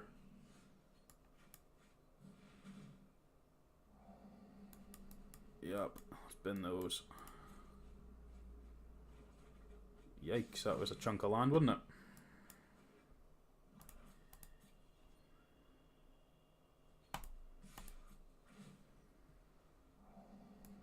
Yikes.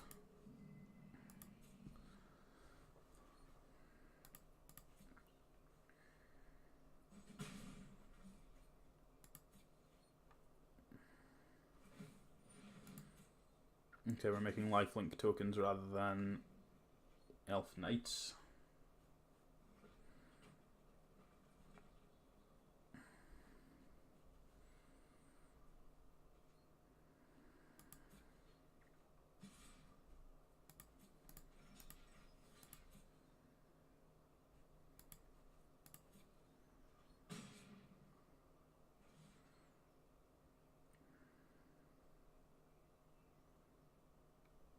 This is the reason I really like Wishcoin Crab in these kind of decks. It just holds up so much, buys you so much time on the ground. And obviously it's only 4 mana, so you kind of play it on curve as well. So you can play like your Night Veil Sprite into your 3-drop and then lead into that.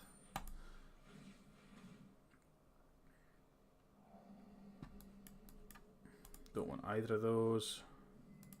I'm going to upkeep Surveil as well, because I really just want to find one of these things.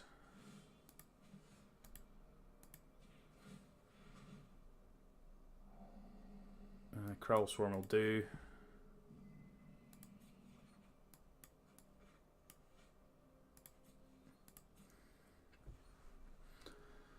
Poke with a Sprite.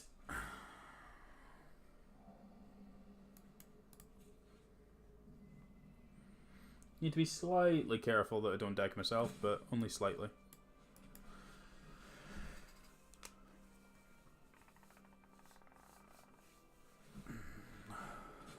Yep.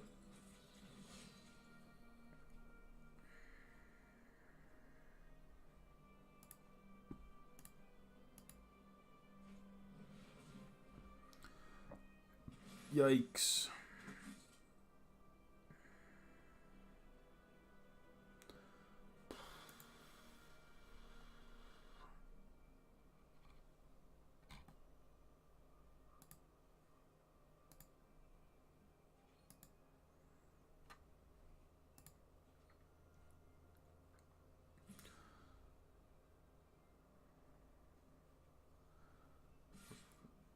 Okay, if they're attacking with these things, I'm just going to block these ones with my 2 power things. Yeah. Okay, so this is going to be huge. I think I'm just supposed to chump this.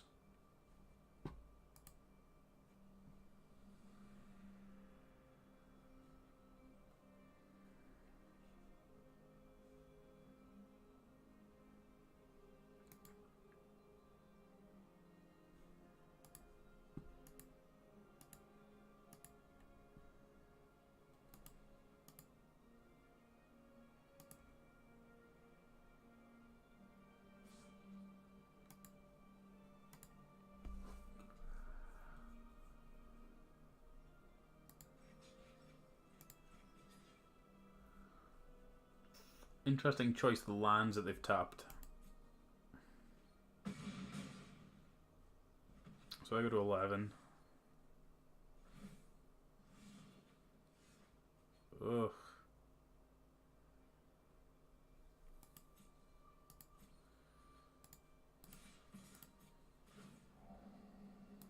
That doesn't do anything.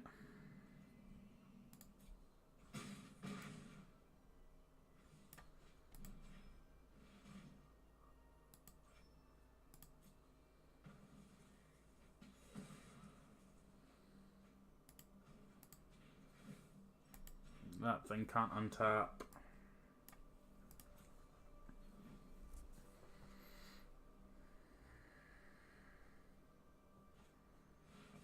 No, okay, sure. Oh well, that's a disappointing end to that one, but like their deck was ridiculous. Just needed a little bit more gas to get under them, but that didn't quite happen. But yeah, that deck probably deserved a little bit better, but it's what it is. Right, let's crack this pack and then we'll wrap it up. Bounty Agent. Cool. Overall, pretty reasonable record in draft. I think that was 19 and 8. Need to go back, double check. I'll put it in the wrap up anyway. Yeah, been live for 4 hours. Been pretty steady with viewer numbers. No new followers, which was kind of the main goal for today. But that is what it is. Yeah, I hope everyone goes and enjoys watching the Wizards Magic stream. Because that's where I'll be going most of the rest of the afternoon. So let's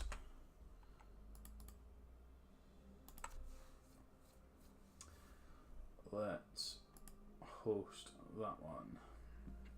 Cool, thanks very much everyone, and we will catch you next time.